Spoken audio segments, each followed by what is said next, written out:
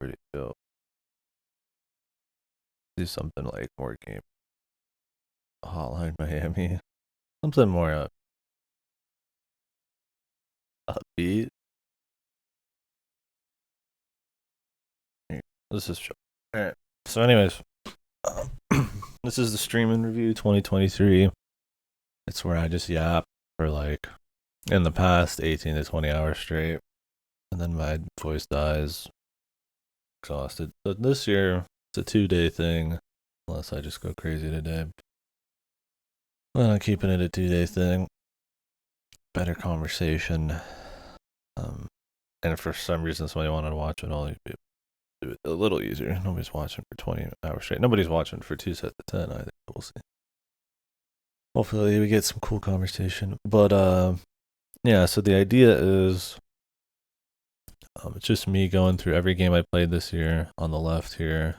This is the order I played them. That order will disappear by the time we start like organizing everything. It's just for the first run through. Because I mean, when you look at this category, the best games list, you don't want it to be like all separated out.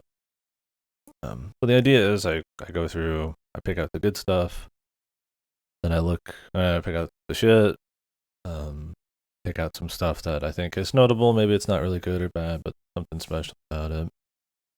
And then 2023, the best game. And then, I just woke up. So yeah, then we go, Uda's going to be at the top of everything. The best, the worst, the most notable. Somehow the best 2023. Anyways, once we go through all that, we go look through the goods and then pick out what was really good. So I don't need to pick like a game of the year. I've done it before. But we usually end up with, I'll show you a finished one.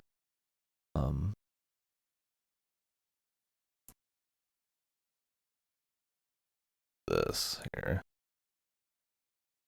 What zoom do I got? But this would be like last year, 2022. So we go through the goods here. I'm cutting off some of it. I actually have a larger view here available for later. Just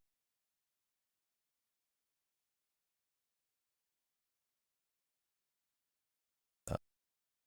So that'll be, for later once we look at everything. Right now, you don't need to see everything. And then it leaves room for trailers. So like last year, best, these are my best games. There's like what? I put like 20 on here. And then the best stuff that actually came out last year, which less than 10. So out of, usually get about 150, 160 something games a year. Depends on the year. Sometimes I'm going through a bunch of arcade stuff. Sometimes it's like playing FF14 for a month.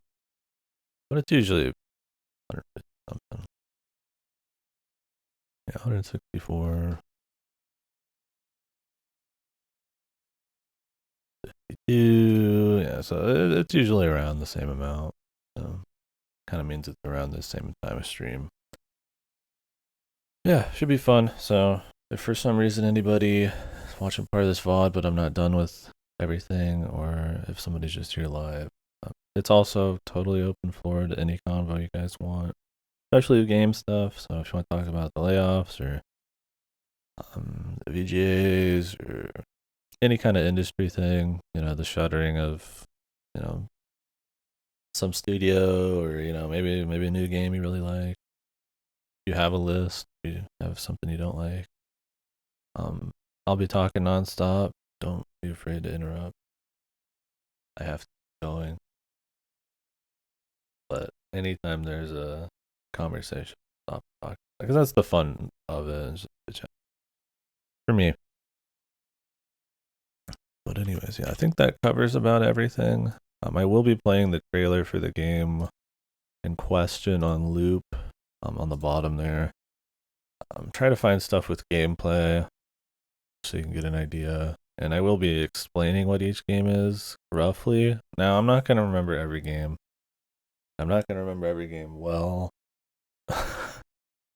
Some of these games were like, there's 150 of them. Like, that's like 2 days almost. So it's like you don't remember everything you did all the time, and it's kind of the same with these. Some of these are just okay, or I played a lot of games like them back to back. Um, I'm gonna do my best, but if you want like a deeper dive, maybe hit the VODs. Most, if not all, this should be on YouTube or will be eventually. I think that about covers it. I've been doing this for what, 5 years now? Streaming for like 11. It's a cool event. I look forward to it. Actually playing a lot of my games in the last half of the year around it. To play more stuff that a little more industry relevancy and just kind of see how things were. So I guess we can get started. Yeah, first game. Parasite. I was surprised this was the first game we played this year. I don't remember this being the first. Parascientific Escape. Cruise in the Distant Seas. This is gonna be a tough one. These weren't very good. Wait, let me actually pull out the here, I'll let the trailer loop in the back. But let me actually pull out the VN tier list.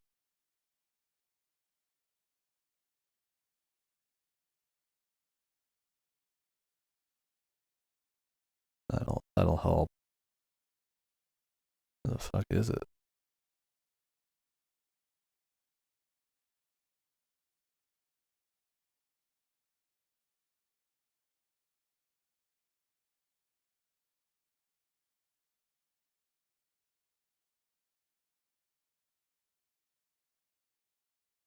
Where the fuck is my own VN tier list, man? Huh. That's weird.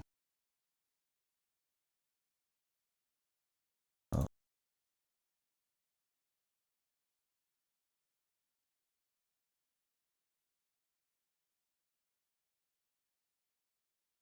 Oh, because I'm not the owner.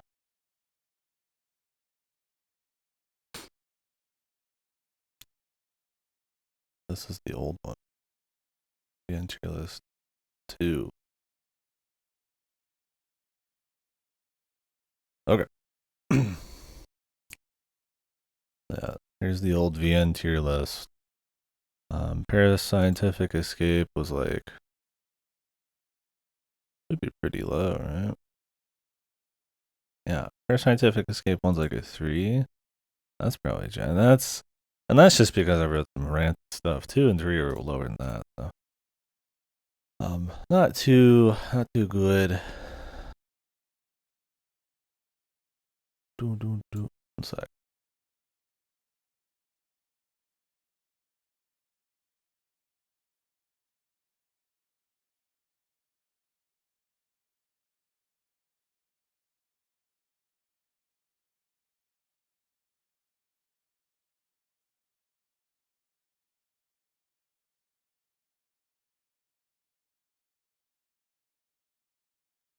All right. Flash the Google Drive and make sure nothing on there was like should be shown. I think that's fine. I don't have anything crazy on there, but you never know.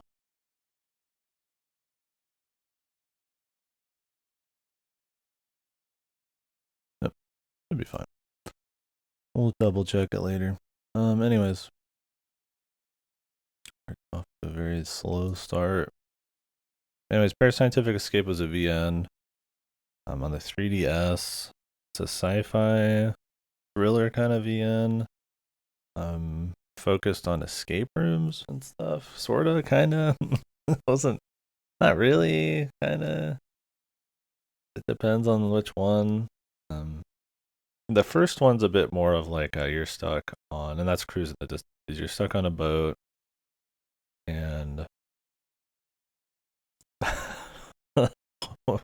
what happens in Parascientific? So as you're like stuck on a boat, and you have like a very light bit of gameplay and extremely weak characters, and it's kind of about you figuring out what's going on the boat and getting off the boat and stuff. It's just this is one of those. We're starting off with one of those. I barely remember anything. it gets extremely goofy, up in the stakes with like super people and world-ending kind of shenanigans, possibly. Once you get crossing at the farthest horizon, but for the most part, cruising the distances is kind of just a very weak 999 type of thing. A bit more of a bit less of a serious attitude.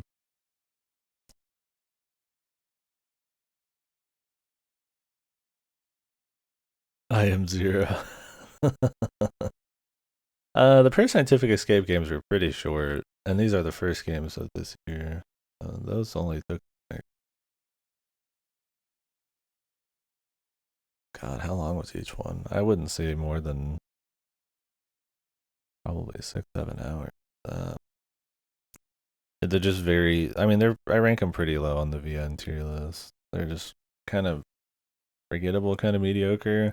There's some funny stuff going on, but they're not like super super bad funny. But they're also not like doing anything really unique or fun. But yeah, the first one's probably the best. I put it as one of the worst games of the year. I don't know. Just really forgettable, man. They're not good. But I don't know if I feel like a disdain for it. Barely feel anything from it. This was a recommended one. Godo and some of the crew recommending this one to be played. Anyways, couldn't tell you really even a whole lot of the details on Cruising the Distances. I wouldn't really recommend it. Yeah, Abyss of the Sacrifice will probably be cool. It's a longer, more planned out kind of thing. Parascientific Escape just felt very, very simple, kind of by the numbers. Like they're trying to do like a fun little thing here and there, but it just doesn't have any characters really.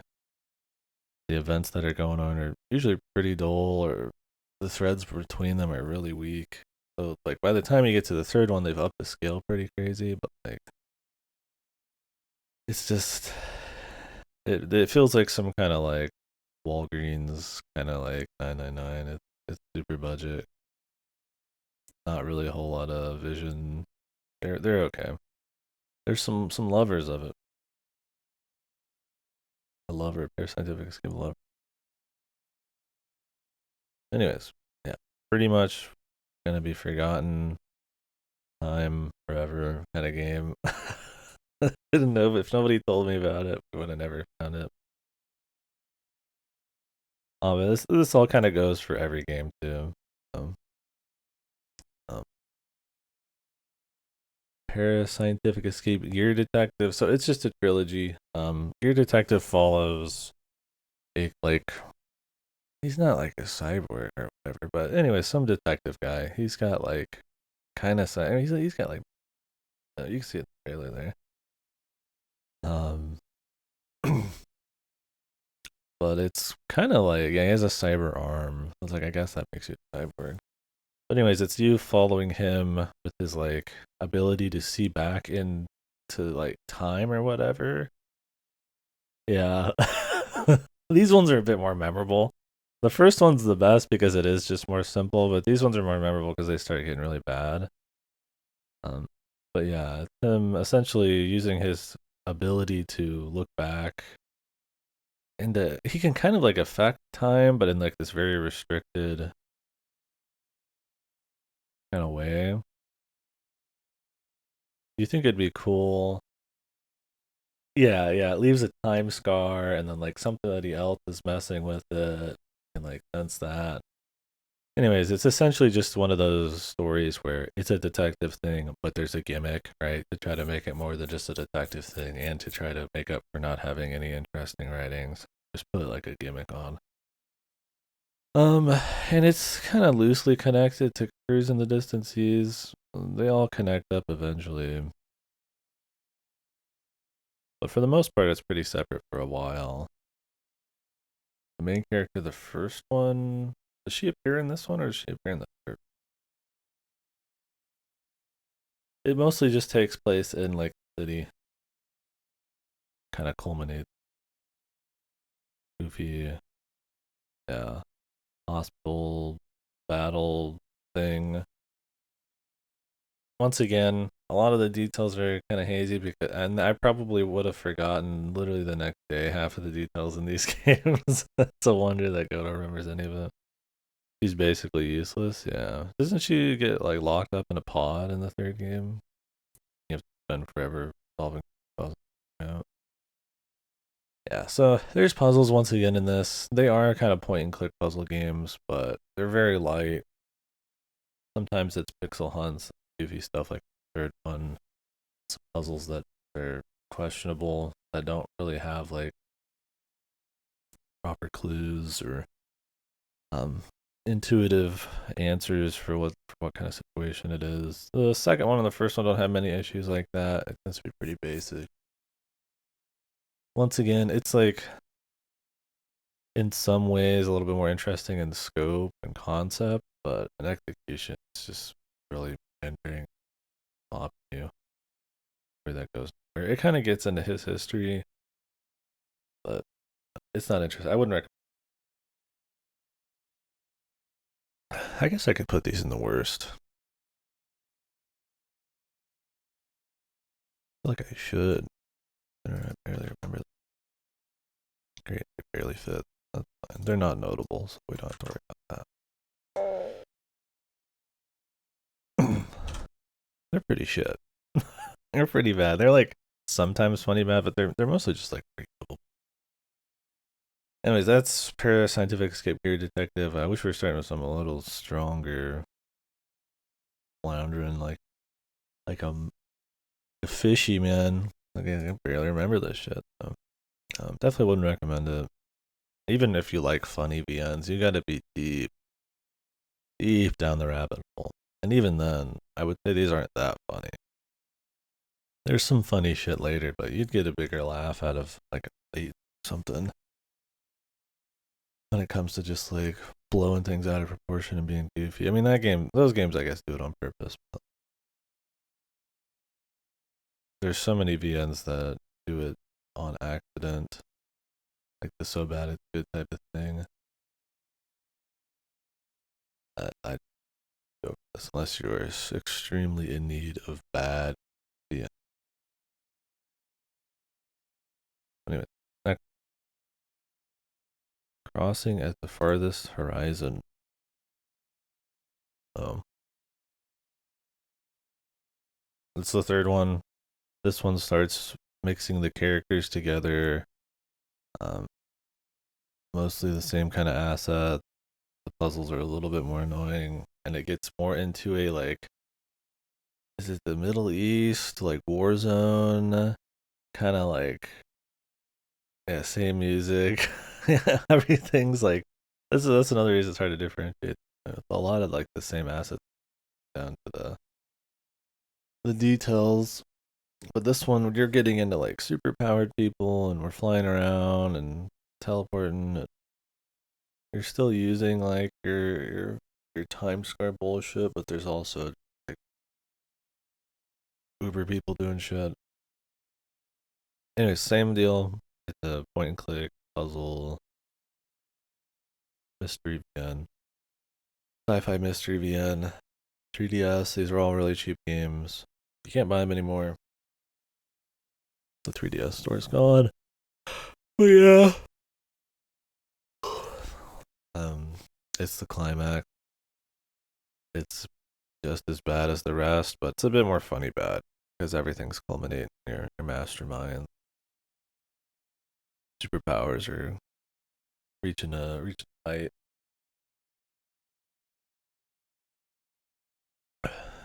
Wasn't that the character from the first game with the red hair? Not her. Oh god, this chick. This is the super. I shouldn't spoil these in case somebody does want to play them, but you don't care about her. Even if I did, that might make you want to. Yeah, the teleport battle. Yeah, there's some okay like character art here and there, but for the most part, it feels kind of just like a my first VN type. It looks like it's going to be a lot more exciting. There you go. They spoiled the fuck. I love trailers that spoil it. But anyway, let's go ahead and move on again. If we want to keep talking about it, but really, I just don't have much to say on. They're not good. They're not really that funny bad. They're not really that fun as puzzle games. They're not really visually interesting. They're not really distinct from each other in assets or sound. They're just kind of bargain bin like the ends. There's some funniness there if you're like we're broken down the rabbit hole. Or, even for me, I didn't find it as funny as some of my peers. Definitely would not be my first funny bad Genetic, but it was fun enough. It makes me want to play their other game, Abyss Attack. Anyways, Valfaris. Valfaris is a 2D kind of Contra-esque, heavy metal action kind of game, action platformer. Um, I liked it. I thought it was pretty cool. I think it has its issues for sure, but it had some funny moments. The action's pretty good. The length, it's got a kind of non-stop momentum kind of going on, so the 5-6 hour runtime feels plenty. A lot of bosses, an interesting art style, a lot of different weapons you can choose from. Some are shit, some are really good, but overall, it's pretty fun. Not too shabby. It's not gonna like change your world. It's not the smoothest platformer. Some of the level design can be a bit, um, well, usually when it gets too much into platforming, it's kind of whatever. But it tends to be pretty focused on the shooting and tries to. I liked it enough. It was fun. They had a second one come out 2 months ago, a month or two ago. So, oh, I forgot to put it on loop. Oh, hit me with. Oh, it does that thing. Takes you to the beginning. It's not really anything super standout, but if you're looking for like a run gun, an interesting art style. If you're really tired of like the heavy metal, because he's doing the heavy metal thing all the time, um, then this isn't gonna like change your mind on that. There's a lot of those kind of indie games where it's like, yeah, we got indie metal and rock, and I think this has that kind of indie metal soundtrack. It's kind of just like no, a lot of it isn't super standout. It kind of just feels like we're trying to do the metal thing. It comes across as sometimes generic, but they have some funny lines for the guy, and I think like the violence and the simple story and stuff kind of feeds into the metal stuff. You're not gonna roll your eyes at it. You're tired of seeing indie games try to really like 80s metal, some Iron Maiden cover or something. But they also made Slain Back from Hell. I didn't play that one. I don't know if it's any good. But let me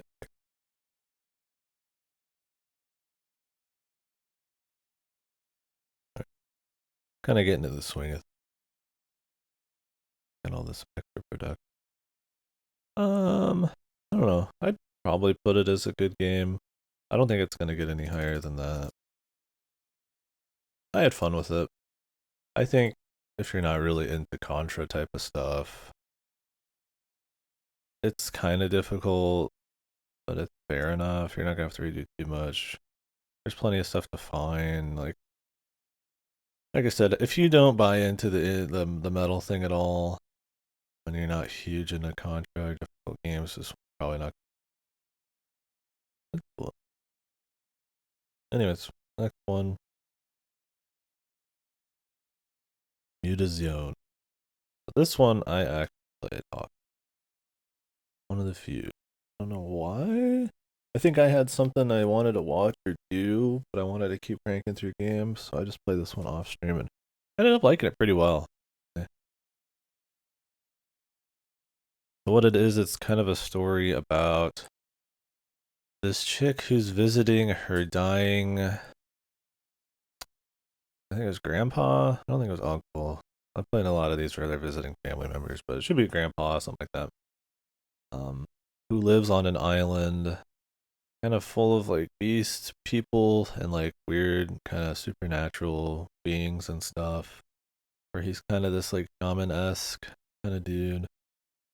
And so she's been estranged, or not estranged, but she's, because of her mother, not really visited or connected a long time. So it's kind of her catching back up with her dying grandfather, learning about her mother, kind of what happened with them, and kind of just meeting different people on this kind of island of bizarre people, and kind of getting into some pretty cool,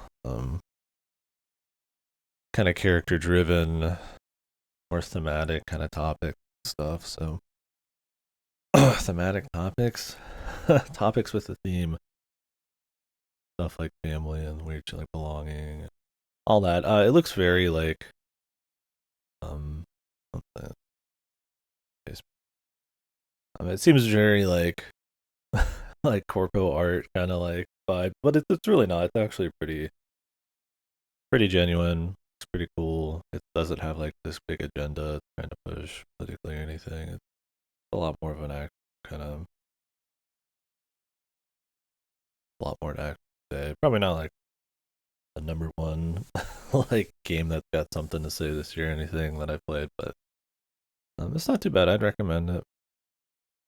I'll put it on the good. We're gonna go back through them all and pick out the best. Yeah, I remember a lot more about this one. Also, it's pretty comfy. It's got a pretty chill soundtrack. I'd play it, but I want to take them. If I could get through this, will. But yeah, it's not too bad. You can play it on. I don't think you play it on Game Pass. Should be on about every other platform. Clearly, the Switch. The social progress. Let me see if I can find it here. Yeah. Oh, that guy.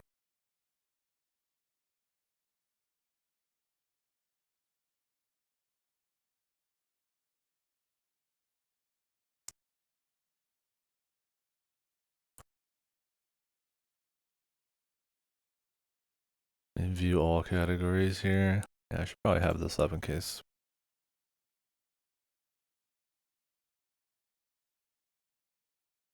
You guys can't.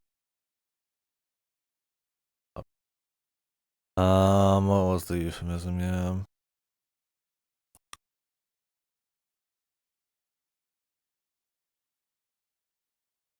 Games for impact. Is that it? Did they explain it? For a thought-provoking game with a pro-social meaning or bad.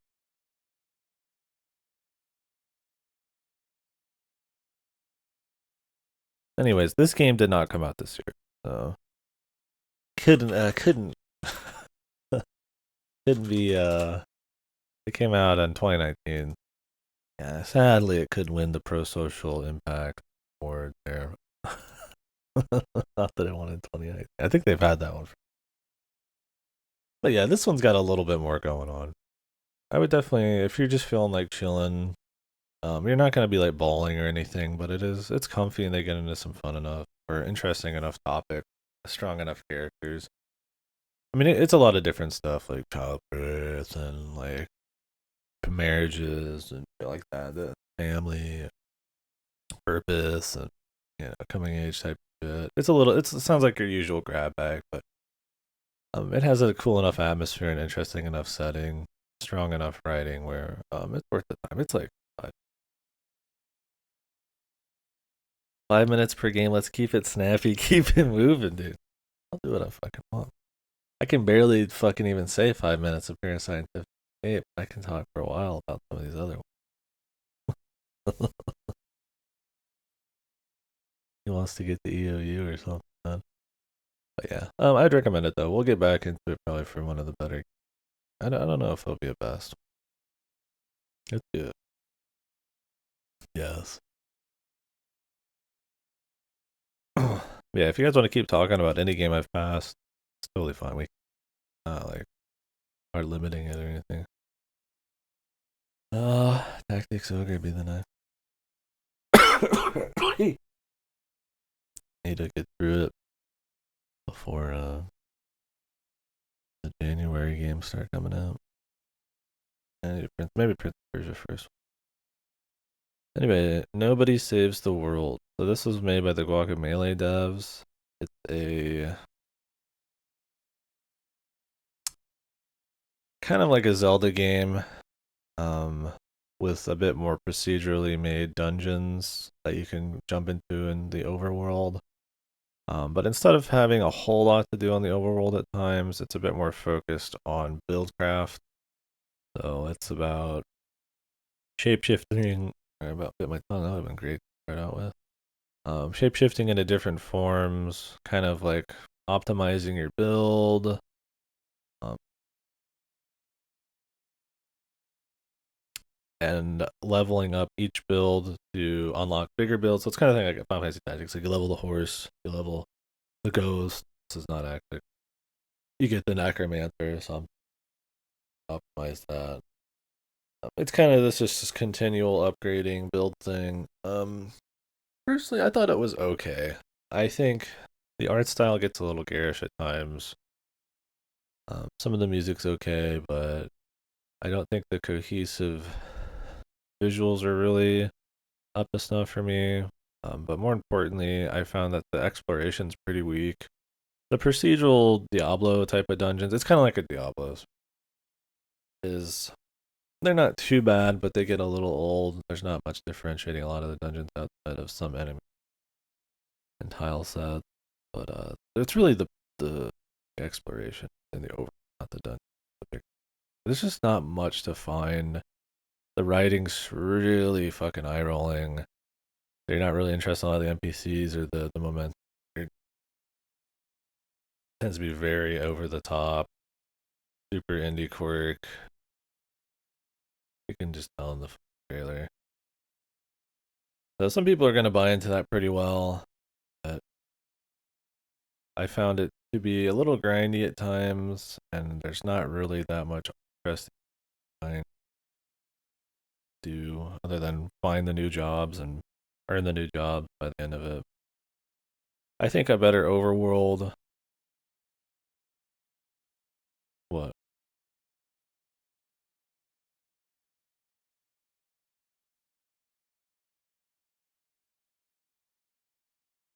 After the word interesting, before the word do there, you cut out. It's probably because I'm sitting farther, but I'm gonna change the mic.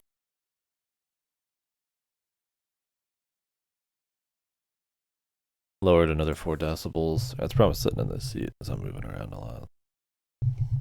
Thank you. Good, good.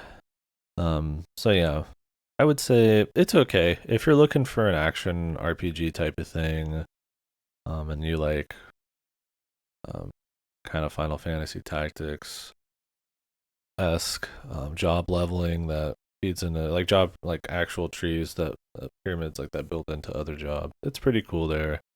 If you're looking for just like a light Zelda type of overworld, it's cool, but um, it's got fun buildcraft. It's pretty significant. It's not just like stat adjustments completely, but yeah, I would say the problem is definitely more in the activities you do. But it's all right. I definitely would say I like Guacamelee by them better. So next, we'll just leave it on where it is. Like I said, if you want like a deeper dive into any of these, um, just watch the VODs or something. I'd have to refresh my memory on some of them. Like I said, the mediocre ones are the ones that I tend to forget about the most. These are games that I'll play in a day and then never look at again and never talk about again. I'm having to pull from the recesses of my mind. Unless they're very cool. Anyways, Hitman. We did a Hitman series playthrough. How can I forget we did that series playthrough? We did a few series playthroughs this year. But Hitman was really cool, the series playthrough. I like doing it. Some ups and some downs, but mostly a good series.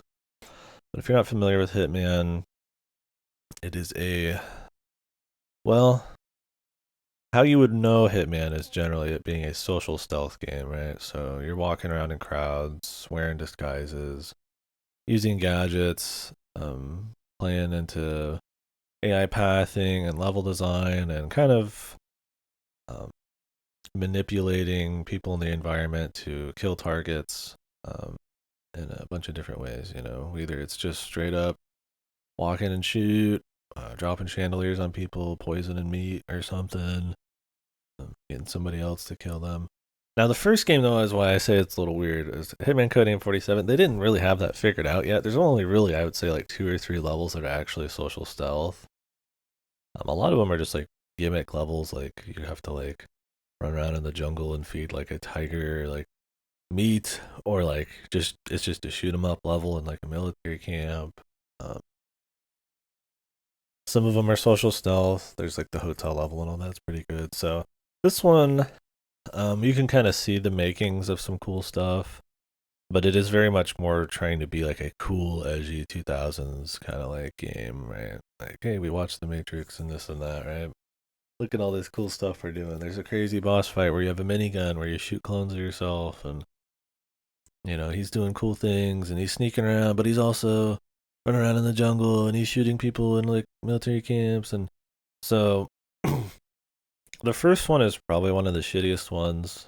Um, I would say it's a little too.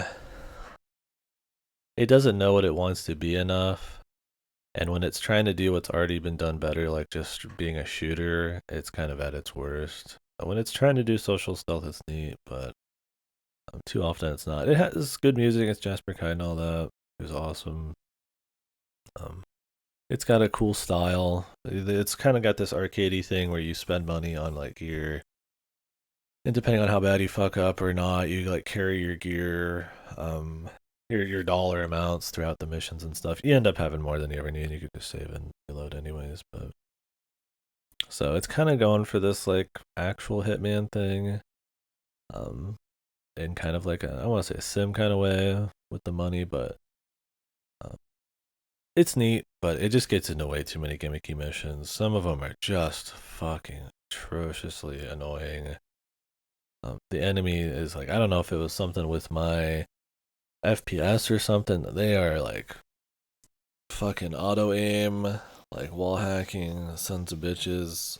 Um, if you're hoping to just stealth kill a lot of dudes, you're getting bosses that take like they're like meat sponges. I mean, some of them are like a joke, but it's all over the place on that front. So it's cool. I would recommend it in the sense that it's neat to kind of find out the origins of the series, but I feel like you could just watch it because if you want to play these missions, Hitman Contracts remakes most of the good missions in this game. Yeah, it's neat. You get the story. I mean, it's kind of essential if you want to learn the story of Age of 7. But it's I would say it's more of a WOD. It was definitely a low point. It was I found it fun and because it was kind of unique and how uncohesive it was and just goofy. Pretty okay overall. Anyways, Hitman 2, Silent Assassin, the second one. So this one they start figuring out what they want to do a bit more. This one's a bit more focused on stealth, and social stealth to a certain extent, disguises. It's got more of an orchestral soundtrack with big kind of opera almost feeling like or like vocals and stuff. Um, Agent 47 is like retired, but they pull him back in and they fuck up. They kidnap or fuck up the priest or whatever. At the kind of letting him stay there on the grounds and shit like that. So it's kind of him just getting back into the business, I suppose. They got this like boondock dance thing going on, like where he's got like the church shit happening and all that, and the music. So they're kind of going for that like cool, classy kind of Hitman thing instead of just like the wacky, gritty, quirk kind of thing that the first game had. I mean, there's still goofy stuff in this for sure, but I would say it's more refined, but at times less interesting. Some of the missions are really just kind of boring. Um, the objectives and the stealth and all that are pretty rudimentary. It's not like super interesting to like. Not most missions don't even really have anything interesting going on. It's just like you walking from one point to the other. Maybe in a truck, maybe avoiding a few things. Um, I feel like some of the social stealth missions, almost in the first game, had a few um, more interesting outcomes and possibilities. But this one just has it more often. Um, like most missions are centered on it. More weapons you can play with, more areas you're kind of going to. Um, I would say it's one of the more forgettable of the bunch. I would I don't even know if I would count this as like a good one. I think it's just fine. Like it was a good time. I did play it on a controller, which probably didn't help with some of the shooting, but it's still very much, despite having a bit more stealth, a very run gun. It's extremely easy, and once you kind of get into shooting, it's kind of hard to get out of shooting. So you end up just kind of playing most missions shooting. Like I said earlier, like it is like a stealth, social stealth one still a bit, but just in theory, you don't really like. I mean, look at this trailer. That's kind of how it ends up playing. Yo, what's up, Cactus? Hope you had a good year. Hope you're having a good day. Yeah, I'm kind of getting warmed up here. Need some more coffee. Started out with some games I barely even fucking remember. Whew. It's fucking 4 a.m. But yeah, so my biggest problem with Hitman 2 Silent Assassin is you tend to not really be a silent assassin. The game's far too easy to shoot your way through everything, and it's too easy to get out of the shooting everything mindset. And even just in the game, I mean, once it starts, it's hard to kind of stop, and you don't really care to. Later games, shooting's more lethal. The stealth and everything is much more interesting, and the gadgets are much more varied, so you can actually keep up with that sort of stuff. And getting out of shooting is more doable. So it's a step in the right direction as far as where the series will end up, but it's still kind of a sloppy execution of what ends up being really strong third or Beyond game. Yeah. My favorite Hitman Contract. That's the I'll put Hitman Contracts in the good pile. This one's my favorite. This one, once again, Agent 47. The story, it's kind of just jobs he was doing essentially. That's why it's called Contracts.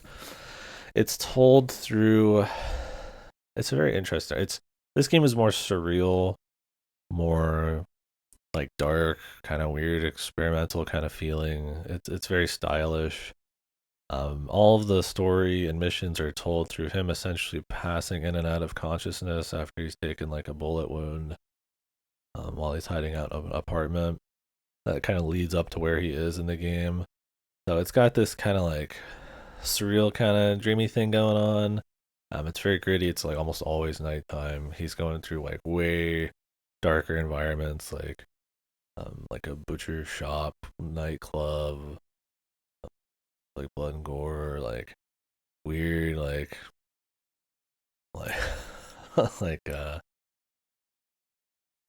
um, I guess like what do you call them? They're like woodsmen. They're like kind of hunters or whatever, but they like hunt like people. So it's like you like kind of in this like fancy kind of southern boy mansion kind of and grounds, and you're kind of like hunting down like people who are kind of taking out random humans and stuff like that. Just this weird shit like that. I don't want to spoil them all. Some of them are just like like you're in some kind of Russian, um, like ice ship kind of military outpost and stuff like that. all sorts of variety, and they all tend to be very dark. Like super cohesive vision. Jasper Kite's best soundtrack for Hitman.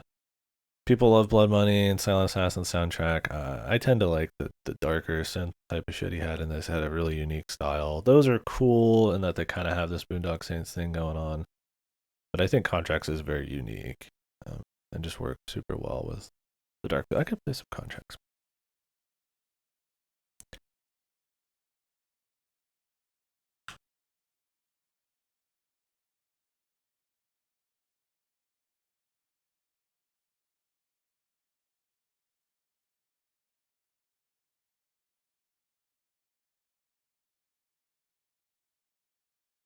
But yeah, so I find those aspects of it to be like so good that even if you could say that Blood Money and maybe the 2016 Beyond games maybe have better gameplay, I just find the atmosphere and everything to be so strong in Contracts that uh, it's like my favorite one. But I still think the gameplay is good. I think it's a big step up.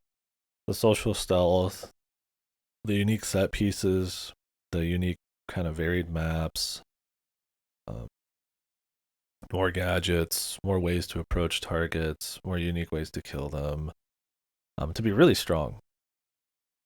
Um, Also, them remaking the Hitman 1 maps is pretty cool. It's neat kind of seeing like this much more big budget, kind of developed um, vision, like more like strong vision for like levels from the first game put into Hitman 3 thing here.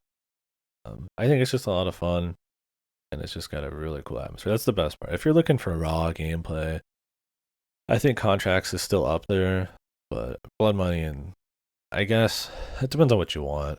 The 2016 World of Assassination games are a bit more, even more sandboxy, um, and have a lot more on rails kind of like kills you can discover, and it'll tell you how to find them and stuff. Uh,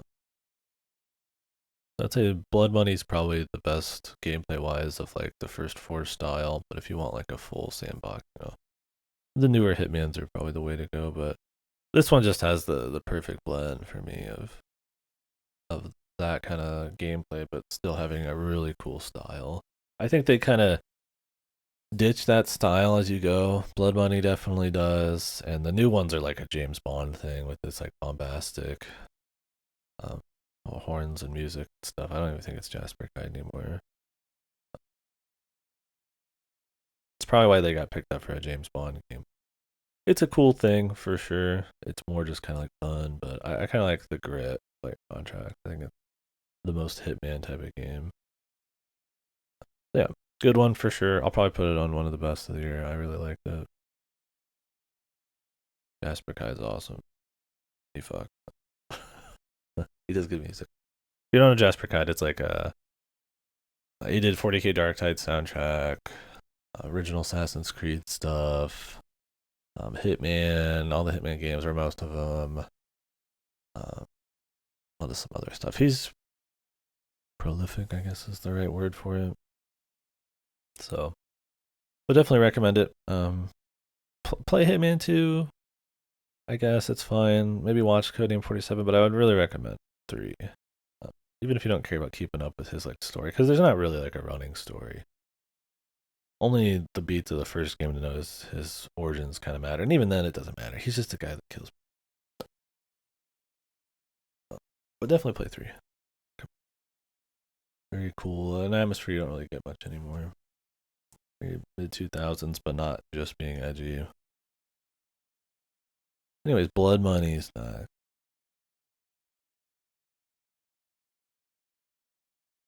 So Blood Money is like probably, I would imagine if you just asked anyone who's played most of these games, or all of them, this is probably like the one. This is the best one.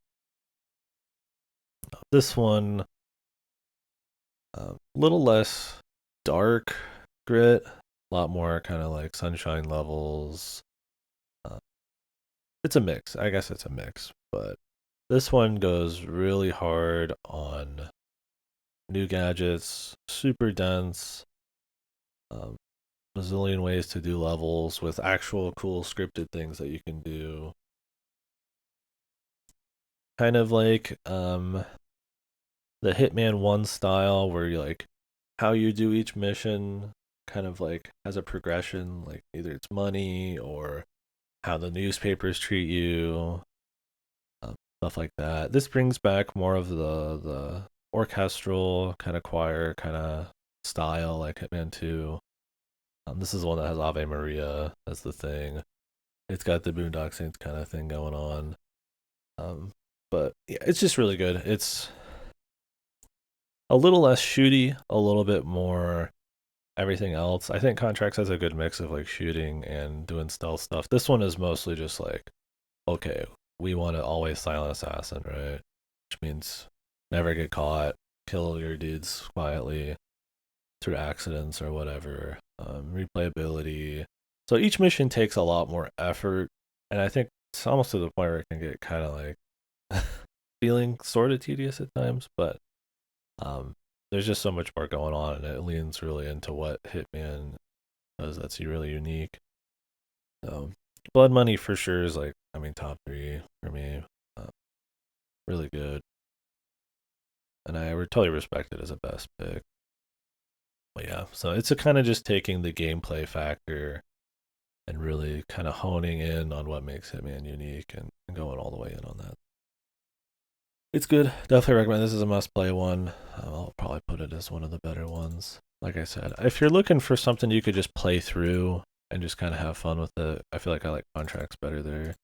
But Blood Money is like super replayable. So if you're looking to like kind of perfect missions and try to beat them in a bunch of different ways and stuff, while you can do that in Contracts and shit like that, Blood Money is kind of like the way to go there. And they lean into this style more once you get to the newer ones. Although in Blood Money you have way more gadgets and cool stuff to do. So I'd find it in a lot of ways more fun in Blood Money than the new one. But different kind of speed also. So the maps aren't like too big, they're pretty tight. Kind of like Contract, but you get a pretty good variety. It's got kind of a story too. Cool final bit. Well, sort of. It's a shooty bit, but pretty memorable stuff. Pretty iconic scenes. I guess I won't spoil them, but definitely would recommend it. Oh yeah, Absolution's next.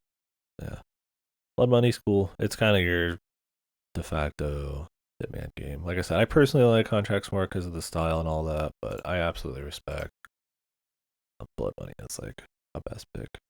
You can get most of these on GOG, although you're gonna have to like fiddle with them a lot. I think some of them are on Steam. Not quite sure. Oh, Game Pass has World of Assassination and all that. But anyways, Hitman Absolution. So this is the one that I would say almost probably killed the franchise, right? So, Hitman Absolution is your dude, bro, Xbox 360 era, but Hitman uh, installment, right? Splinter Cell had one where it's more shooter with like light stealth, it's like action stealth, right? It's got a goofy story, a lot of cutscenes. It's all that shit, all that Call of Duty kind of esque feeling shit of the time where there's just millions of, you know, action shooters, and they got this one's not as gritty. At times it can be gritty, so it's not going for like the dark blues and grays and browns of like the Gears of Wars and that kind of era, but it is very much in line with what was kind of popular at the time. If Jak 2 is kind of like a, you know, like the avatar of like um mid 2000s Edge, this is like that, but for like what would this be? 2010ish, 360 era kind of shooter type of taking an established IP and then kind of flipping it to kind of attract the masses a bit. Um, Much more linear. It is actually all linear, pretty much. There's a couple missions that aren't. Um, yeah, Shadow the Hedgehog, stuff like that. This is kind of that, but for dude bro type of shooter stuff. Not quite on that level, but it's in that same vein, right? Like I said, Splinter Cell went this way, multiple games, never came back from it. Hitman did it for one, totally reverse course.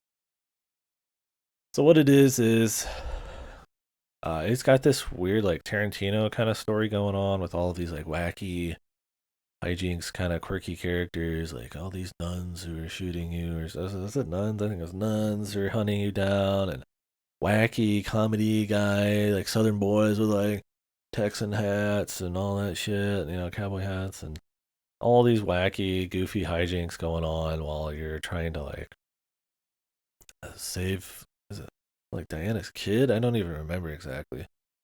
Anyways, you're essentially on the out, and you went against the organization, and so it's essentially like a John Wick type of thing where it's him against everyone trying to protect uh, some girl, essentially find her and solve the problem, right? So it kind of turns into kind of this like action born thing, but with like a Tarantino quirky kind of like a Kill Bill where it's like all these different like goofy bosses and shit.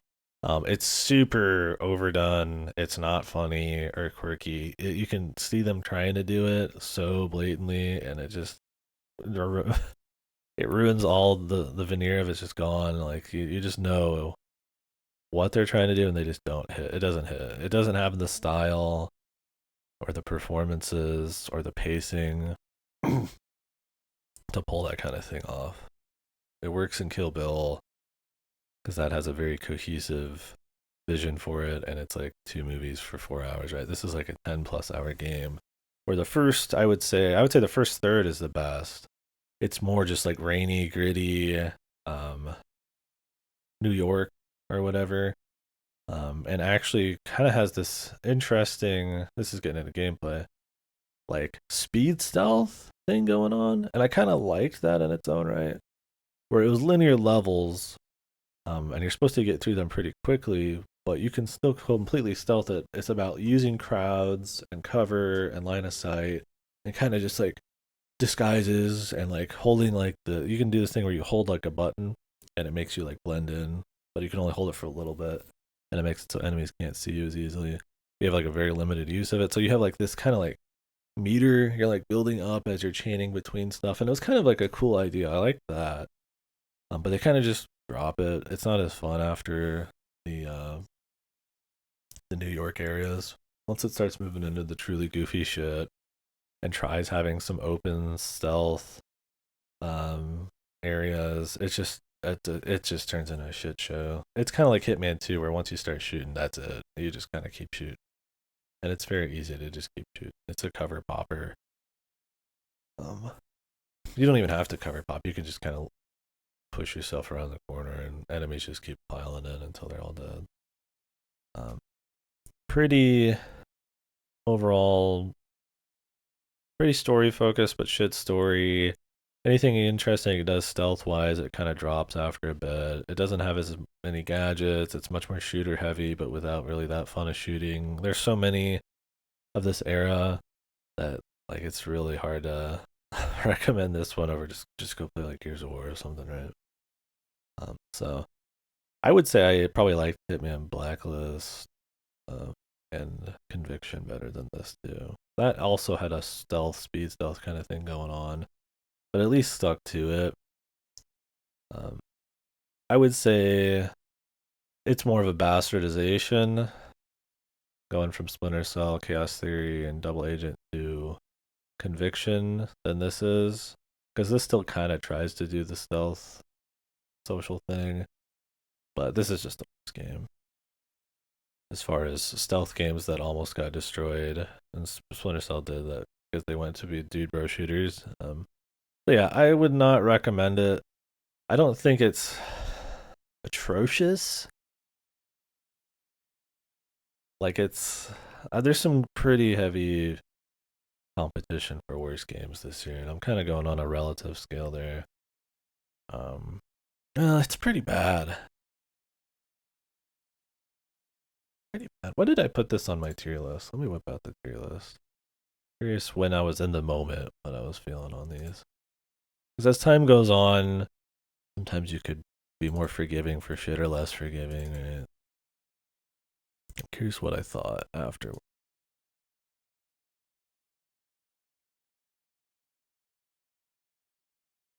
I put this was my hit. Blood Money contracts, um, the new ones, to original. I would probably put Absolution down there. I don't think Absolution is like, it's not gonna be up there with like Kong, right? But like, it's pretty bad as far as like how just done with it you are by the end of it, how bloated it is, how shitty the story is. That it does kind of bastardize the series and has something cool, then just throws it away.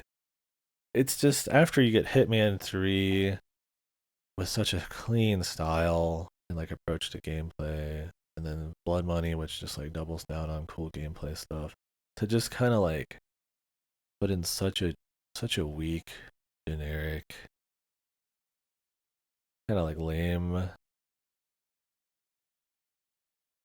vision. It's just, I mean, I get it. They wanted to mix it up, but like, I feel like most Hitman games were different enough. So, anyways, Hitman Sniper Challenge.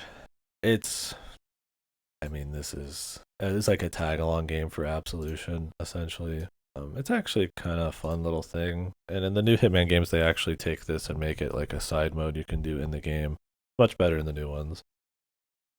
But it's just like an hour long thing, if that. You essentially are only sniping, and depending on the order you shoot things or the objects you shoot and when you shoot, you can affect things in this level. And it's this kind of arcadey thing where you're trying to shoot all of the stuff in the right orders. I came out before Absolution. I think it was kind of supposed to be like a promotional game, so maybe a year or two before or after. The actual dates though, let me pull that out. Hitman Sniper Challenge release date. Yeah, it's like a pre-order thing. So 2012. Yeah, so it was kind of in that time period. I mean, that's kind of what I mean. It's a dude bro thing. Yeah, 47's crossbow training. It's that. Yeah, Twilight Princess had it. Agent 47 has it. It's kind of this like born supremacy kind of. I mean, that's what John Wick is kind of nowadays. But snipers are cool and slow mo. I mean, they are cool, but um, it's this kind of just repeatable arcade uh, thing where you get this kind of progression and puzzle out what you have to do. It's more of a puzzler as much as it is like a sniper thing. There is some like drop and stuff you have to think about and leading and stuff like that. But the new Hitman games have like missions where you have this, and they're much better. So it's fine. It's a cool little mode. It doesn't. You don't use any of that in the actual game. The snipers, I think. I don't even remember if there is any snipers, but if there is, they just shoot straight. So. I'm not gonna put it down as like good. It's like okay. Um, but yeah, it's another kind of dude bro shooter thing. But at least this is a bit more cute, right? Like it makes sense for Agent 47 to kind of more smartly shoot stuff. Like you shoot something and drop, a chandelier on somebody, or you shoot to distract a guy and then shoot the other guy. He's not just shooting the head, right? He's doing stuff, and it's kind of a nice little progression to go with it. So I thought it was a neat idea, but too bad it's kind of like Absolution. So.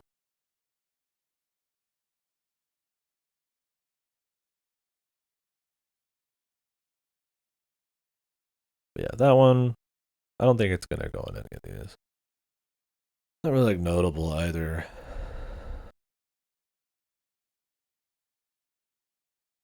Can I put this as like notable?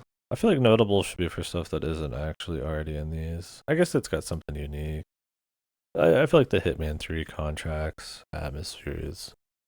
I wonder what you think about the game. It's just kind of stand out. It's worth checking it out just for that, regardless of where it ends up.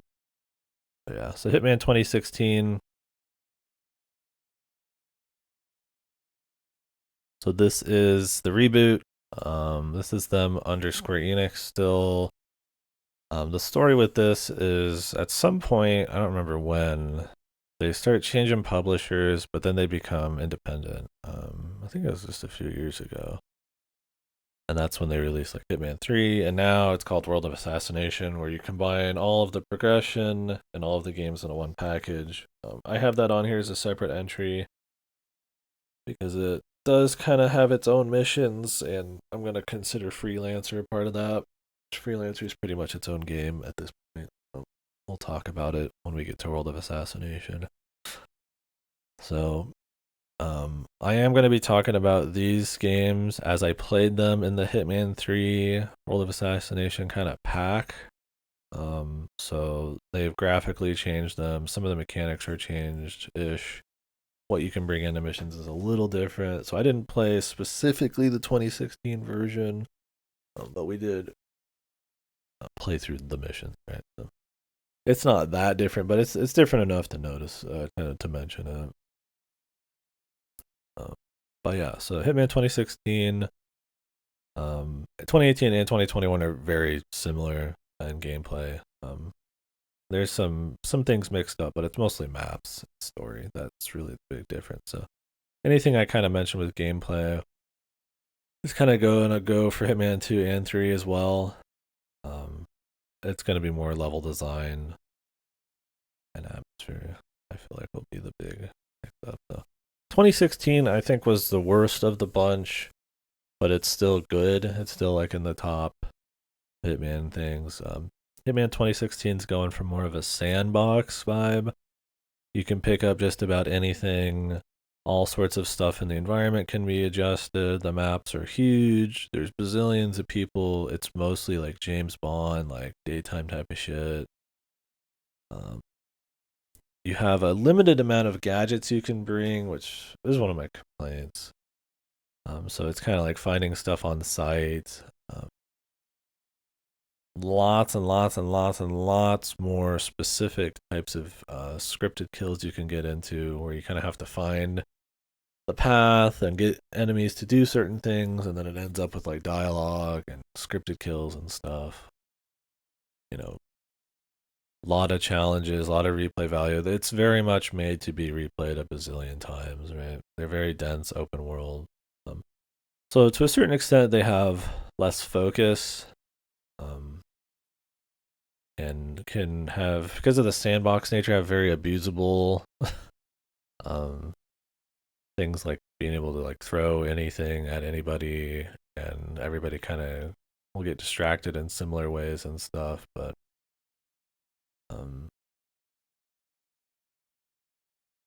yeah, you can see some of the kills there, right? Like you get him to walk out onto the stage by doing certain things, and then you could like blow the stage and stuff. It's cool doing a lot of the scripted stuff. I have fun with it. It's kind of like I said with Blood Money, where it's like it's a lot more like work. You're not really always as cool or smooth or anything. Well, you can kind of break out of shooting easy enough, but my thing with this, my problem with all three of these is stuff like your loadouts and stuff. You only can walk in with like one or two things, and you could send like one gadget to somewhere on the map.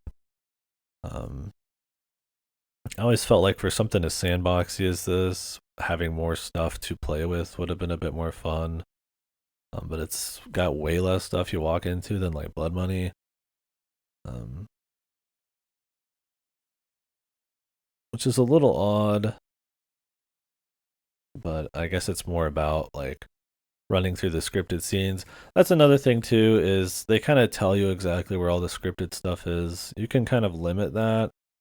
But obviously it's intended to just follow the markers and stuff, right? I mean, you wouldn't even know where a lot of it is, where to go next. It's kind of designed around following markers. And I feel like in some of the earlier games, the maps are simple enough and focused enough, and you have like enough tools and shit, where you can just kind of do cool things and kind of be in control, and it feels sweet. In this, it's like a lot of times you're just kind of following like scripts if you want to see cool stuff. Otherwise, a lot of the basic kills and stuff, because you have kind of limited gadgets and shit like that, will feel a little samey. So that's kind of a problem I have with the whole series, or not the whole series, but the whole reboot series. Still think they're really fun. Absolutely should play them. But there's just something about, I feel like, the sandbox nature, having a little less focus, that kind of, while makes it more replayable, it's definitely like your best value. Um, it kind of is less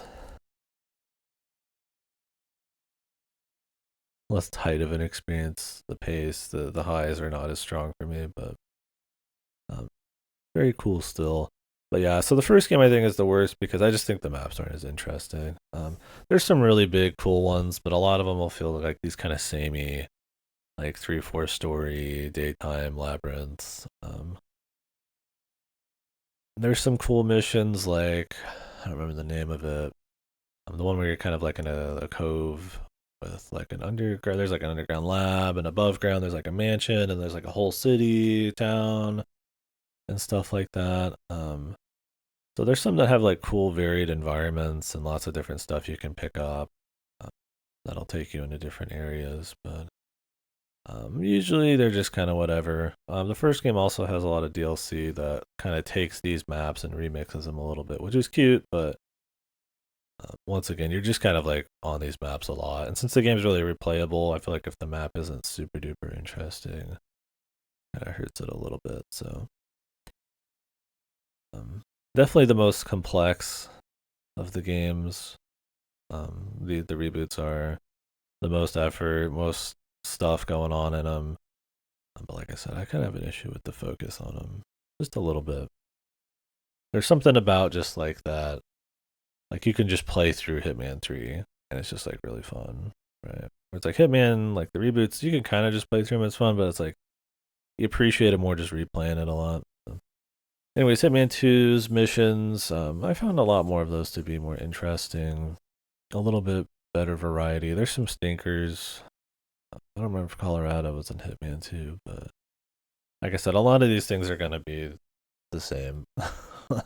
Any gameplay complaints I have are the same for all of them.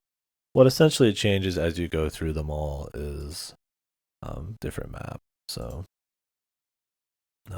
Hitman 2 has like Miami, which is a really cool map.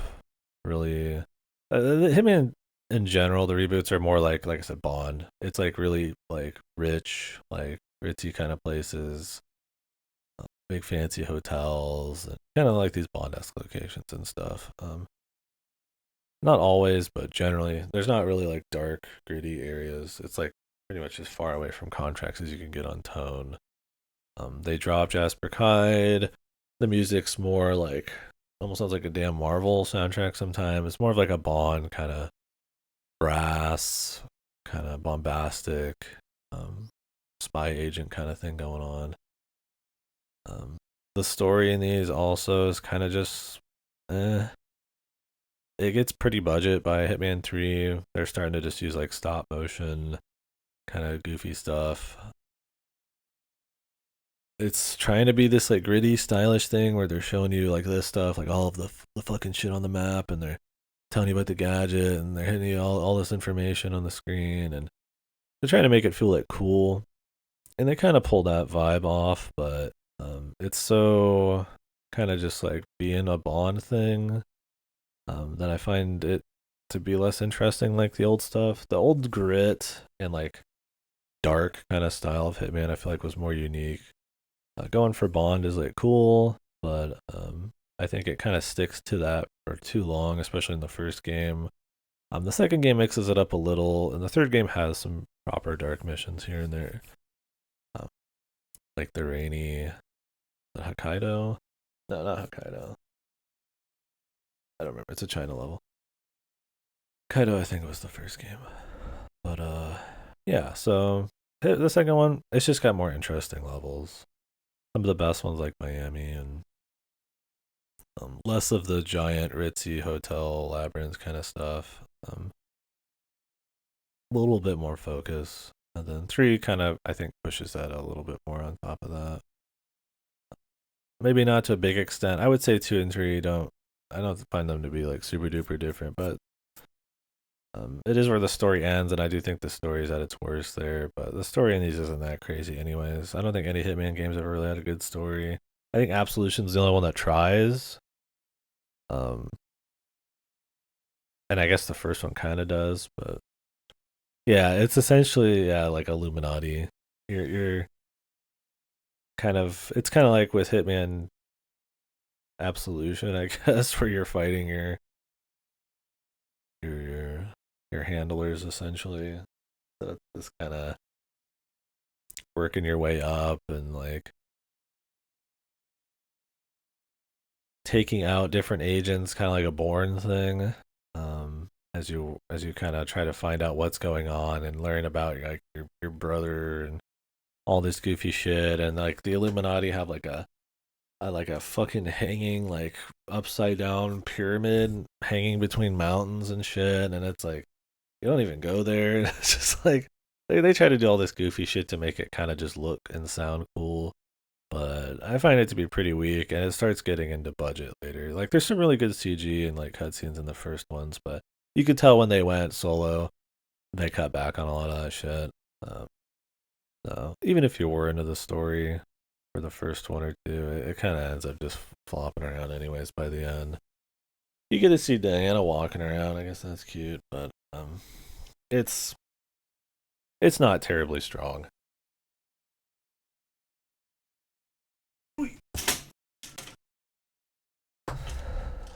But yeah, so Hitman 1, 2, and 3, they're all kind of the same for me. Like I said, I played them back to back, and they're all on the same engine, so it's kind of just level packs.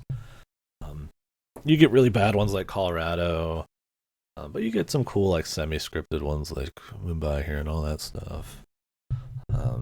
And like Miami's really cool. I would just say that 2 and 3 are about the same for me, but I find um yeah, I find like 2 to be like a little better than 3, but the maps are pretty consistent through all of them. Like I said, I'd say 1 just has the worst maps. Otherwise, the others are a fair bit better. Oh yeah, 3 you get the one. That was super bazillions of scripted events where you're kind of in this like old fancy kind of murder house type of thing. Some Baskerville bullshit.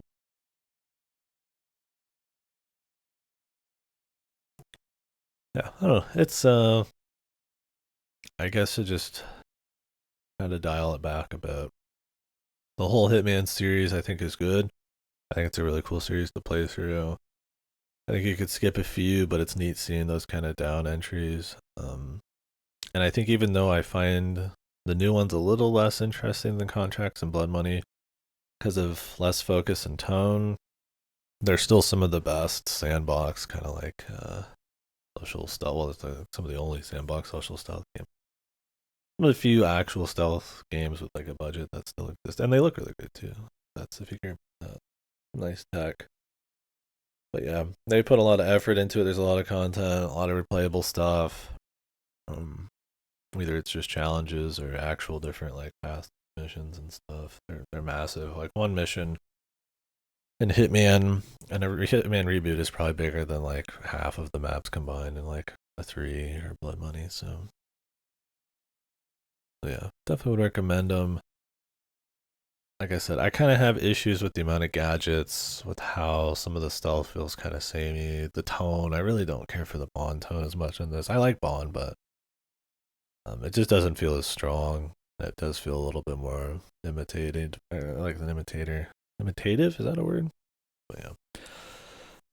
I guess I could talk about Hitman World of Assassination while we're at it then. Oh, I guess I could put these on good games, of course.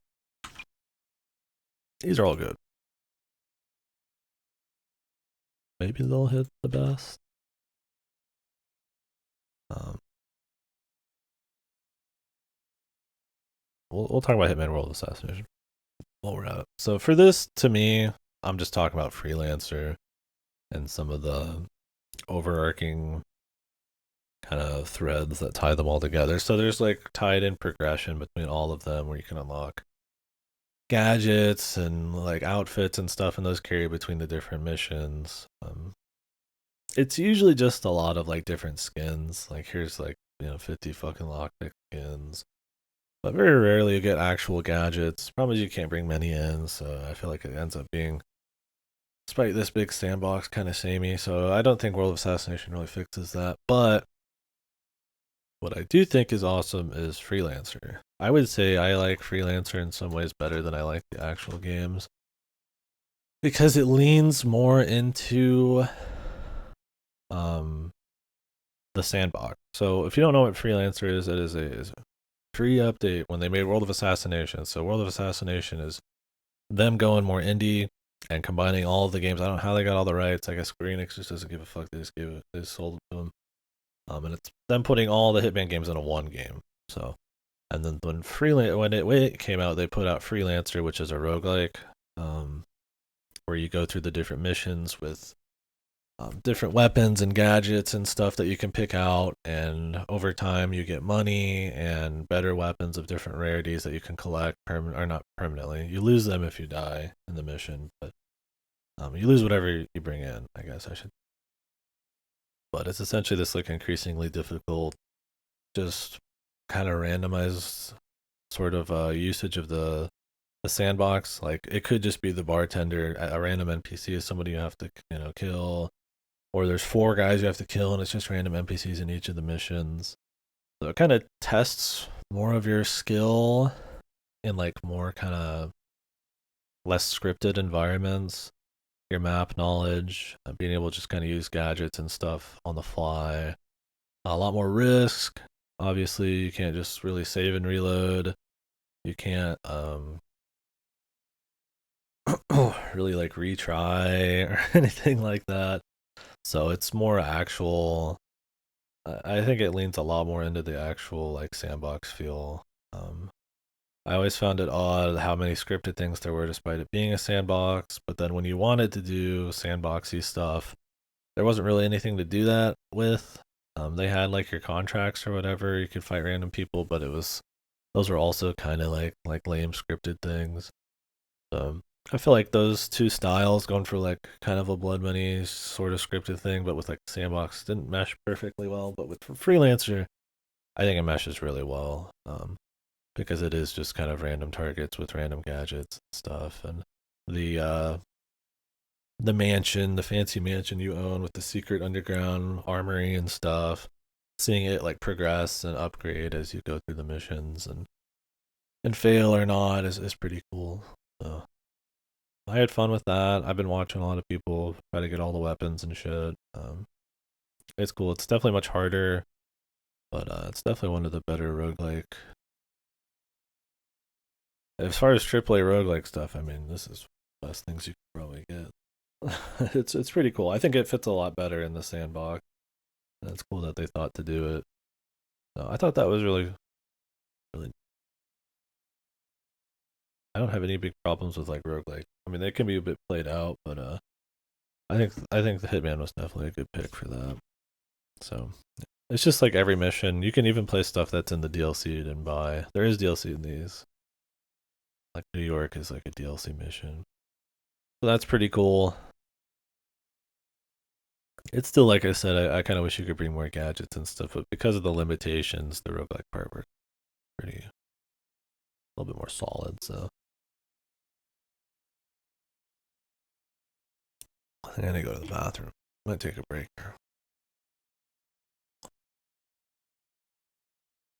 I guess we'll do Dungeon Munchies real quick. I didn't have the trailer going for World of Assassination. It's not anything. They just show a little bit there. So,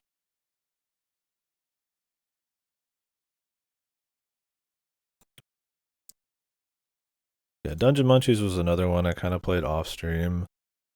Um, I wasn't huge into this one. I wouldn't say it was just bad, but it's pretty close, man. Uh, so Dungeon Munchies is a 2D action platformer.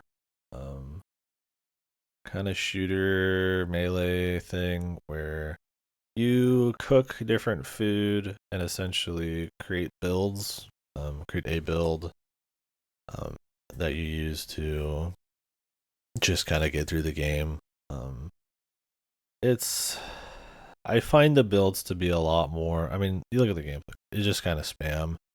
They're all really spammy, so it's a lot of just like playing for numbers. Um, there is some shooting and stuff, which maybe sometimes takes more skill, but it tends to just be a game of numbers. The level design is super dull. The enemies, there's some varied bosses, but I mean, a lot of them just kind of go down the same way. I feel like the look of the levels, the aesthetics can kind of get a little old too. It's very much kind of just dry, kind of blocky, platforming and stuff. You get some like platforming upgrades and shit like that, but I think for as much buildcraft as it's focused on, it doesn't really feel all that like transformative or that interesting to play with. Like I said, it's far too like just kind of spammy. Um, so not many a lot of builds don't really feel all that different. But also the story. The story is very just like goofy internet humor, quirky, um, over the top. Like I'm gonna look at it. Over the top, kind of like how humor like that. But it's not really like super effective. Like it's got some funny art here and there, and it tries to be like serious by the end of it and emotional. Like oh, these quirky, funny girls actually have a dark history, and all that. And it's just like it's not quite as story focused as like say something like Debbie we played this year, but it's got a fair bit for how kind of weak it is. Um, I think it starts out with a little bit more promise, and then you kind of get turned off the gameplay after a while. But then the story kind of has like a little bit of redeeming qualities at the end, but that's kind of bad the whole way through. Skip ahead to Tevi, yeah. uh, Tevi weak. So I don't know. I would say Dungeon Munchies was just. It's still fun enough to just jump around and kill shit. And the story, like I said, it has some of its unique moments, but I don't know. It's another one of those like indie quirk games trying to have this like dark side to it at some points. A lot of waifus. It's like we got crazy buildcraft, but like it's not. It's just kind of playing numbers and it's kind of spammy and I don't know. It tends to be either just forgettable or you just kind of remember some of the bad parts. There's not a whole lot of just really strong standout yet. Like I said, it's got its moments. That's why I'm not gonna put it on like the worst or anything, but it's definitely not the best. That's not a great. I'm not doing a great job of explaining anything right now. A lot of meaningless statements like it's not the best. Like I said, kind of warming up, I guess. These ones are tough, man. These like where they're just kind of like forgettable. They're not really that interesting. Like you can remember the big beats and like the general like feel of the gameplay and how you felt afterwards, but getting into the nitty gritty, it's like for mediocre kind of games that are forgettable, it's just that's just kind of it. I think I've had one person ask me about this game since I played it. I don't know. It was I would not recommend it. It's got great reviews on Steam if you prefer to go off of Steam, but that's because it's indie quirk.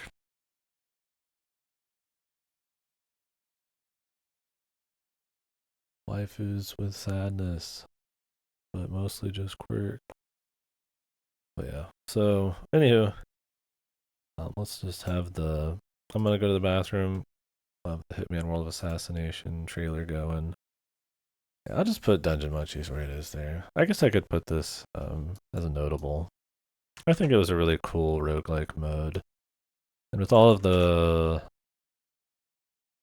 and maybe it's not like one of the best, but um maybe, I don't know.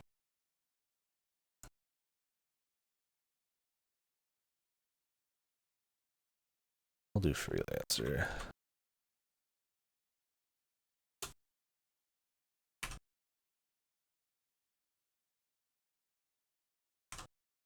Yeah.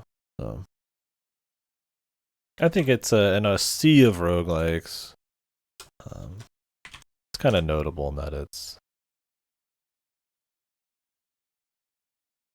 kind of a bit different there on that front. One sec. This is like,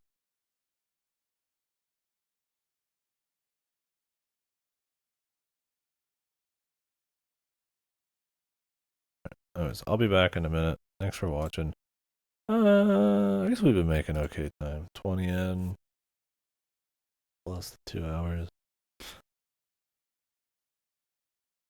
I think that's been the best description of these. I mean, these are the farthest back too. I'm trying to focus in on the big point. Explain what the game is. Explain thoughts on it. Get more coffee. I'll be back. BRB.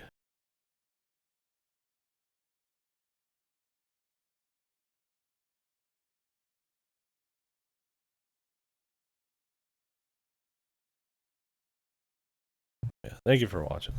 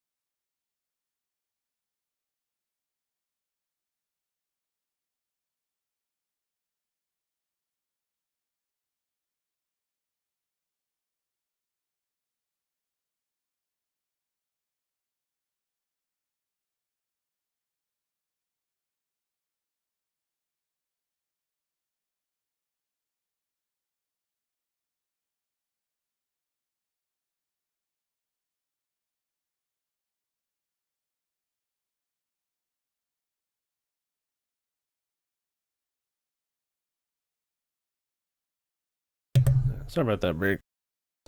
Minute. More coffee. Clear the old thoughts a bit.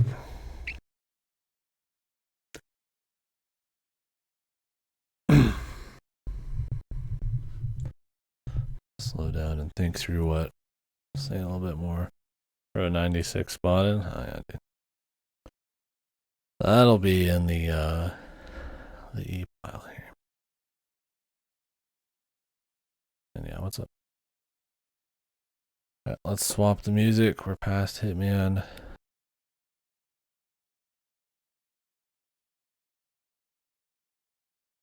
I guess I could re-explain what's going on too, right?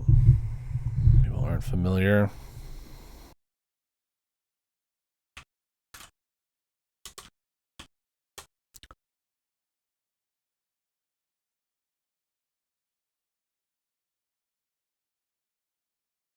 Yep.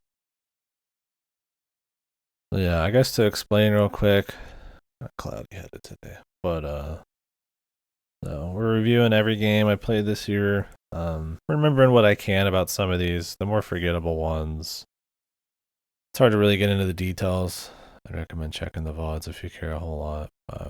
Doing a little explanation of what each game is briefly, showing the trailers or some gameplay. And then kind of filtering them, how good they are. We start with the good.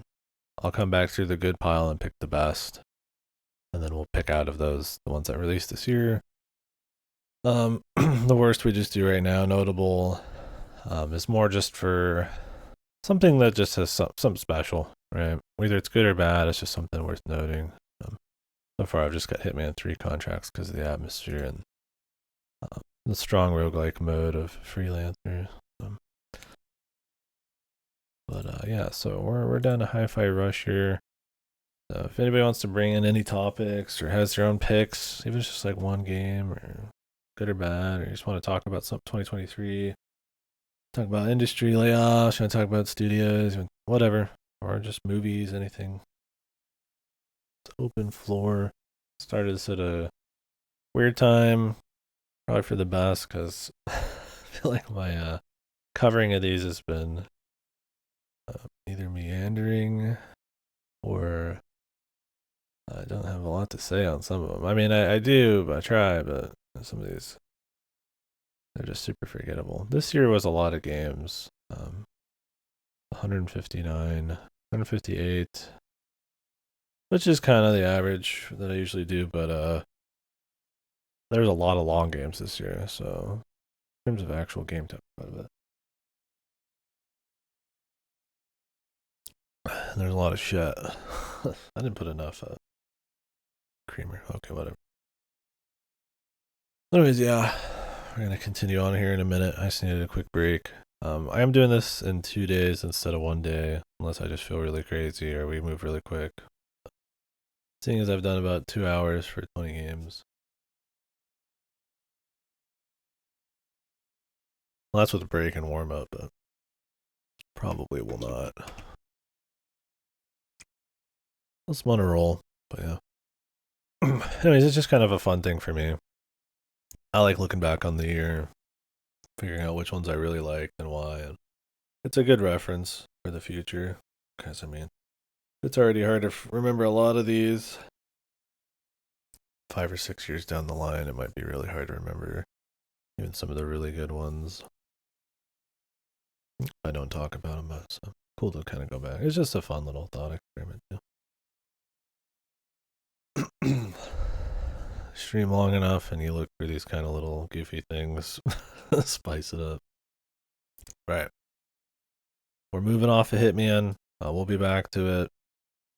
Some of these will definitely be in the best games category.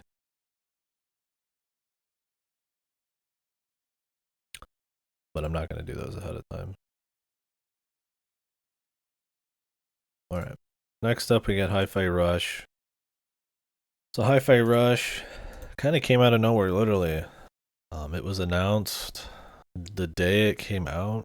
It's by the team that brought you The Evil Within. can't remember the studio name. Shinji Mikami's studio.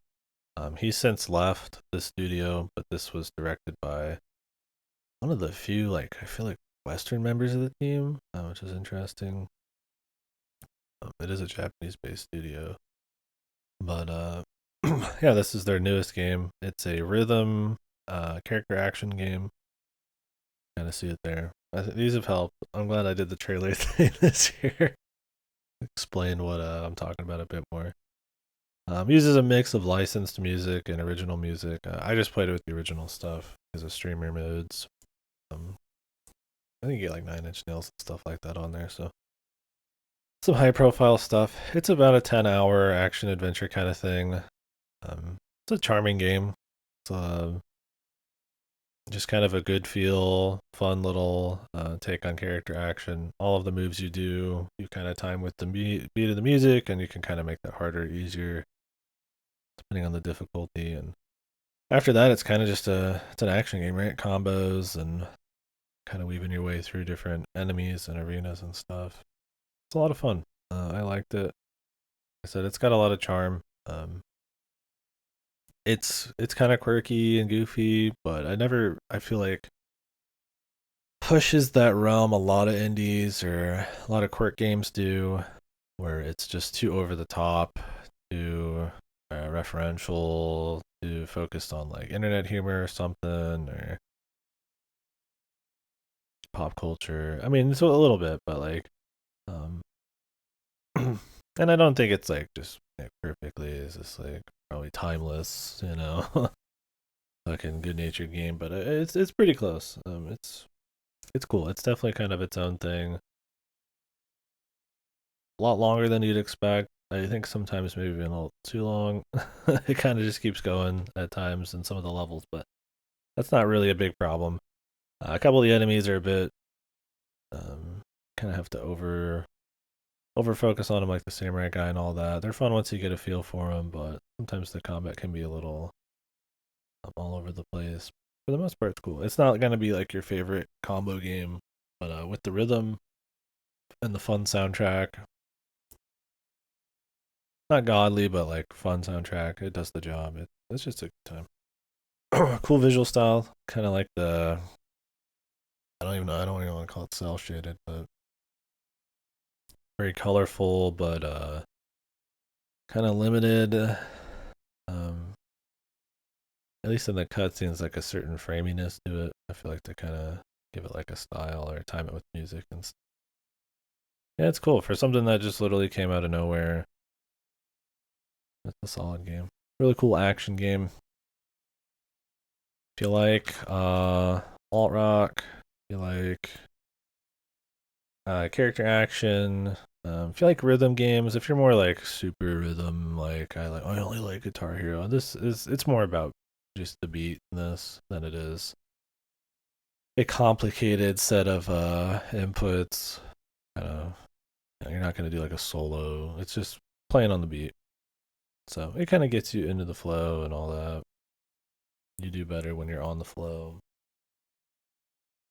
But I think if you like any of those other things, it's definitely would recommend it. It isn't just character action; it is also platforming and fooling around and stuff. And it's basic stuff there. It's not anything super crazy. It's fun. It's cool enough for sure. So looking forward to what they do next. That was Tango, right? Tango's. I think before this they did Ghostwire, which wasn't received super well, but supposed to have cool art direction. So this is cool. I hope there's more kind of like mid-budget games harkening back to kind of a soulful, more charming kind of time. It is kind of an anti-corporation, you know, that kind of. I mean, that's pretty common. These you're anti-corporation. The bosses are the bad guy kind of thing. So it's not like it's completely, contrasting any other indie quirk. That's a pretty common plot. The spirit of the thing's cool. Yeah, I would definitely recommend it. It's a good one. We'll see if it's like best of the year. Though I think I like it a little less than a lot of the big lovers of it, but overall it was solid. I think for me, it was more that it didn't probably have as much flourish movement as I'd like and crazy combo potential. Um, there was a lot of buttons to press all the time. Kind of one of those where there's just like all sorts of shit you can hit at once. But in terms of actual combo flow and stuff, either defensively, like on a Bayonetta side, or like a combo offensively, like on a Devil May Cry side, I don't think it kind of hits the best of any of those. The rhythm thing really helped kind of give it its own um, personality. Without it, it'd probably just be like a good action game still. But I think the rhythm part really is what kind of keeps it afloat for probably most people. So, anyways, moving on. My favorite game of the year. Wow, it's Utawaremono Mask of Truth. I put it in the best of category here. My eyes are a little off today, so hopefully I didn't miss. Yep, that's right. So yeah, Utawaremono Mask of Truth. I should probably put Hi-Fi Rush in notable. It's a cool blend of action and rhythm and stuff. Is just shit. It's just bad. um, so this is the third game in the Utawaremono series. The original came out a long time ago. It is a VN, but also mixes in kind of third person kind of strategy RPG stuff. So think Fire Emblem with a bit of QTE kind of action. Excuse me. Korean stuff, Legend of Dragon or Mario RPG or Mario and Luigi, stuff like that.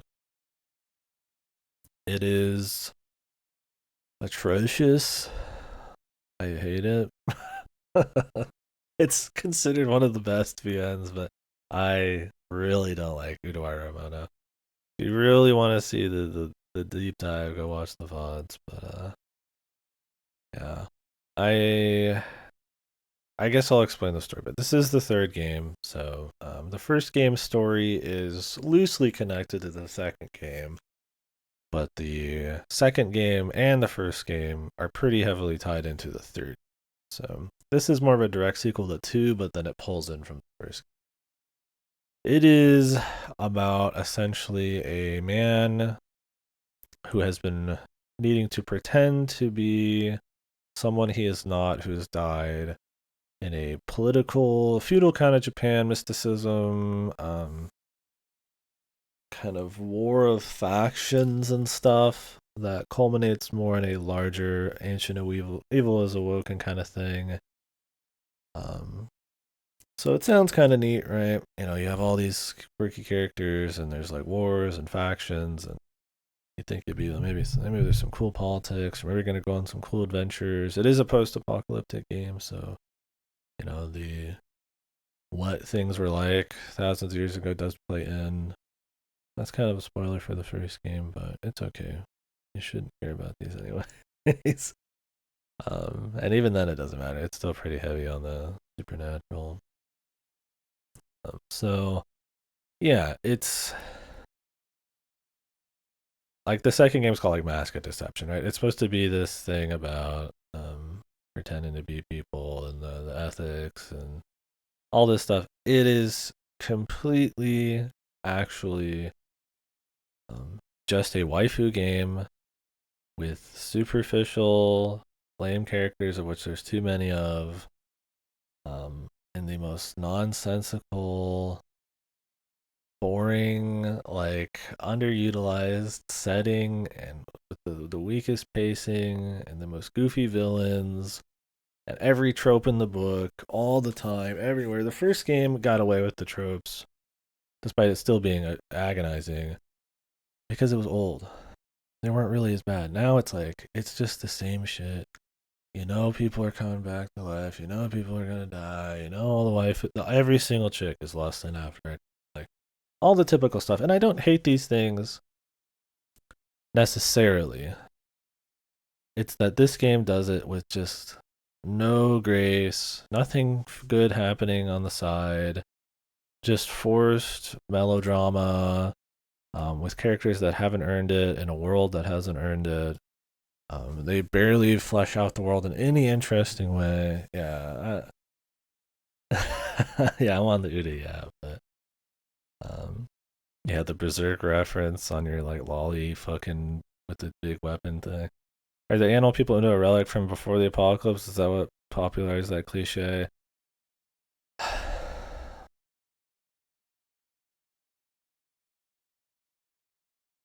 They're not from before the apocalypse.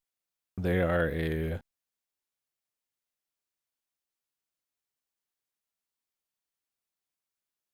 I'm trying to remember. I think they were created, but then they either gain their own sentience or like to develop their own like culture, or they've taken after humans because they're kind of like a cross between humans and like animals or something. It's essentially bio experiment kind of shit, biology experiments that have in a post-human world um, have kind of taken over the world. So the idea is that humans would control them normally and use them, I guess, in like wars maybe or for whatever. But now they're just their own people and humans are gone. Yeah, it probably did. So the original was really like popular, probably because the tropes weren't as bad. It's super porn, like waifu heavy, which I don't have a problem with those things. But at that point, it wasn't as tired. And then the Fire Emblem stuff that it has any gameplay at all is like this mind blowing thing, right? But the gameplay itself in all of these games, the third one no different, is just an extremely bare bones, very long, drawn out Fire Emblem game. Everybody takes forever to kill. All the attack animations are really long. There's no tactics. It's piss easy. I mean, in the first game, you're spending like an hour on the final boss. In this game, it's no different. It's just everything's super drawn out. But then there's not even really that many fights. There's not really any cool hazards or unit types that are really interesting. I mean, they're all unique characters and they technically have different moves, but it all plays the same. It's very boring. It is not a good game. But then on the story side of things, which is mostly what it's focused on, it's not very good either. This is the same dev that made like Dungeon Travelers, was it? So they've done like first person dungeon crawlers. I don't know if those are any good. I don't want to play anything with this dev anymore. There is a new Udawara Moto game, but even it got panned because it's more gameplay focused. It's called Monochrome Mobius. Yeah, it's kind of a waste of an aesthetic. The first game is probably, if you want to talk about a waste of aesthetic and potential, it's the worst on that. I would say this one's technically the best of the three, but the first one you can really lament um, how poorly the settings utilized.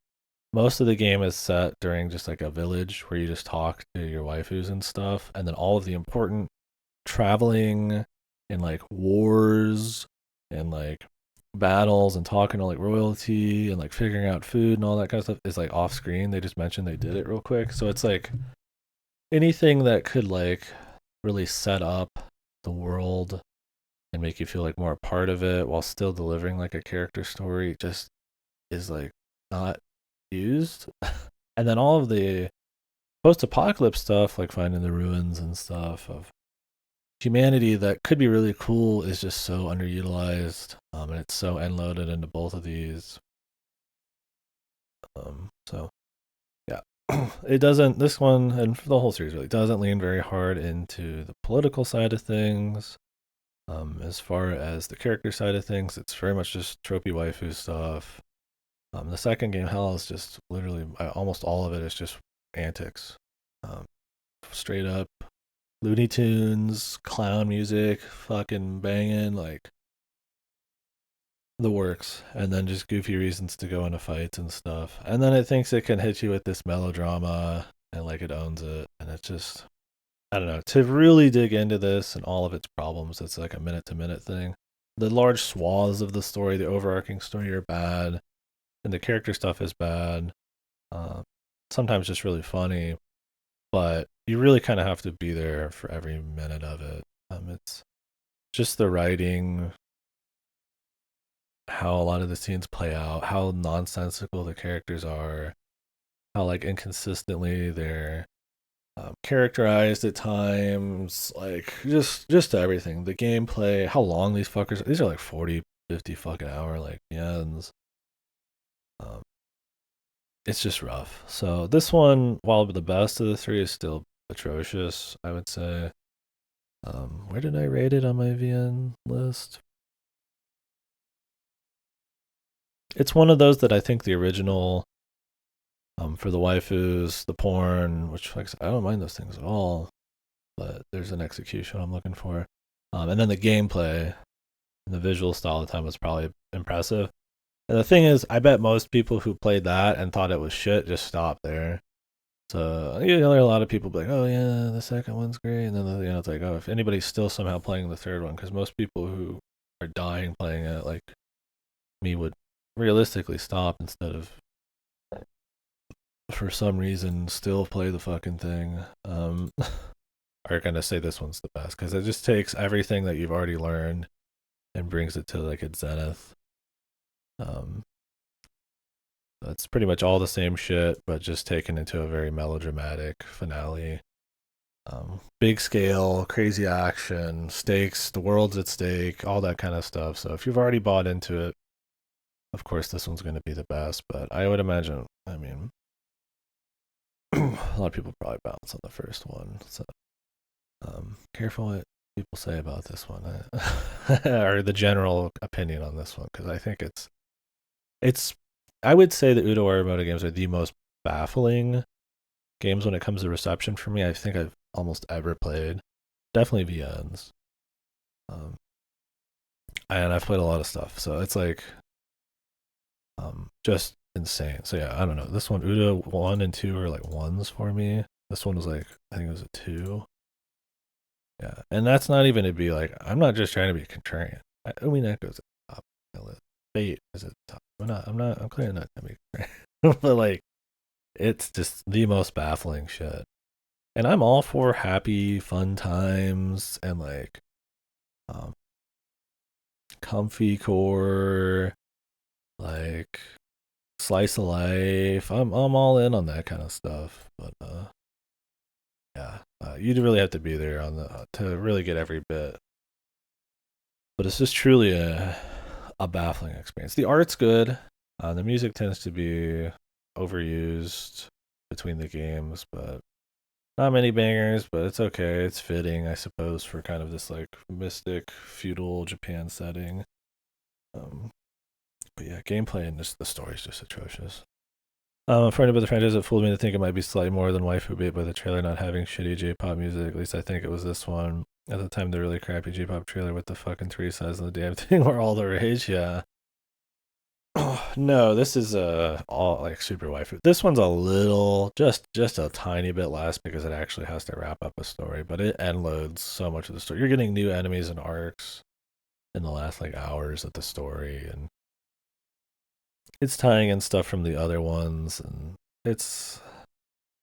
I would say the first one and the second one are more waifu focused, but this one still is just goofing around with your waifus for most of it. It's a degree of magnitude, not that it's at its core that different. So, um, yeah, I would not recommend. I loathe these. I do not like them. I mean, I tried with this one, man, and I tried with the second one, but me and Fasta and any other broken souls playing these games, you kind of already are going in hating them. The first one is truly atrocious. So going into the second one, it's like you could try to control yourself, but like it's the same bullshit but worse. And then it's like by the time you're at the third game, you're broken. It's like, you know, you know what you're getting into. Um, I don't think it's like a big departure in quality. I mean, I gave it a 2. It's better than a 1, but um, yeah, just bad. Um, I don't know what people see in them. Oh, I know what people probably see in them. I mean, if you buy into the surface level melodrama, if seeing boobies is like, makes you clap and give things 10 out of 10s, like, I mean, this is your game of choice for sure. Everyone's for you. It's melodramatic, at times, but it never sticks with it for long enough to really have anything to say or to have like a cohesive feeling. You might have some sadness, but like it's mostly good times. You kind of bounce around. It's like a fucking Marvel movie in that front, right? They're too afraid to kind of like go harder. Dare I say mid? Yeah. If you want to play a good like strategy RPG, why don't you go play like FF Tactics? I'm sure Fire Emblem is a better call there too. There's bazillions of other ones like this as well. So don't play it for the gameplay. And if you're really interested in like a feudal Japan-ish mystic kind of story, there's a bunch of shit. I don't even need to sit here and think about it, man. If you're interested in like wartime, like strategy or political maneuvering or something, yeah, go play like play FFT on that too, or something like. There's all sorts of shit you could go play. It's just you really got to be into just the waifu aspect of this, and at that point, there's so many good just waifu centric type games, right? That this tries to own something more serious, I feel like is laughable. I mean, look at it's almost a new waifu a minute, which, like I said, is not inherently wrong. It's that it is so focused on it, and somehow these characters, despite being focused on for 2 or 3 games, go nowhere. Like most of these characters don't develop at all. Your main too, like a little bit, but it's so simple, man. It is so there's so little teeth to like the dialogue in this. They have so little to say or go anywhere with any of these characters. Even as a basic shonen or something, it doesn't even have like the fun kind of like power trips or anything. So I don't know. Maybe the animes are more of a good time, but I would not recommend the game. And they're very long. They are bloated beyond belief. I'm kind of talking about the whole series here, but Mask of Truth is just it's the third game. It's the culmination of all that's happened in the series. And while inherently taking things to the next level and tying in all the loose threads is gonna make for a slightly more interesting game, it's not like those aspects are done very well. It's just the simple 1+1 kind of nature of it, right? Like yeah, if we're actually going to do something other than just eat cake and make goofy fucking slice of life scenes, like it's probably going to be more interesting. I say that, but what's one of my favorite VNs? Slice of life comedy VN. Like, it's not. I don't hate the subject.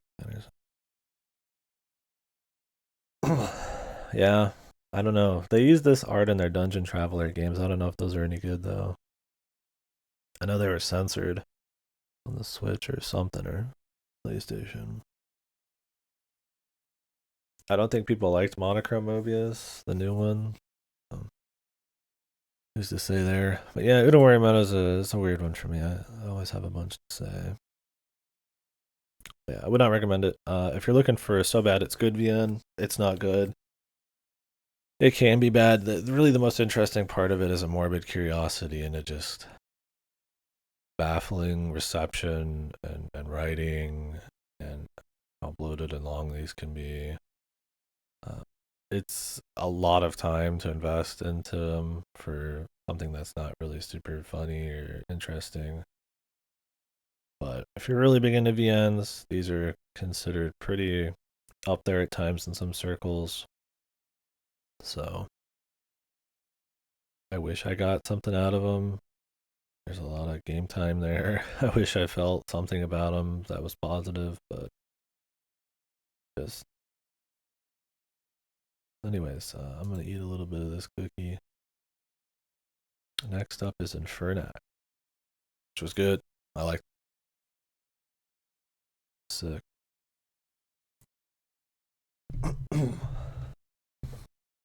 And we could keep talking about Uda. I mean, if we could talk about anything you guys want to talk about. It can be an old game that on this list, new game. It's whatever. I'm more than willing to jump around. That's why I made this a 2-day event this time. Eat a little bit of this cookie, but I don't want to do it in front of you.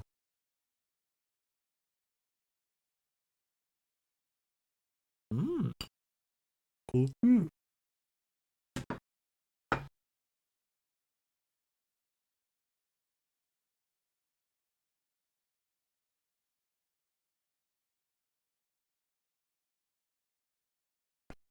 So yeah.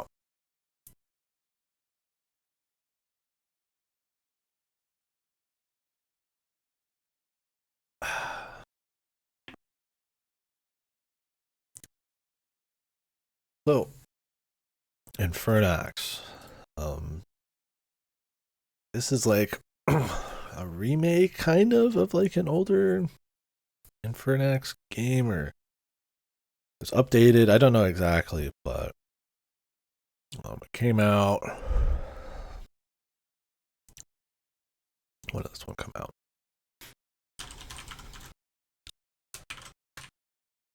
I actually don't have a lot of stuff that came out this year on my list yet. It's funny because later in the year, I totally beginning of the year is a little. I mean, Hi-Fi Rush. Yeah, so this came out in 2022, but it is pretty sure remake of an old game. Let me find that out for sure when you watch the trailer, maybe. Um,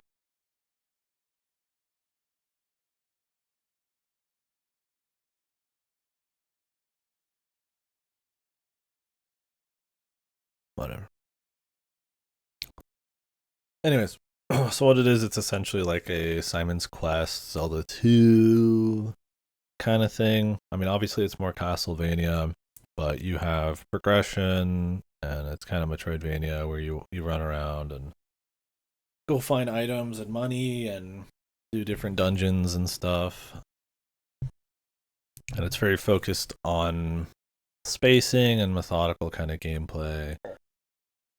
But the other cute thing is that you have like choice consequence. You know, you can kill NPCs or do wacky stuff depending on the story beats, and that can change things later on down the line. It's got this very funny kind of like dark humor kind of thing going on. It's just like ultra violent and goofy. It's a game where you can actually become the big bad guy or the good guy. They've got fun, like it's just very charming, soulful game. There's like contra endings and future goofy endings and all sorts of bosses and places to go. It's just very fun, kind of. If you like this kind of gameplay, if you like old Castlevania, that old Simon's Quest, Castlevania, Zelda 2 kind of style, but modernized a little bit, but not at the cost of like the difficulty. It's not. They don't make it like that Dungeon Munchies game, which is like a spammy kind of mindless type of thing. So good difficulty curve, fun dungeons, cool exploration, lots of stuff to find, neat different endings, cool little choices and stuff. Replaying through it's pretty simple. Cool, kind of like I don't know if it was New Game Plus elements, but kind of like that. I ended up going through a few endings, and I think I watched one of them. Or did I do it myself also? I don't remember exactly. We did quite a bit of it in a day or two, and I liked watching a lot of it. If you really like kind of action side scrollers of the NES kind of era, SNES era, this is a very cool modernization of. There's just a lot of content here, fun atmosphere, a lot of charming writing, but a lot of cool new things that obviously they didn't do back then or wouldn't do, like the choice stuff, all the alternate endings and goofy shit. The actual full exploration is a lot smoother, and would definitely really recommend it. I liked it a lot. Cool one.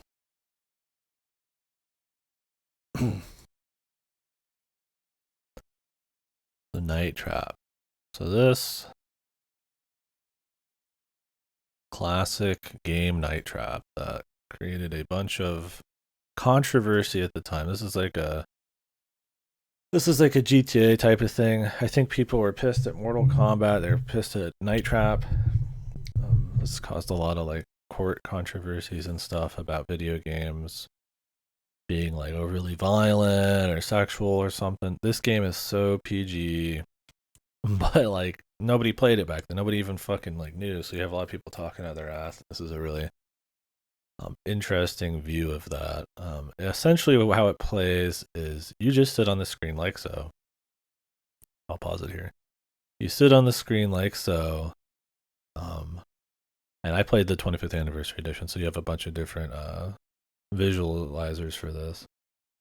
And you click different camera feeds. You're somebody on a camera watching rooms, and you have access to traps in the house, like doors that spin, or like death pits, or like spring-loaded traps that'll launch people into the sky or something. Just total Looney Tunes shit.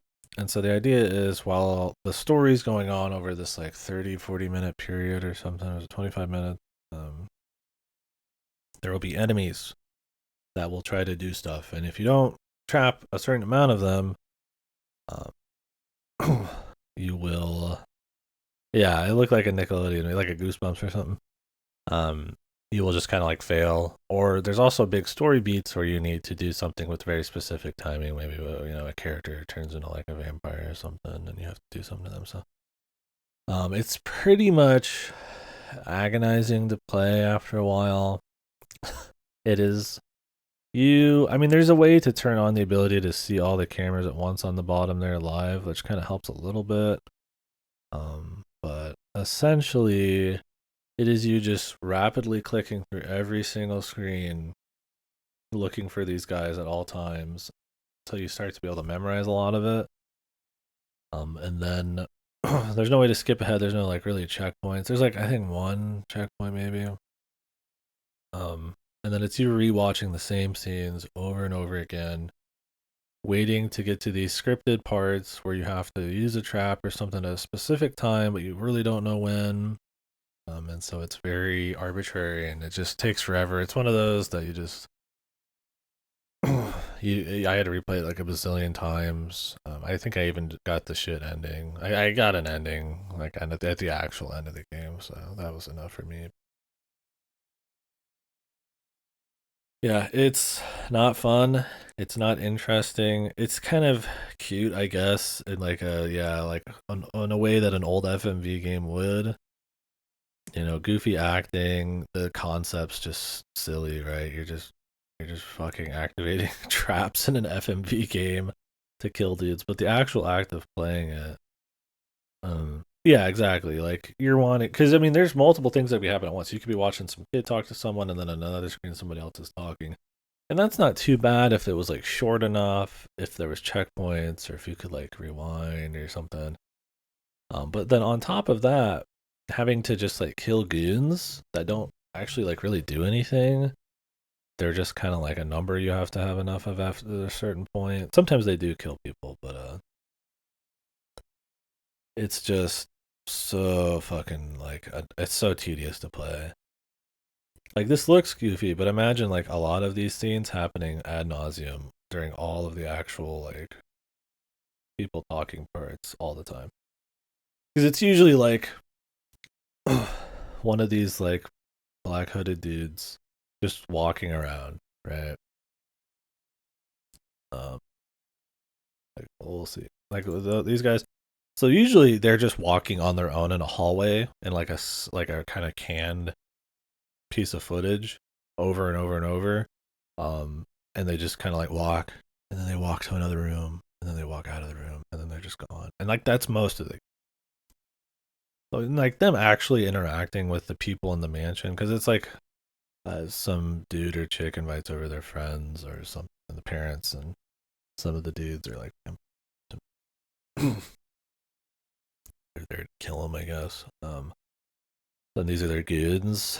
I don't know what kind of I don't know what they're supposed to be. They're just like goons. So most of it is just goons walking in a room on their own. So even when you want to watch some of the goofy shit, you kind of have to just like fail, because you'll be watching and then you need to like jump away while you're watching it, and it's just super annoying. It's cute as like a one-off, like you just watch through it. You're like, oh, that's funny, right? You see it maybe a couple playthroughs, but actually finishing it is this just I mean, it's like your proto Five Nights at Freddy's thing here, dude. Like Night Trap did it first, man. It really is. Except the part, well, you get killed too if you fail. You just get thrown down a chute, but it is truly terrific to play. I'll probably put it in a bad game list. For its time, it's cute, right? The FMV stuff. I appreciate the charm of it.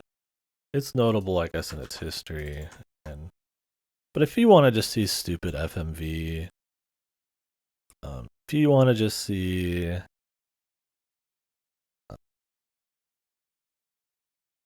like, there's so many games where nowadays where you can play as like someone watching cameras doing things, like your observation, or I guess your Five Nights at Freddy's, or those shitty games where you look for paranormal activity in rooms that keep coming out. Like, there's so many games that kind of do this sort of thing. But if you're just looking for goofy FMV, they still come out. There's so many back then. You don't have to put up with like really bad gameplay. And the story is like pretty nonsensical. It doesn't really, it's barely comprehensible half the time. So if you're looking for like just a fun story, it's kind of whatever too. I don't remember if this game had like just a story mode to watch. Yeah, somebody thought they were the future of gaming. And then another thing was people thought this was like sensational. Like this was like, fuck. Oh, I have this. Like this was like clearly they didn't play the game even back then, because there's some really interesting documentaries you can watch in the game, which I always like that stuff. Corpse Killer had that too, where they're just like, yeah, like the game's not even like that violent or crazy, but they're being taken to court and games are getting this in like Mortal Kombat or like this big thing where it's like, oh, we need to censor games, or games are ruining their youth and stuff like that. So I think there's a really interesting bit of history with Night Trap there. But I do think it's just a shit game. I mean, like, yeah, some people die in this, but like, there's like no sex, there's barely any violence. It's just super goofy and over the top. I mean, look at these guys, even for its time, right? So it's like, yeah, there's just some crazy pearl clutching going on with this game, and I think that's the most interesting thing about it. So if you play this game, check out some of the documentaries and stuff. I think you have to unlock a lot of them, which kind of suck though. So that kind of stuff's interesting, but you could just watch a good video online and learn about it. This game's also like never goes on sale hardly. It's like way overpriced on Steam. So it came out physically at some point. That's how I played it. I rented it. I think they were right. Yeah, well, I don't think it was the idea of watching people on cameras as more of just the content and the FMV nature of it. But yeah, I mean, coincidentally, maybe they were. So yeah, just a pretty bad game. I mean, there's no if you're not nostalgic, it's not even a unique concept anymore, other than that you activate traps. And the FMV nature of it is it's funnier and other stuff, right? Let's move on.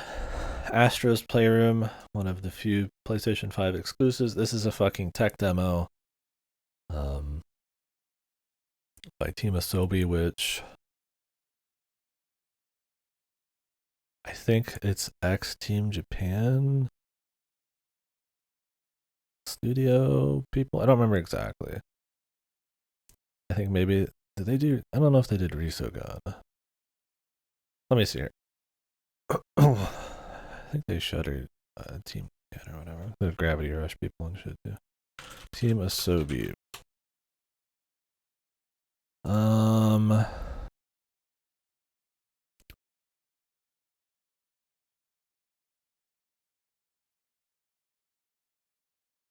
They were an internal part of Japan Studio, which is like people helped with Bloodborne and Gravity Rush, if I remember right. Last Guardian, stuff like that. I think they've been gone for a few years now. They're merged into Team Asobi. That's what it was. But anyways, Team Asobi just done Playroom, Player. They've just done tech demos. This being the newest one for the last 10 years. So anyways, it is a tech demo in every sense. It's really heavy on the haptics, which is the pressure, resistance triggers. Your fucking controller is gonna feel like it's taking off and breaking, and like the plastic's gonna bust and hit you in the fucking eyeball or something because they're just going all out on it. A lot of particle effects to show off that PS5 power. Um, it's good. I would say it's actually good. It's just a cute little 3D platformer collectathon. There's not many of those these days. The gimmicks are gimmicky, but it's kind of a cute way to deliver and show off gimmicks. It's very masturbatory when it comes to PlayStation, of course, for a tech demo made by PlayStation. It's you essentially like exploring. Well, you can see it there. The SSD you're in the SSD, you're in the cooling area, you're in the memory, and then it's like you're fighting like low poly T-Rexes on a PS1 and the end of the game and stuff like that. And everything you collect is like some PlayStation thing. So it's like super, self-indulgent. You're picking up, they're like, wow, this amazing, awesome thing that was revolutionary for its time. And it's like the PS wand or something, right? Like total bullshit. Like nobody fucking thinks that, but like it's Sony, right? So they're gonna pick their worst peripheral and tell you it was a fucking game changer. So that stuff's kind of annoying. It's gonna be small because we can't be hard to make sure there's branding. I don't think I saw a single above this with the corporate checklist. Yeah, it's very, like I said, masturbatory of Sony, super corporate checklisty. But it is still a fun little varied 3D platformer. It's not very long. It's like 4 or 5 hours to get through everything. It's free. You just gotta buy a PS5, so it's not really that free. Well, it's very, like I said, referential, nonstop, which can be cool. There's some deep cuts in there. You get like fucking Monkey, Ape Escape and shit like that. Really makes you more sad because this references like every game they've killed and act like, look at this amazing game, Ape Escape. Wow, this was such a big part of Sony's thing, and we just have so many very cool games. And then it's like all of these series are dead. They're referencing all the time. They don't make new ones, but like they act like they're a big deal. So it's kind of, some of it's a slap in the face. It's very corporate in that sense, where everything they do is perfect, and everything they've made is awesome, but the reality of it is so ironic because it's the very opposite a lot of the time.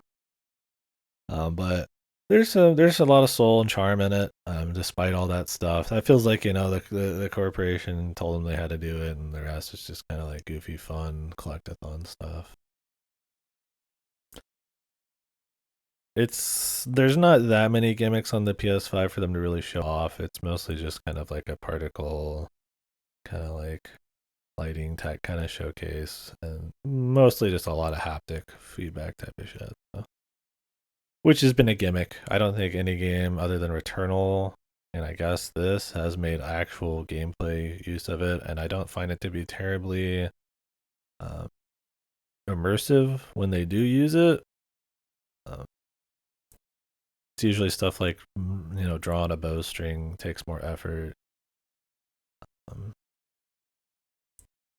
Most games just don't bother, right? It's a lot of extra effort to already do like Rumble, and then Sony's the only one with this shit. So most games just don't bother, or it's like really like goofy. Like you open a door and you have haptics like that. So if you want to actually pretend your haptics were worth the extra 10-20 bucks on each controller, and I'm sure at the base PlayStation price, I'm sure they raised it too just for that.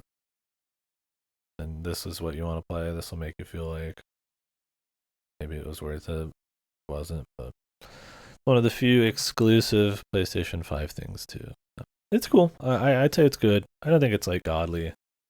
I think Sony whacking their own cock off is enough for me to kind of eye roll enough to not care. And at the end of the day, it's not like there's a lot of good 3D platformers. This isn't like that crazy. But if you just want like a high budget 3D platformer, they're pretty uncommon. So go for it. Hunt Down. So our next one, Hunt Down, is a run and gun shoot 'em up with a kind of like 80s Escape from New York, Blade Runner, but like more pulpy and goofy B movie kind of style, kind of game. You essentially pick a different badass to play. They have different game styles, mix of melee and shooting, or some of them are just more about shoot like magnums, and some of them, I think one's like a robot. I don't remember. We'll get to him at some point. And it's essentially you just going through these really over the top um, Blade Runner, RoboCop, kind of like dystopian, kind of like goofy environments, just kicking ass, really. There's a lot of fun boss fights. There's a lot of charm to the visuals. The humor, it definitely is what you'd expect. It's a lot of one-liners. Too much, I would say. It's a one-liner about every second. And they're not all very good. It feels like they're just like, instead of quality, they're like, how many can we just say? Like we're trying to capture the feel on a superficial level, but they kind of miss like the actual spirit and quality of like a good one-liner or timing or anything. But the gameplay itself's pretty fun. I don't feel insanely strong about it, but it's cool seeing this. Like, oh, I guess you could kind of liken it also to a the Warriors. Where there's all these different gangs and stuff, and like you can see they have all this different art and shit that pops up. Some of them are like ninjas, some of them are just like Mad Max villains, and it's cool. There's a lot of art, a lot of bosses, a lot of fighting and stuff. I think it gets a little old by the end. And I never felt like I needed to play like another character, but it's definitely worth running through once. I guess I'd put it on good. This one's a little. I bet if you watched my VOD, I'd feel a little less strong about it. And because I don't really feel super strong right now, but I don't remember coming across after it like super glowing. I think I kind of got tired of it by the end, but I think I'm kind of like rechecking some of this trailer and stuff. I would at least call it good. It's definitely worth checking. I think you can get it pretty cheap on Steam. So if you like run gun, there's a lot of cover shooting in this one too. You can kind of duck behind alcoves or in front of stuff, and there's more melee and shit. So it's not like a Contra where it's mostly just shoot. But yeah, the one liners and stuff get a lot of the normal missions, despite having a lot of set pieces, will play pretty similar. It's kind of the bosses that are some of the highlights. I don't remember if there's much progression. I think there's some kind of like meta progression. I could tell you. It was alright. Let's scroll down here. Next up, The Legend of Heroes Trails from Zero. This is the fourth game in the Trails series, but like the Bazillionth and the Legend of Heroes series. The Trails series is what kind of kicked off the actual story and series a bit. The original Legend of Heroes stuff, I think there's like 4 or 5, but I don't know if they're even related. I think they're just kind of their own thing. I'm not super sure, but all you need to know is I recommend you to play the first 3 Trails games, the Trails in the Sky games, before this one. And then you need to play all these before Cold Steel. And the current games, there's like fucking 10 zillion of them. I'm not even halfway through this fucking series yet. And I've been on it for years, so. You could get away with just playing this one, I suppose, and the second one. You won't know some characters here and there. It is a new arc, but the thing with the Trails games is they all connect. They all build this like really big world. They tend to focus on small scale, slow building, character driven kind of stuff that builds up into bigger stuff that reaches across the world a bit more and dips into characters throughout the series and shit. So each one's kind of its own deal, but they connect. A lot of characters, a lot of arcs will finish from other games in these. So you could get away with just playing these, and if I had to pick just one pair, I'd pick probably the 2 Crossbow games. This is a Crossbow game. It takes place in the city of Crossbow. It's just like one city and its surroundings. But what it is, it's a JRPG, as you can see, with a more tile-based kind of combat and kind of not like materia, but close, kind of customizable JRPG backend. But the big thing with Trails isn't the combat; it's the story. Very well paced. Um, Very small scale. And they build up to big scale, and personally, I think that's when they start kind of falling apart a little bit. I usually don't like when some of the big scale gets going. I think that's when it tends to be at its worst. But this game doesn't have that issue because by the end of it, the scale is not even that big. Just really solid writing. Every little NPC you can talk to has new dialogue all the time with different things to say. You don't even really need to follow all that, but it makes the world feel very believable. The characters are properly motivated. Because the scale is small, like little events that happen actually feel big, right? Like side quests where you go out and you have to like put like a parking ticket on, it actually feels cool because of how it feeds back into the overall working rewards because you are like a police officer in these games, and kind of like how it's reinforced with dialogue later or just where you are in the game. Like you kind of care about the city, you kind of are interested in some of the mysteries and kind of stuff under the surface, and so some of these will feed into that. They'll hint at stuff early, like some of the side quests, even the most mundane stuff. It's fun on a rewarding kind of gameplay level, but also there's just a lot of story reinforcement everywhere from the side quest and the main stuff. A lot of different characters that actually feel like they're developed as much as they need to for the most part. I think it's just a great example of low scope, small scope, um, slow pace, but effective like world building characters. Um, you'll get a lot of people maybe will shit on these because of that. They have the attention span of a fucking like mouse, but it's a good time. I would definitely recommend it. And this one I would probably say was the better of the two. We'll get to the other one soon. In like 13 games. But this one just builds up the characters and the pace and all the little events just really well, and it culminates in kind of like a really cool, kind of like atmosphere, but doesn't feel like it overbaked it too much. Definitely good times, but they're really two. They're pretty much one game. How it works usually is you take your save file and you just continue with the next one to a certain extent. It's two halves of the same thing. I would say if I had to pick a half, that would be my favorite. But the second one's got really great because it keeps building it up. It goes to a point where it's too much, I would say, by the end of the second game, but everything up to then is really solid. I'm looking forward to getting into the Cold Steel game. I can't really like talk too much about it because it's mostly story. I would say these are like 80% story, but you actually walk around, right? So it's not like a pure VN, but it's like kind of a VN. More gameplay than like a Udawara Ramono or anything like that. These are a better Udawara Ramono. That's what I'm trying to say. But yeah, the new versions of this, there's some fan versions that I think are kind of superior to the Nisa versions.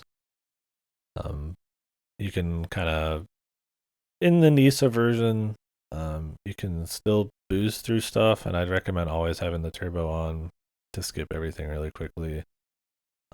But in a lot of fan versions, you can go even quicker, and it helps a lot because like, there's pretty slow animations and stuff, and it's one of those that just running around.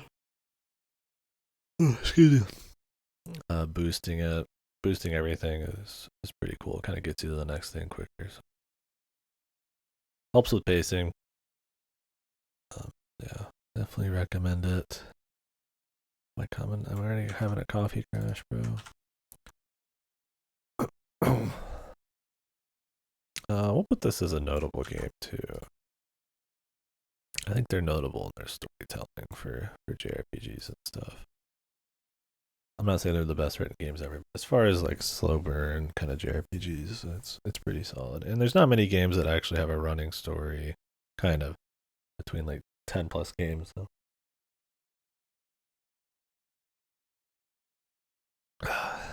Yeah, this is supposed to be the pinnacle of the series, but we'll see. All right, next.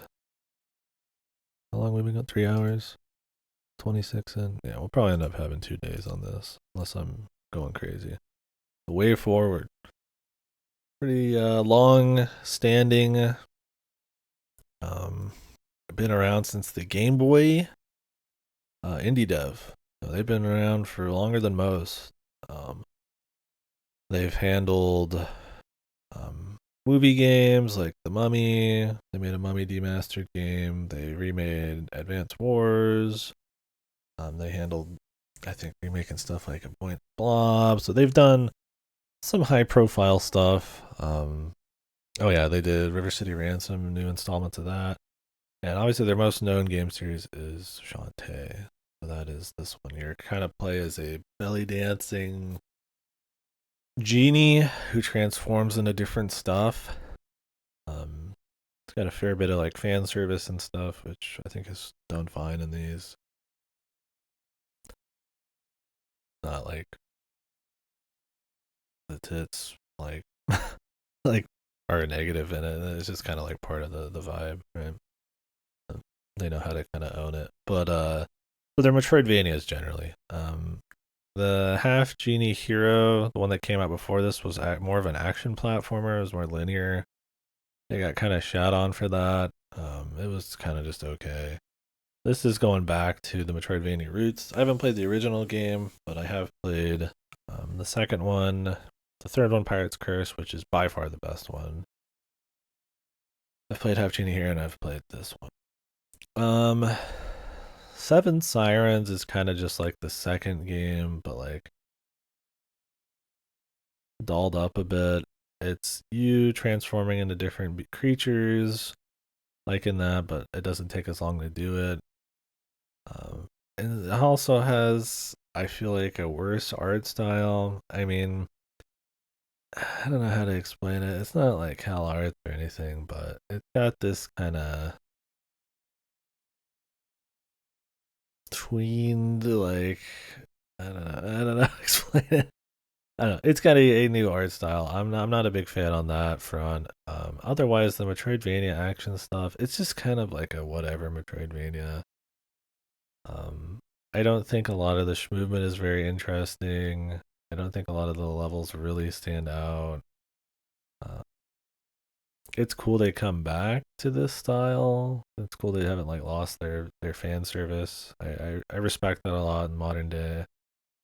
Still willing to have some fan service in your game, but the thing is, they really nailed the movement in Pirate's Curse. You're flying through the map, like floating and jumping at like fucking Mach 20.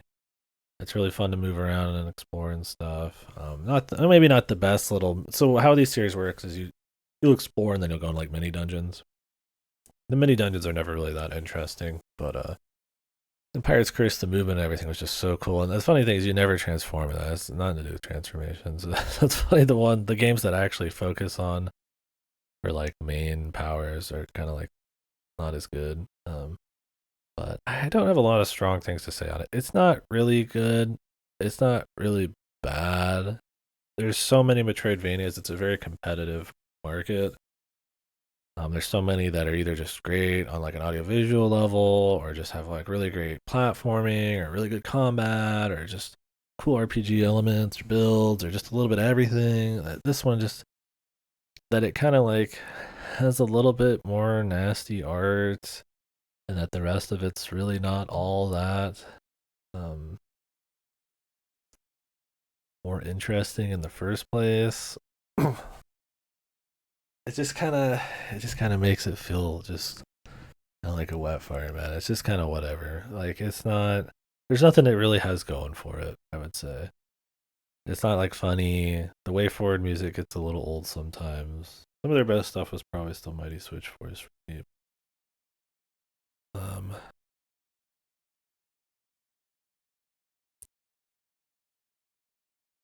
You don't like Flash games? Nah. I play those Cartoon Network Flash games all the time back in the day, baby. How you doing, Bruce? But yeah, I don't know. It's not bad. I'm not gonna put it on one of the worst games. But Metroidvanias are one of my favorite genres, and I've played so many of them. And I feel like WayForward, a developer who's been around forever, almost literally when it comes to video games. I mean, like I said, the first one of these was on the Game Boy, um, Game Boy Color, I think. Um, it's just like, and I think they're overpriced too. These are like $40, $50 games if I remember right. I don't know if this one still is, but they're very fucking pricey for what's a pretty weak Metroidvania. Let me see. Shantae, Seven Sirens. I don't know if they've re-released it yet.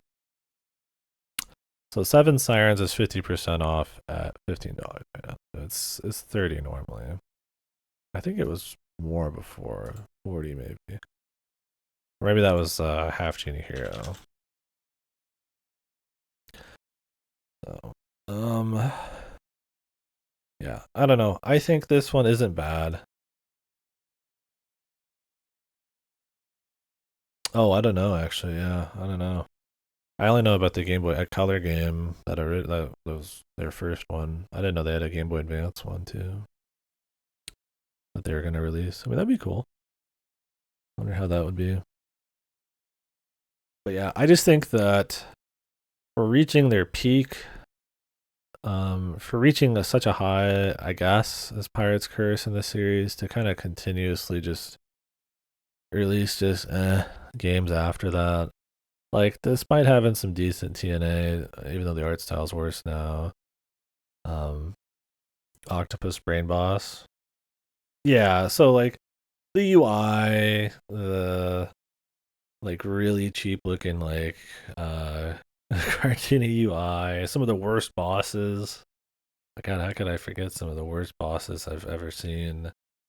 Um, just boring, like grindy, just weirdly platform heavy, but easy. Like I don't even remember everything about those bosses, but yeah. So that's my thing. Is this game has at best just like an okay Metroidvania thing going in fan service. At worst, it's rancid bosses and just like this complete lack of trying to recapture what they did at the height of the series, which is Pirate's Curse.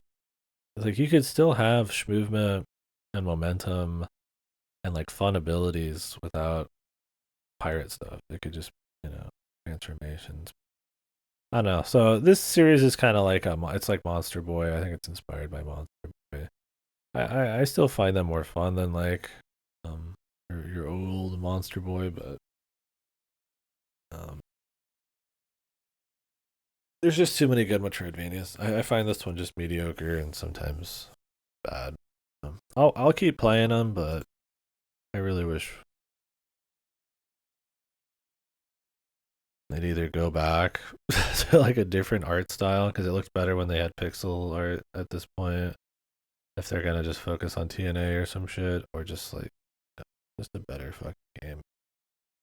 I think Way Forward can make good stuff, but they also have some pretty bad. Uh, didn't they have a really bad collectible thing with this game too? Maybe 2024 then. Oh, gotcha, Bruce. Yeah, I'll play it. I need to play the original before that. Yeah, they make a lot of stuff. I just don't really like their art styles these days, and that's kind of I feel like where they almost got popular. I don't know if Bozon's wife still does most of the art. I like her old. New game will have new and old art style swapping on the fly. Oh, that'll be good. I'd probably play in the old style if it looks like this one. Problem with that is that they're gonna charge $40. So they better come out physical so I can rent the damn. Did I rent this or did I play it on PS Plus? I don't. Yeah, I don't know. Am I missing some of the screen on this shit? How does that keep happening? No, I've got too much.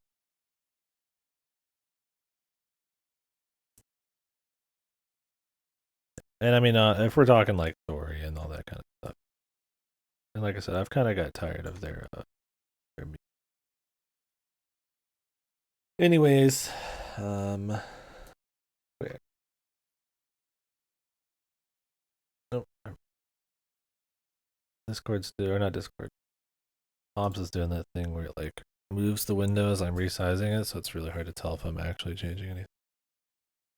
But yeah, I'm just gonna leave it mediocre. If it doesn't go on any of these lists, it's mediocre to me, or just kind of somewhere in between. Wouldn't call it good. Um, People seem to like it, but like I said, I just kind of find it just kind of a weak and sometimes especially bad. Yeah, mid. It's just mid.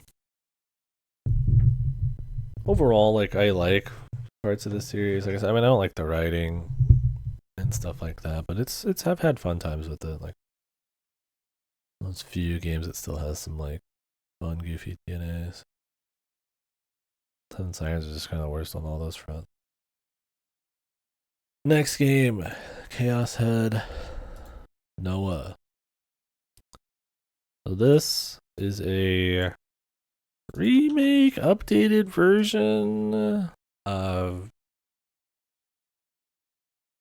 finished version of Chaos Head. So it's kind of just that game with more scenarios and more fleshed out everything. And I don't know how many more assets and stuff or more.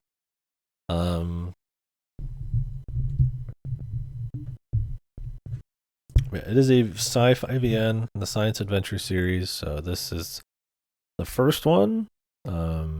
Steins Gate's in that series too, so they're all in the same world. Cover some of the same topics, or there's some cross pollination there, I guess. This is a trailer that Committee Zero did. I don't have a trailer for the actual game. They only have a trailer for like the combo pack between this and its sequel, Chaos Child. But yeah, it's I really liked it. It was a cool. It's very because the original was out like 2000s or whatever, or was it past that a bit, somewhere in there.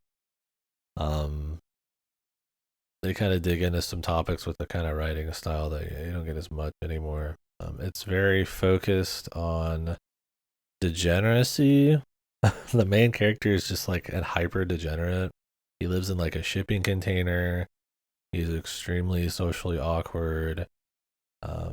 Very like pervy, addicted to kind of video games.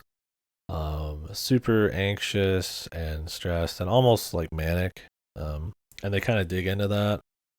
So the paranoia and like this mania kind of going on, and they really capture this. I don't know. I'm not gonna spoil the game.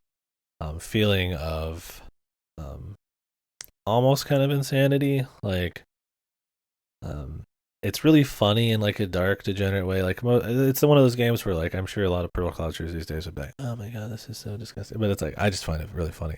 I think it's like he's a really interesting character because of how much they kind of delve into his like yeah schizo kind of like habits that you don't even know like kind of what's real like um like he's so believably like disconnected from things socially and from the world, and has such like a nasty kind of mentality and degeneracy kind of going on that like what's going on and how they kind of like capture a lot of the surrealness.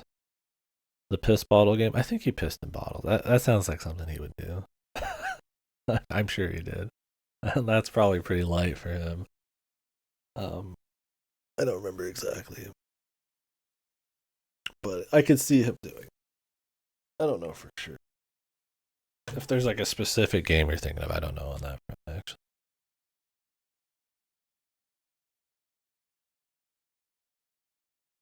Um, but yeah, so the idea of the chaos games is when certain scenes pop up, you can either go into um, a paradise, kind of like happy. What's the word I'm looking for? Vision. Um, what was the word they used in the game? Why can't I think of the word? Essentially, you're like daydreaming, right? But more crazy, more schizocore. So you can either have really dark delusions, yeah, delusions.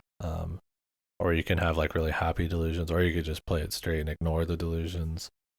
So you'll get a lot of like really crazy dark violent stuff, or like really fan servicey heavy stuff, or romance stuff, and since he's such a degenerate and so detached and like kind of online, terminally online and stuff, they're really interesting. And the overarching idea of the story is that there are murders happening in the city by who knows, right? Some mysterious person or group or something. And he's starting to get connected to them while he's online and while he's going to and from places or school or what have you. And so he gets caught up in people's lives and his kind of awkwardness and him needing to either get over or not or whatever. His like kind of broken self, and figure out what's happening. Kind of the idea of the story. By the end of it, it gets a little goofy at times. You saw somebody with a sword. You can kind of imagine some places it goes, but uh, and it is a bit. Well, I won't get into that. But yeah, it's good. I like it. I think the standout parts of it, other than it's like kind of cool murder mystery pacing, is more the believability of this like kind of schizo degenerate guy and his like insanity or not. It's very funny in a lot of ways, but also like you're kind of guessing like what is legit and what's happening. Um, if it does or doesn't go that way, I'm not gonna say.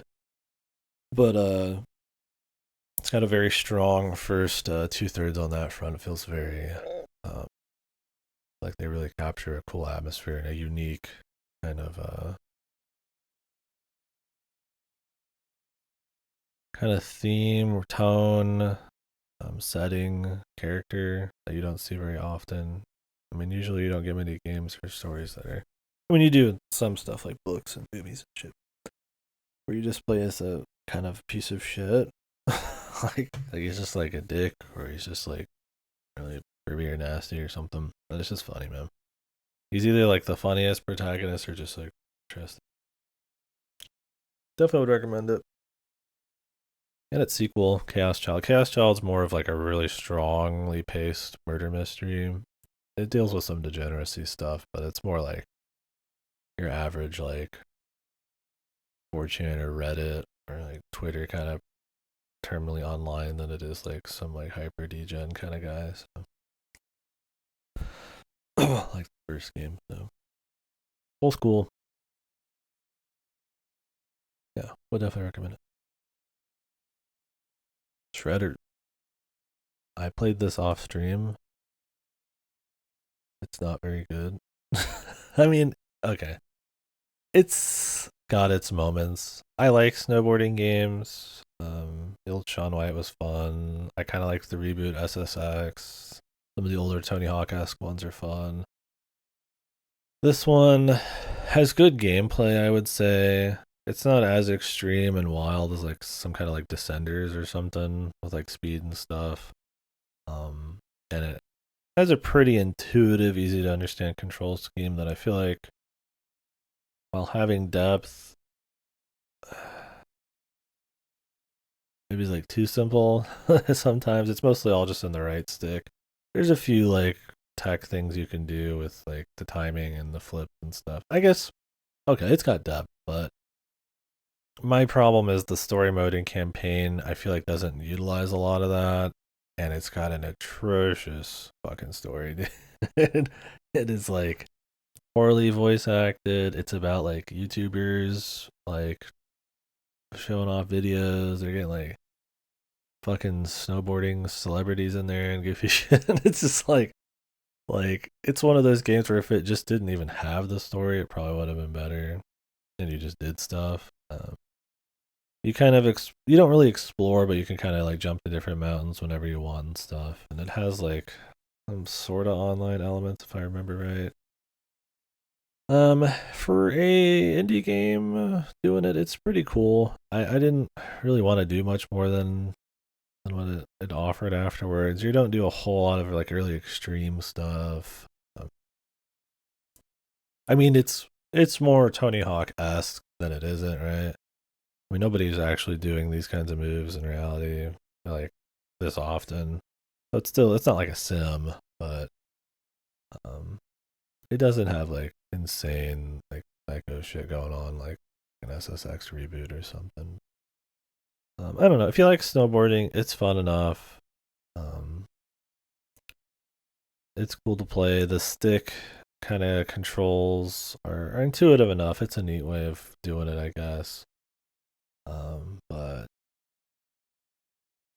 yeah, that story, that campaign, it's kind of drawn out, and it just the fucking writing is unholy. It's the voice acting, the premise. I mean, like I said, you're essentially just some goofy bastard who's trying to get like views on YouTube or something. And so you're just doing shit to. I mean, that's not even it exactly. You just happen to be like a cameraman for a lot of people, and it's just kind of like running into different like celebrities and very goofy, over the top. Not even over the top, just goofy, quirky, kind of like they're trying to make jokes. I mean, it's hard to explain because it's so just kind of shit. Like, um, I wouldn't normally say it was a big problem, but there's a lot of it. Um, and it informs everything you do pretty much. Um, yeah, not maybe the most fun extreme sports game, but I like snowboarding stuff, so it was cool enough. I didn't feel like ultra strong about it. I was kind of just done with it. But it was alright. We'll leave it on okay. I don't think it's like horrid dog shit. Maybe I'm being too generous. Yeah, Kraken Academy. This is one of those years where I feel like I could have a mediocre category and probably put a lot of shit on there. But anything that I guess doesn't make it to these is. I mean, so I got a lot of stuff that made it, but I mean, I did a Hitman series. But do you think this one should be in worst? A lot of it I don't remember. Yeah, you're probably right. What was the gameplay even like? Was it just a like an adventure game? There wasn't combat, was there? I feel like I've played so many of these like kind of low pixel, quirky. I'm at a school kind of games that like I mix them up like with Ikenfell and shit. I'm like, was there actual stuff in this or stuff like Yuppie Psycho and all that? Well, it's not quite a school, but you know, like some place where people gather or something. Did it? Yeah, I barely remember that.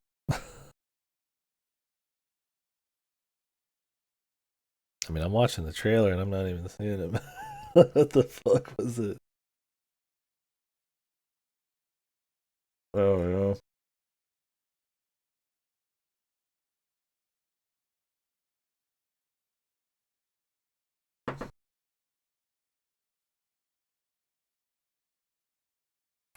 Anyways, this game is about some dude who goes to a school that his sister's going to, and he's not the smartest guy or whatever, but he still got in this school. And the school is like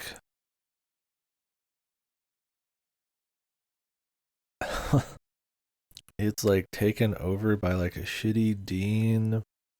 Anyways, there's these like different supernatural eldritch creatures, I guess, um, that have kind of taken over the school and the idea is you're supposed to help the Kraken, who was the dean of the school before, kind of like take it back through time travel before everything gets too fucked.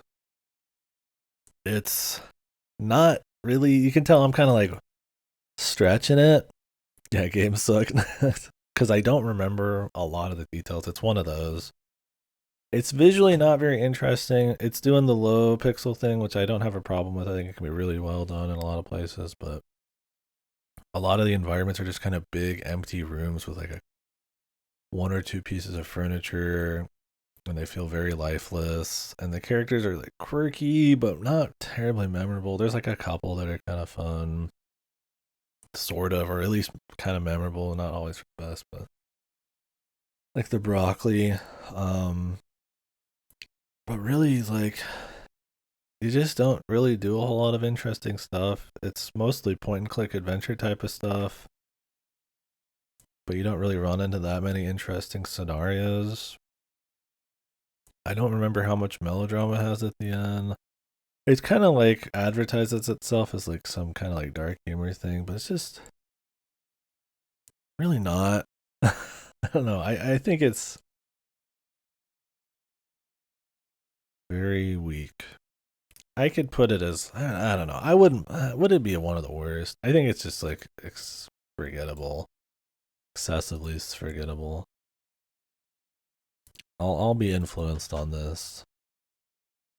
I don't. I mean, the thing is, like, it's not Udo Waramono bad or anything. It's just very weak, man. Very mediocre. There's just nothing really interesting going on. It's still relatively lengthy for what it is. It's just the story doesn't. There's not really interesting characters. The story doesn't really go anywhere. The premise, while maybe cool, maybe nothing really happens with it. I mean, the quirk humor, it's not the most eye rolling, but it's like there. Stuff you've seen plenty of.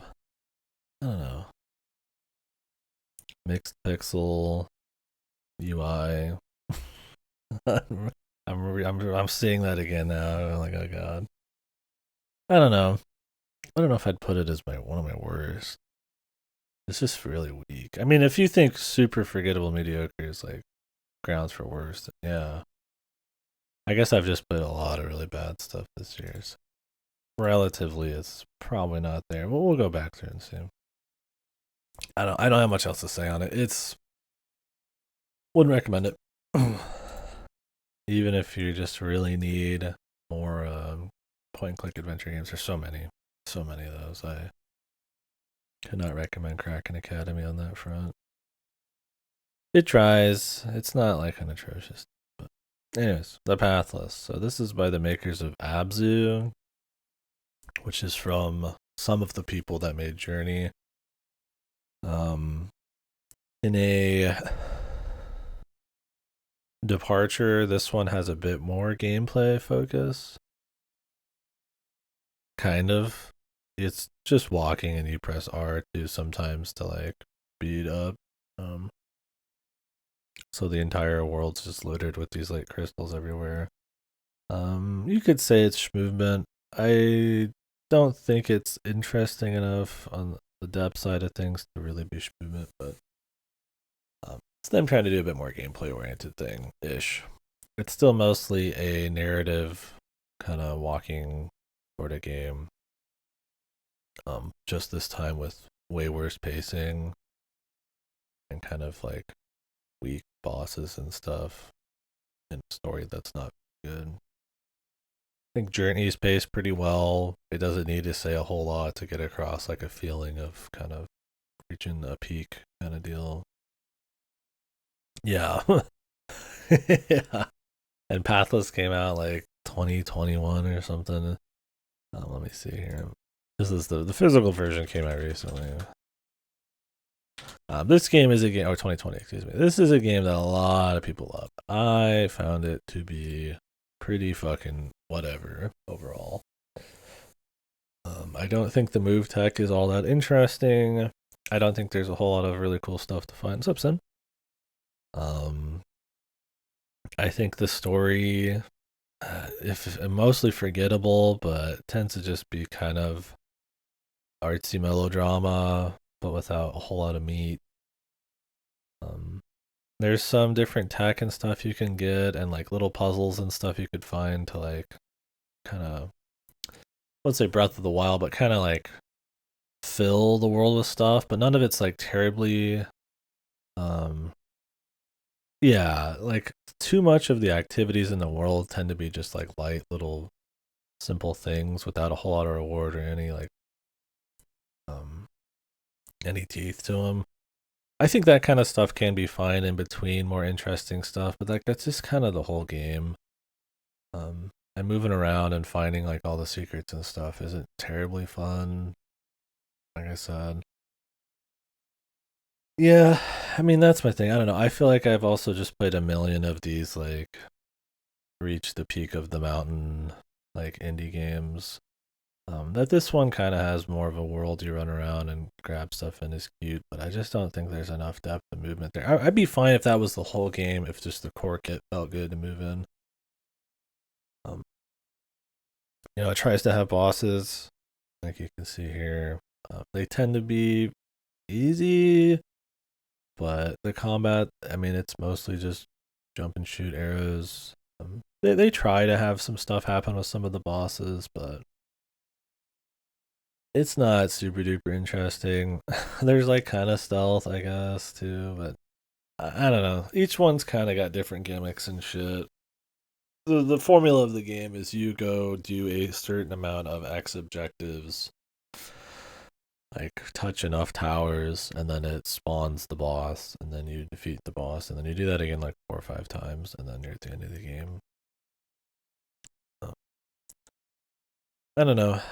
Like you upgrade your movement technically by riding around the environment doing shit. There's nothing like really obvious right off the surface bad, but it's one of those that you just get tired of fucking playing after a while. Like right here, like, oh, that looks really cool. I'm like, I'm sliding, I'm moving, I'm like, but it gets really old, man. Yeah, and the world has so little actual going on in it. Like it looks great in a trailer. Like, oh, it's all red and there's fire everywhere, and it's like, yeah, well, they're just showing off all the bosses, so of course, it's gonna look more spicy. But when you're running around, it's just like you're just shooting like lanterns or climbing something, and it's okay. I recommend if you're gonna play it, just bust through it. This is the kind of game, if you let it linger too long, I think you're gonna find it to be, it's gonna get worse for you. Um, I would really recommend just doing the bare minimum. I think I did like a 10+ hour playthrough. You could probably crank this out in like half that.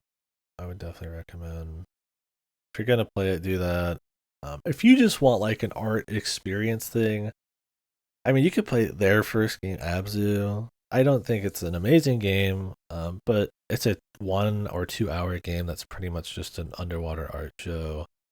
This doesn't have the visual variety or pacing of that, and it doesn't make up for it in any actual gameplay sense. I think if you want really fast movement with cool art or something, go play like EXO-1. You want like a mix of gameplay and like a tight paced kind of like wordless story, like play Journey, play like just go. You can go. There's a bazillion. There's a million of these games now. Um, Stuff like your Rhines are kind of bad still. Like there's a lot of your copycats that suck, but I think it was called Rhine Rim. Um, well, it's like I appreciate them going more for like a gameplay thing, but yeah, it kind of tell they haven't been doing anything with gameplay at all for a long time. It's one of those things that looks cool in a cutscene, but it gets old. It's a game that gets old. So. Yeah, don't bother with Abzu unless you've played it like three. Subnautica 3. Subnautica is the best underwater game probably. But Abzu is super overpriced back in the day. I mean, it's a 2 hour game or less, but it's a good argument for an experience game. Like it's worth the money for the experience because of the art show of it. It's not an emotional game, neither is this. The story is this: is there's just like an evil bad man, essentially, and you're taking him out. If I remember right, it didn't stick with me. It seems okay. I've watched folks play it, but it seems like there are dozens of games like it, and it doesn't stand out. Yeah, I mean, like I said, we need to reach the central object in the game, indie game, right? The top of the mountain is so done, overdone at this point. It's a good objective. Like, of course, a mountain. I want to. It's the peak. It's the end of the journey, right? But the thing is, like, something like Journey itself, you go through a lot of areas. There's cool, like, kind of the swelling music and little bits of drama wordlessly. There's still kind of fun platforming and stuff going on. It's paced well. Like, that's handling that kind of objective well. Something like this, it's just, you just make a circuit around the map slowly and then you kind of just end. There's so many like it that, like, playing one that's more drawn out with more gameplay, like, it's not really like a big plus. Like, because I don't hate this game. I'm just gonna leave it as mediocre. But, like, yeah, that's yeah, Kira.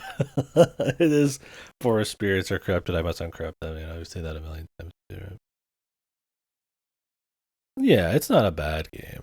It's just, like I said, it's a game I would really, and I probably said this during my actual review of it. I would recommend just busting through. It is not a game that handles a stress test very well. The more you see of it, the more you try to explore of it, the more you find out that there's not really much reward. There's not much interesting stuff to find. The world isn't that deep or fleshed out, both in story or just in visuals. The gameplay doesn't stand up. You can, I think, float for a little longer or something, but the moving, you don't really think about slopes a whole lot. There's not much difficulty to the platforming to kind of make it like rewarding to move around and stuff. There's crystals everywhere and you just shoot them at the right time. There is like a bit of skill timing to some of that stuff, but um, yeah, it's just okay. I found it to get really old. I was really hyped up for it. Everybody had been talking it up. Received really well. It's also like 40 or $50. I think it's really overpriced. Let me double check. It might not be anymore. It's $40 normally. It's 60% off on Steam right now. And I think on PlayStation 5 it might have been 50. I could be wrong. Yeah, it's okay. I mean, I would definitely play more of their games. I respect kind of what they went for, I suppose, but yeah. I mean, if it just even had like a strong like narrative, even wordlessly kind of momentum, right? Kind of like a journey where you're climbing the mountain. Feels cool. I don't know. If you just want to move really quick through a cool environment, just play like XO1. You actually have to think about slopes and speed and gravity, and you can beat it in like a few hours, right?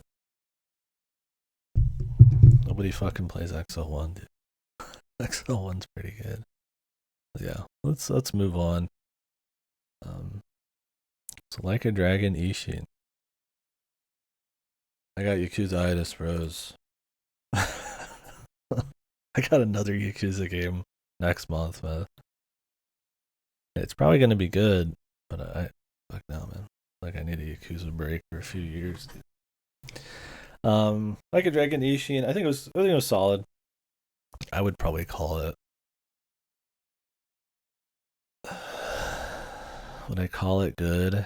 I mean, it's Yakuza, right? So, um, this one is taking actors and likenesses from the other games and putting them into a I don't remember the era of Japan, but the West coming to Japan and guns and starting to become a thing, and the samurai spirit disappearing and all that kind of stuff. Weird gentrification type of shit going on. So it's that kind of period. You are essentially a member of the Shinsengumi, but kind of undercover, trying to find out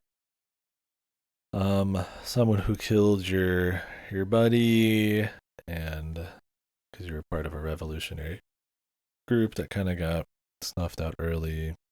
Um, and in usual Yakuza fashion, it turns into a huge conspiracy and it's all sorts of stuff. So this is a remake. The original game came out on the PS4 only in Japan. I think it was before or after Zero. It is the second Feudal E Japan kind of game. The first is Kenzen, which has not been remade yet. It kind of uses the Yakuza Zero system where you switch to different stances. You have like a gun stance, you have a gun sword stance, you have just swords. I think you have a barehanded one too. It's Yakuza. I think it's worth playing. If you've never played a Yakuza game, it's pretty clean. It looks nice, although I think they've kind of bungled some of the color and art style from the first one if you check some comparison screenshots. But characters look good, the performances are good, it's very cinematic. They've always been really good at that in Yakuza. Lots of cutscenes and stuff that are fun. The combat is very Yakuza combat's always been just like fine. It's at its best when it's a power fantasy. It's kind of like an old beat 'em up, but like in a modern form, where it's just kind of mindless ass kicking. When they try to do more than that, it tends to be bad, or when they swap genres, like with the JRPGs now is what they're doing. I'm a bit more questionable with it. It takes a lot more of your time, but it's still just this kind of mediocre. But the thing that's special about Yakuza is that you get a lot of different kinds of mini games. You never stick to one thing for too long, right? So the combat might be okay, but it's just a small part of the pie. There's mini games. There's all sorts of activities. There's the stories. In this one you get like dungeon crawling and stuff. And in some of your shitty Yakuza spin-offs, the side content might not be good enough. It might have a lot of grinding, a lot of superfluous systems, like gear and stuff that aren't really well thought out. And so, since the Yakuza is kind of about all the pieces of the pie combining together, if too many of those pieces don't pull their weight, your attention kind of just shifts to the story and the combat as like the main thing. And then I find a lot of the time, especially the combat, it kind of is a little iffy. Overall, I like the series a lot. I think it's a good series. I'd probably put this as a good game. I think as far as a Yakuza game goes, though, this is probably lower on the list for me. I like that it is taking a departure from using the same maps. I mean, it reuses a lot of the same assets. Yakuza is always about, if you want like a textbook, like probably good example of like reusing assets, Yakuza is all about finding clever ways to reuse assets. The problem is for me, I've played like 10, 12 of these at this point. So like this might be an awesome game for some people, but I'm very overly familiar with the kinds of subquests, some of the writing. I do think they try to at least dig into something in every subquest. That's more you can say for a lot of game side quests, but there's a formula. It's like when you play like an MMO too long. There's like a formula and you kind of get used to it, and they've tried to shake it up. Some of the games do a bit more than less. And I think they've done an admirable job of it. There's always that base that they all have. And I think this has that, but the problem is I think a lot of the side content's pretty lacking too. This one is very in that grindy camp. Like the Fist of the North Star game they did. That one, you just ignore most of it, and it's just like a lot of fun, goofy bullshit. I have a lot of fun with the Fist of the North Star Yakuza game, but this one, it's like the story's goofy fun, but it's not. It's not Fist of the North Star. So you're looking to the side content, kind of round out the game. The dungeon crawling is really grindy and really boring. Leveling up all of your like streamer e-celeb cards and all that kind of shit gets really old. It's all very divorced from the main story. Grinding up your gear, having zero explanation for it. It's just kind of on the side. How that just kind of makes the story piss easy, but is super. You're super stagnated in the side content. Like it's just a lot of it's boring. I spent a lot of time with it, just to really get a feel for it, but I don't find it as interesting as some of the uh, more long form mini games and stuff from like Yakuza 5. Like Yakuza 5 had goofy shit like a whole hunting arc for like 10 hours you could do, or like a racing arc, and the gameplay's never godly on those, but it's about how much variety there is. And it's just like I don't find just playing Yakuza Combat for like dozens of hours to be super fun. And that's kind of what a lot of the big side content is. There's still your karaoke and your kind of like older Japan kind of like themed mini games and stuff like that. So those are cool, but it tends to be not the best showing on side content. So there's some okay subquests, but it's the system where you have to like to unlock a lot of subquests, you have to keep running back to the same people over and over again and talking to them to raise their meter, like we talked about with like the friend meter. What we were talking about a week ago or something with farming games and stuff. So you have to keep giving them objects and certain objects, and you have to keep buying all those, and you have to keep running to them, and it's very tedious. There's other Yakuza games that have done this. I can't remember what they are. They'll fucking run together, but that's how you get most of your subquests. It's and they're the thing is, so what's happening is you're getting a average Yakuza quality subquest. 20 minutes, if that, of like maybe some comedy thing that's fun or some kind of cute philosophy concept told through the lens of a very stoic person in the like Kiryu. In this, it's Sakamoto Ryomo, which is a real person, and it's like those are fine because you kind of get to them quick in the other games, and you get used to the formula on those, but they're writing solid enough. You don't mind, but in this, you have to spend like 20-30 minutes grinding each and every single NPC to get those 20-minute long subquests. Um, and that sucks, dude. It is not a good idea. It's a lot of just menuing and hoofing it. There's no move tech. You just walk, right? So that kind of sucks. So in terms of the side content, it's weak. So then you're like, well, what's the story and the gameplay like? Well, it's Yakuza Zero Combat, which is fine, but not good enough to be fully focused on. It's probably some of the more fun Yakuza Combat, I suppose, but because of all the stat shit, you're either gonna just bust through or be up against meat shields. So it's kind of fucked on that front. So the story then, right? Well, great cutscenes, great, very cinematic, great performances and stuff with all these actors, but the very like indulgently patriotic story by the end of it. Very much conspiracy focused, like a lot of Yakuza's. It's got some strong character work and stuff, but I find if it's not just meandering, it's kind of fallen into the typical post Yakuza 1 conspiracy kind of shit. It's not a bad story. It'll keep you engaged enough. It's fun, and seeing any of these actors do anything, the way they frame everything, the cinematography involves always really cool. But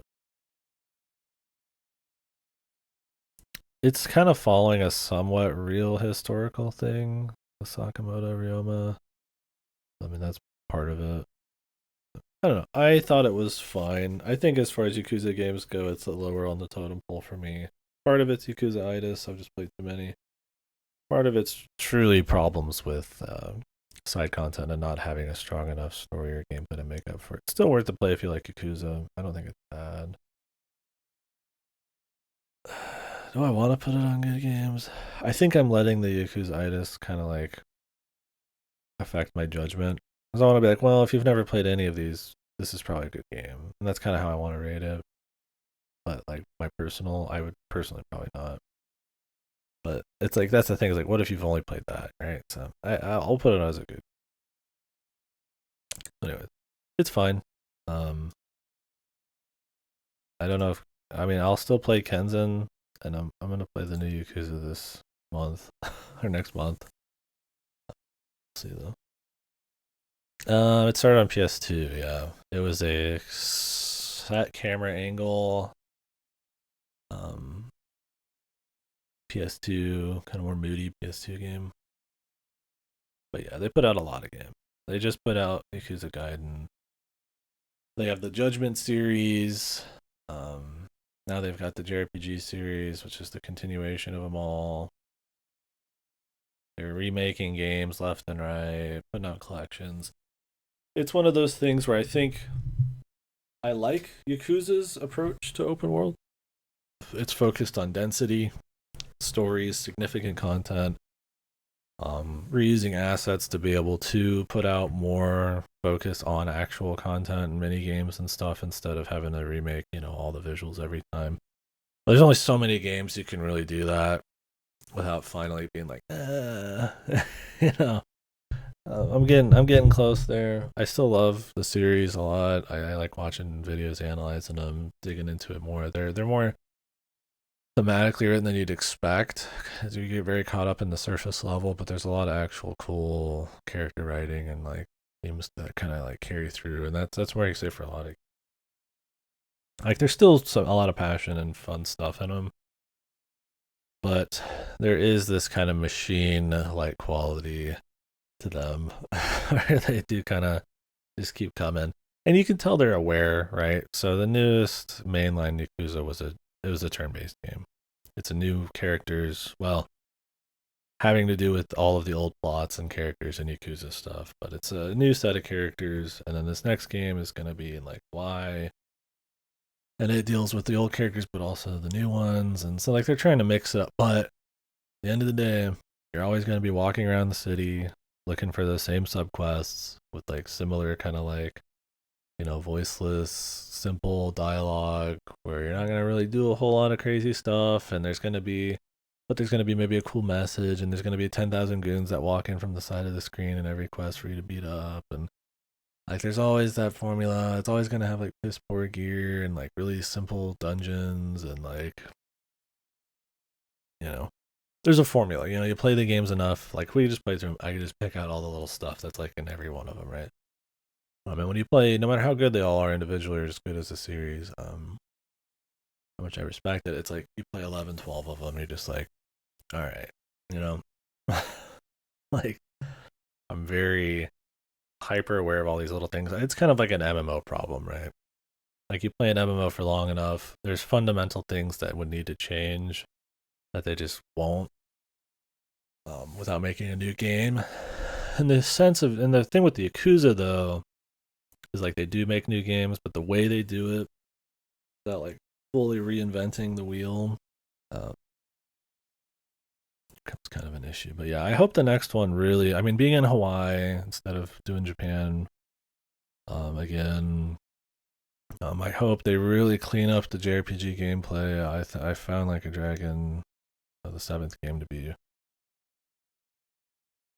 a pretty weak turn-based combat, but it also takes way longer than beat 'em up. So, but the story was interesting and the side content was good. So it's like I hope they just kind of put their best foot forward. I mean, I had fun with Gaiden this year, but it was also just kind of like, all right.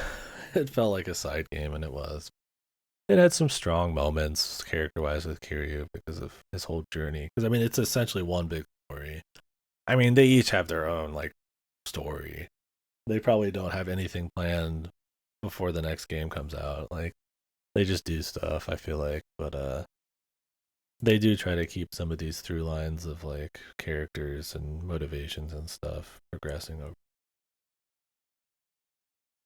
Oh, gosh, yeah, Goon Tycoon, dude. If you want the de facto Goon game, it's Yakuza, dude.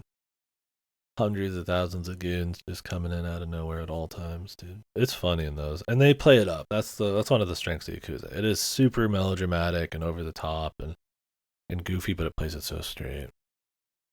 in the main story, and then the side stuff's all just goofy, and they know it. And it's just fun.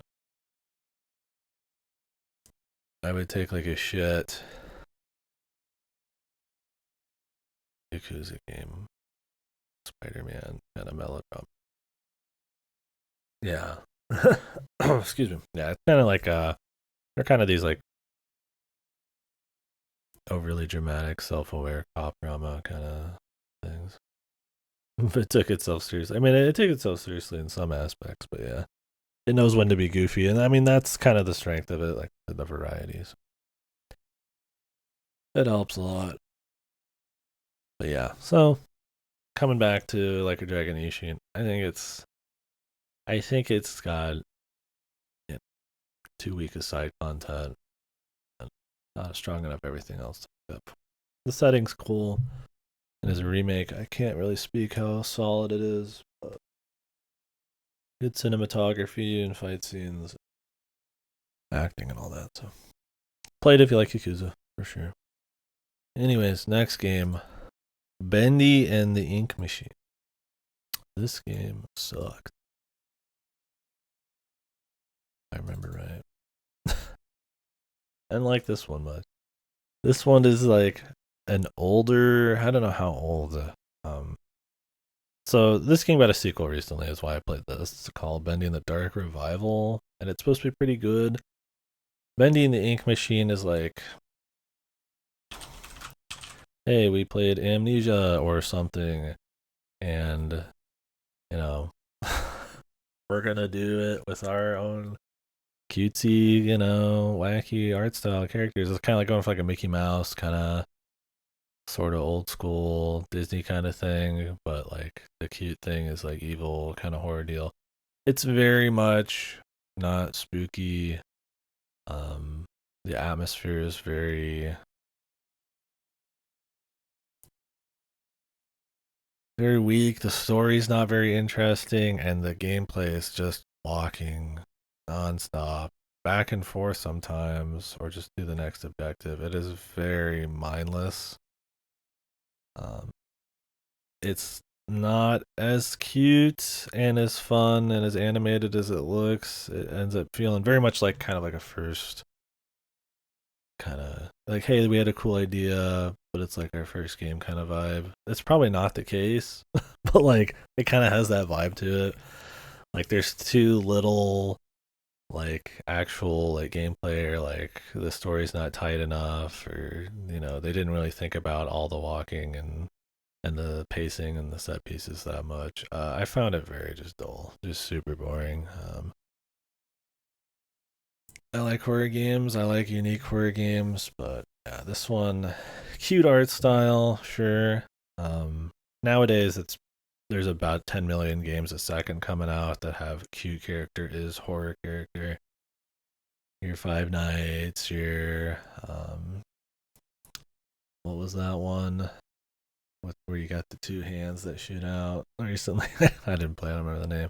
Anyways, you guys know what I'm talking. There's a bazillion like cute character is actually evil character. So that on that front, it's not super interesting. This might come out in 2017, so it's before like the deluge of these. But that was Poppy's Playhouse, I think, right? Which that one actually looked like okay.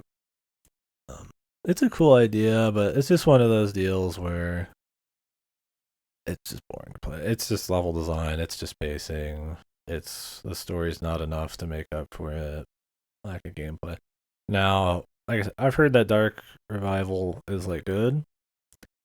So that'd be really cool to see. I think it's actually really cheap too, but I really don't have the money. I've got to do car repairs. I've got to pay them. They've done the car repairs. But it'd be really cool to see this game taken to like a good level, right? That would be cool. Like to see it like, oh yeah, we did the same game, but it's like actually really good this time, It's like $6, 80% off. So I think the deal is with Bendy is that it came out in episodes too. I'm not 100% certain on that. It is not a game that I think has a strong enough story to get away with episodic storytelling. I could be wrong there. That could be why Dark Revival is so cheap. Dark Revival definitely looks like it's got more of like a grit to it. It almost looks like Bioshock. Anyways, I guess I should have explained it. My bad. Sorry, I got shit in my throat. You're essentially like an editor, or no, you're a writer, an artist. You're an artist. You're some part of the machine of making cartoons. And you go back to visit. Maybe you're the editor. I don't know. Anyways, you go back to the place where it was all made. You learn about the weird ink eldritch thing, whatever's going on. The creation of Bendy, the people involved and their thoughts on it, the kind of management or like kind of creative problems going on in it, and essentially you're walking around and some of these characters have been given life, and you've got to kind of like take out the problem, the Bendy, the ancient evil kind of thing. I think the writer asked you to come there. You're like, I don't remember, or you have like amnesia and you are the guy. I don't know. I know it's not a very good story. I don't really remember a lot of it, but that's like the idea. It's kind of just like a walking horror game. So from probably I wouldn't. I maybe made for kids, man. I've seen kids books with that character on the front. Not an excuse for a bad game though. I would not recommend it. Maybe the sequel's good. I'd be willing to play it. I'd like to see them to the next. Anyways, Fate Extra. Oh boy, it's Fate Extra.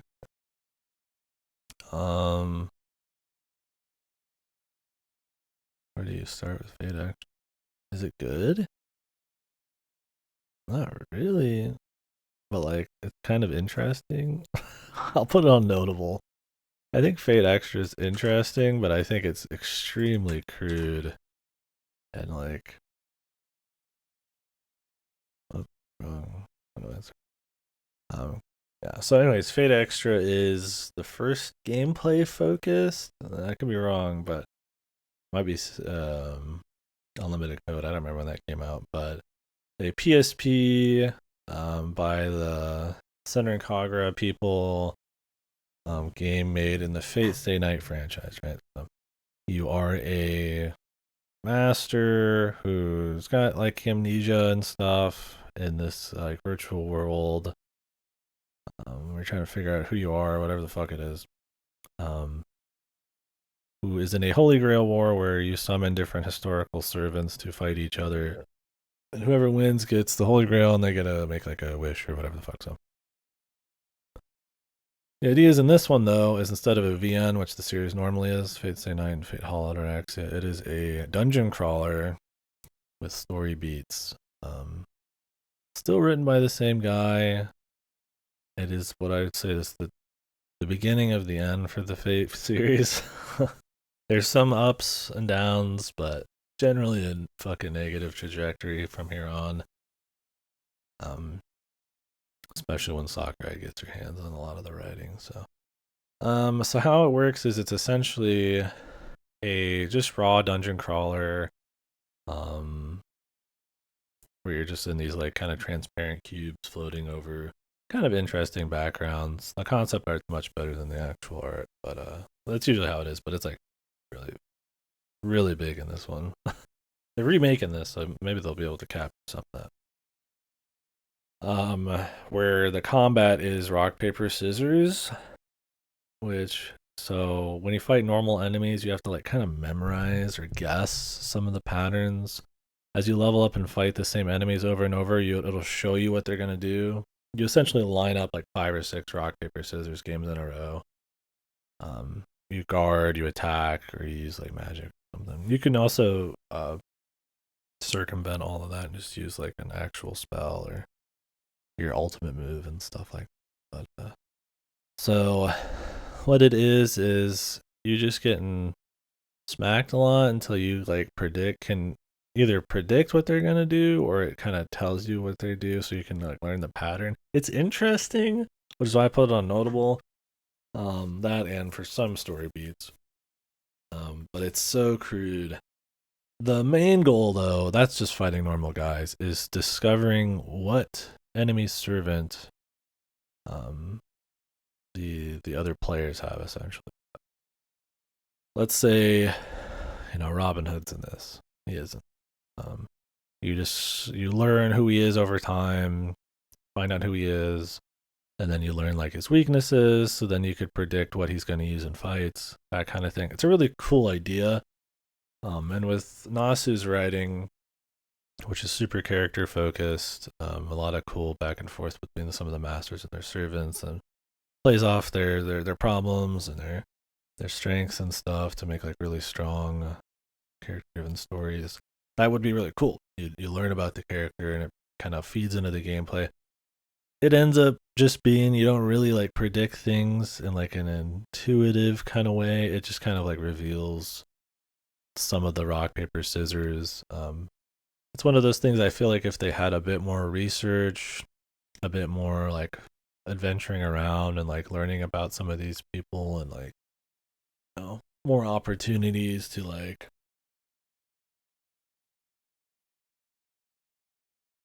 kind of feed into the prediction system and not having it like just be like rock paper scissors would be really cool. But it's not. It like kind of is, but it's not. So it's one of those things. I think it's like I put it notable because it is an interesting system, and we are gonna play its sort of sequel, CCC, which got translated recently. Being translated. But yeah, we're gonna give that a try. But yeah, it's one of the things like it could be cool. There's some cool ideas there that I think could like feed into the story really well. But the problem is it just ends up not being that way.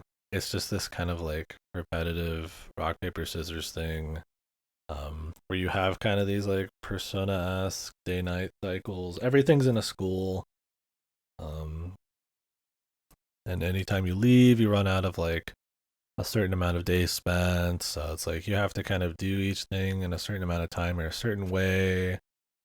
If you don't learn enough about the enemy, right, you're not gonna be able to win maybe, and so you have to restart the day sometimes. There's a couple branches. They all kind of come back in on themselves. I did one branch, and the remake I played, we'll do the other branch.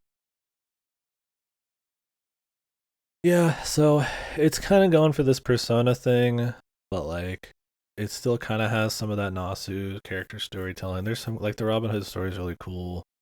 Some concepts for servants are cool, but it just doesn't have the atmosphere or the storytelling of like the VNs. And then on top of that, the gameplay, while neat, is just generally pretty dull. Like I said, the dungeon crawling is really basic, and it's just rock paper scissors, right? And like I said, the research part of it doesn't really go too deep into affecting the battles, other than just like story progression. So it's funny too. There's a lot of goofy, over the top, funny bullshit.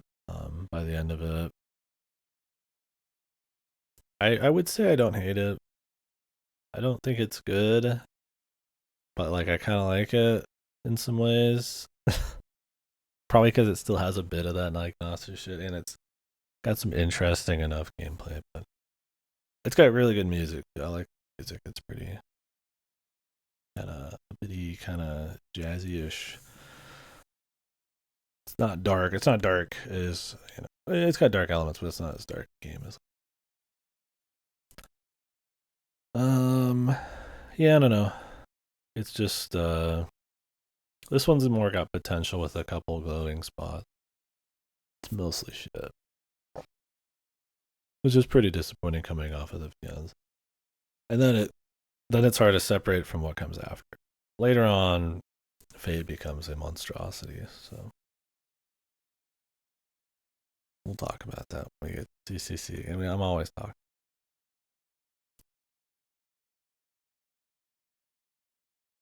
Next up, A Little Golf Journey.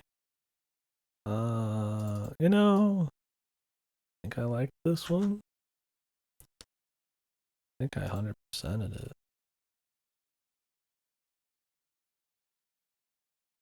It is a comfy core, a heckin' cozy. Start saying that unironically, it's gonna be spooky. Kind kind of just simple mechanics golf game. You just have the ball, you aim it, you have some wins, some rolls and stuff, just what you'd expect. And you just kind of play through golf. There's adventure stuff in it. You can find like hidden platforms and holes and unlock different areas on the map.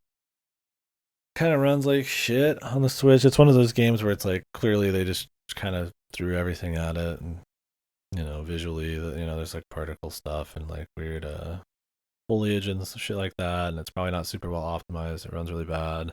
For a game that looks like this, it really shouldn't. So it's got that kind of amateur feel to it at times, but the golf mechanics are fun. I mean, I like golf stuff. I like the very comfy. I got the soundtrack, kind of relaxing soundtrack music. There's a fair amount of like visual variety, lots of different levels, lots of different challenges. 100% changes your ending and all that. The game doesn't really have much of a story, and what story does have is kind of goofy.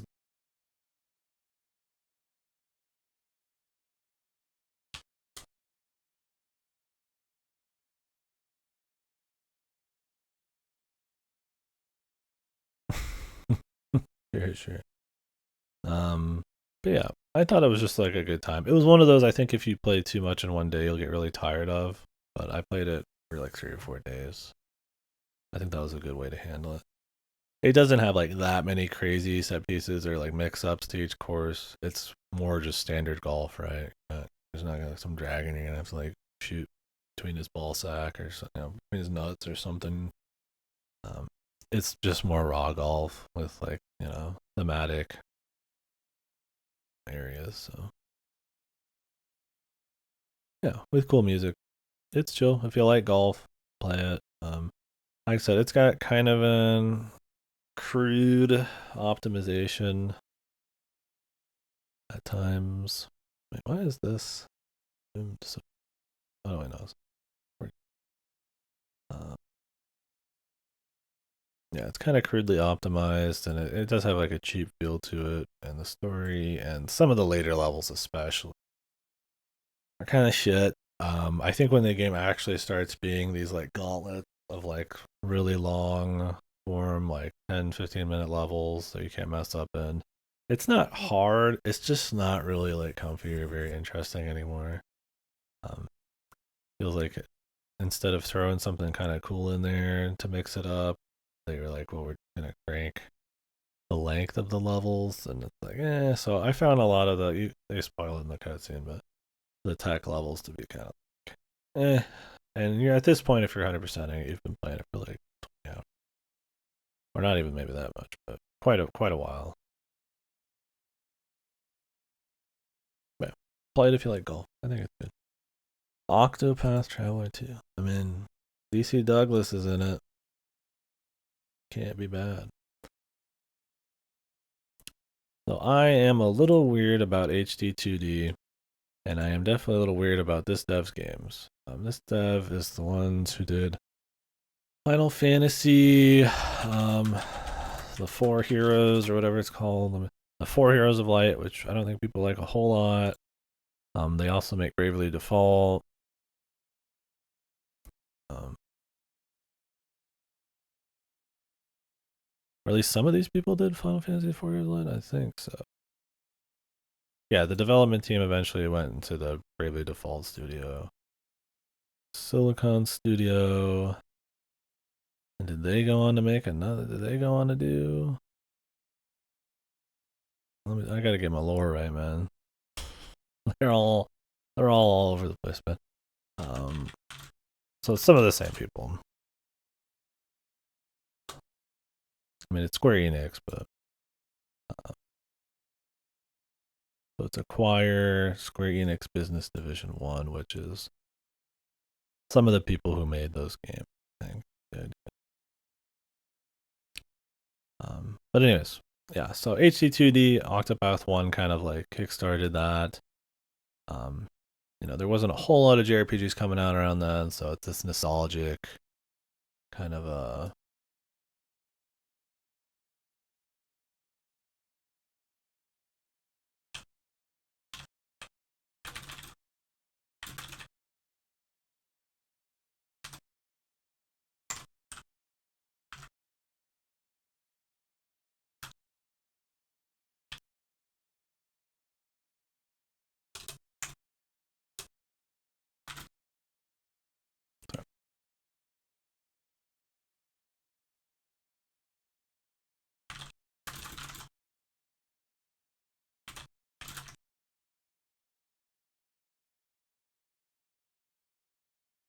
But yeah.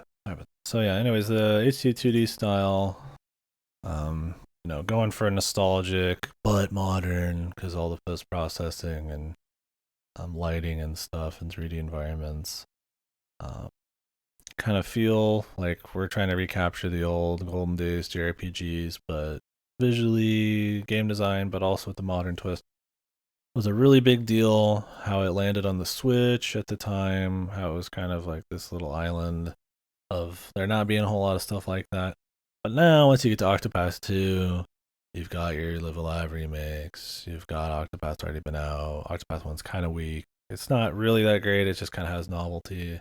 Not horrible. A lot of RPGs coming out. People can turn their attention more to like indies too. So it is not this unique thing. It's also multi-platform, so you're not getting the like Witch Psycho.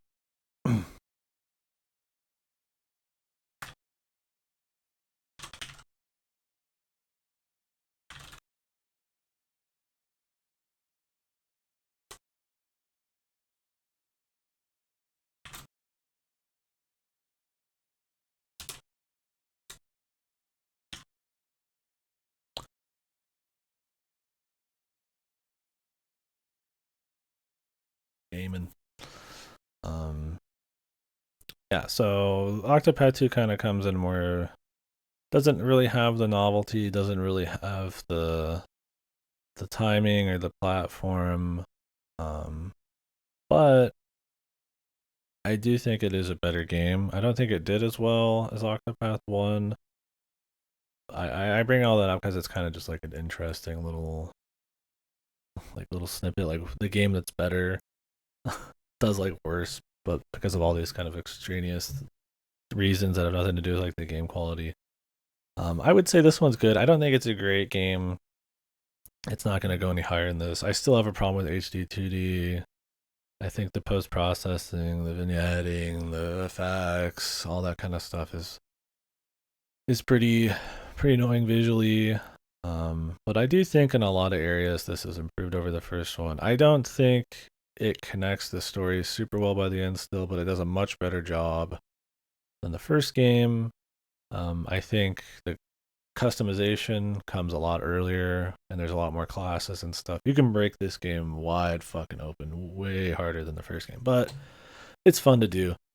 Um, Otherwise, it's mostly the same kind of combat. A lot of the same stuff kind of touched up on, like they improved the Huntress and all that kind of shit. So I would say generally the stories are more varied. And if you don't know, Octopath is about 8 separate characters doing their own stories where you kind of go at them in whatever order you want. And they have multiple chapters apiece, kind of carry a party between them and go through these stories, and then they culminate in a final.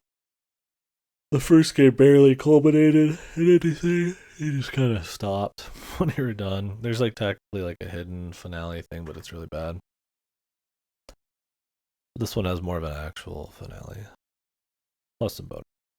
But this game has a bit more world travel. It has a bit more customization on the parties. A bit more fun to break it open. More varied locations and characters. You're getting a little bit of steampunk in this. The first game is more just like raw fantasy. And you get boat travel, that kind of stuff.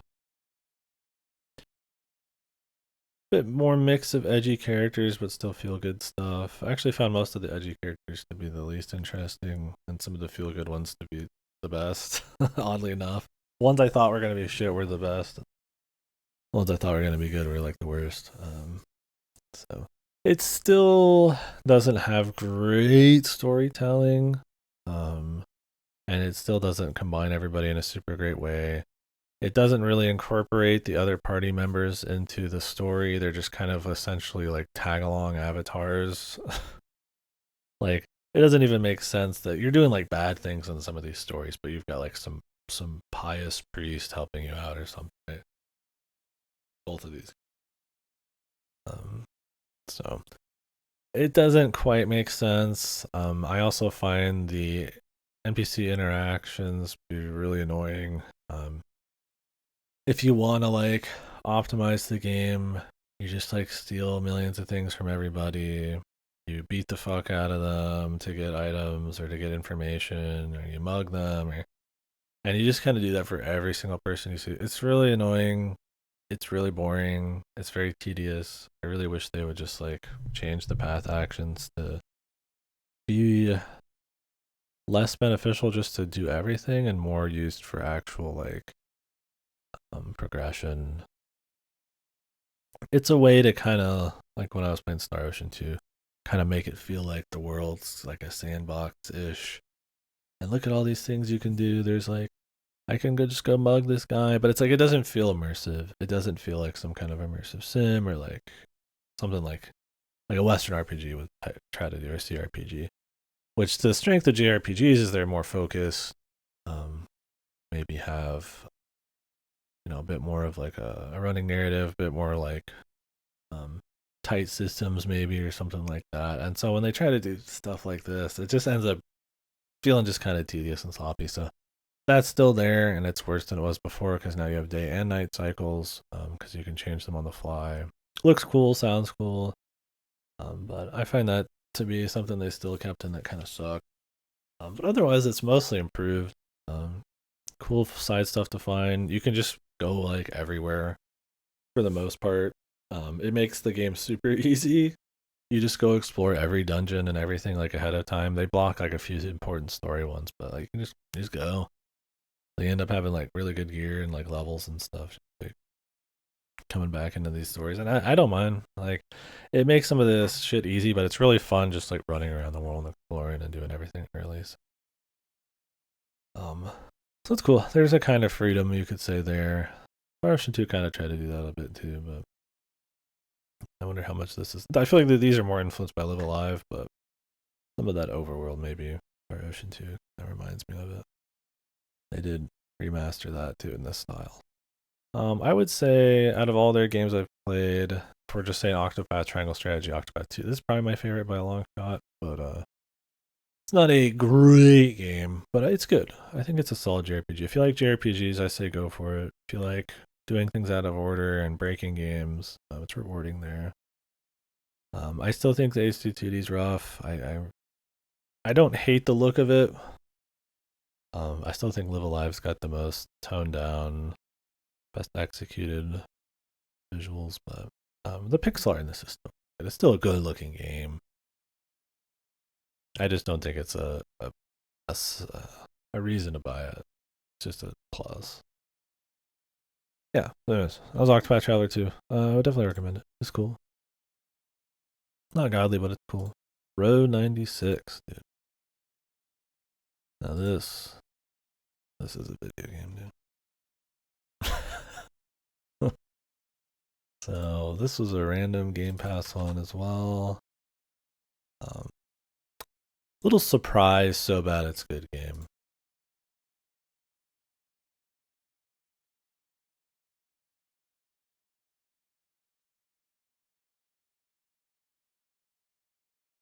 So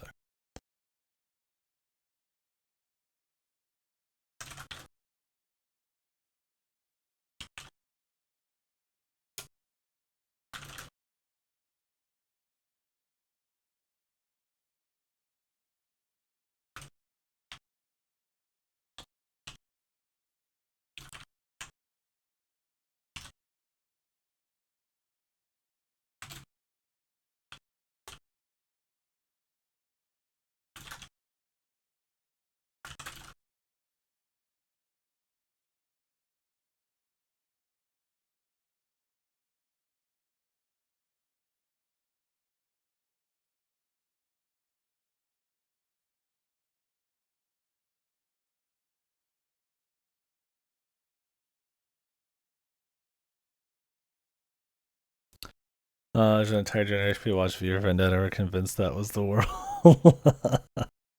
I loved watching V for Vendetta, but yeah, I don't think I ever had any illusions that that was the world, man. This game was made by their children. Yeah, this game. Oh man, where do you even start with Road 96? It's one of those games you really just have to fucking see, dude. It is is it roguelike? No, kinda.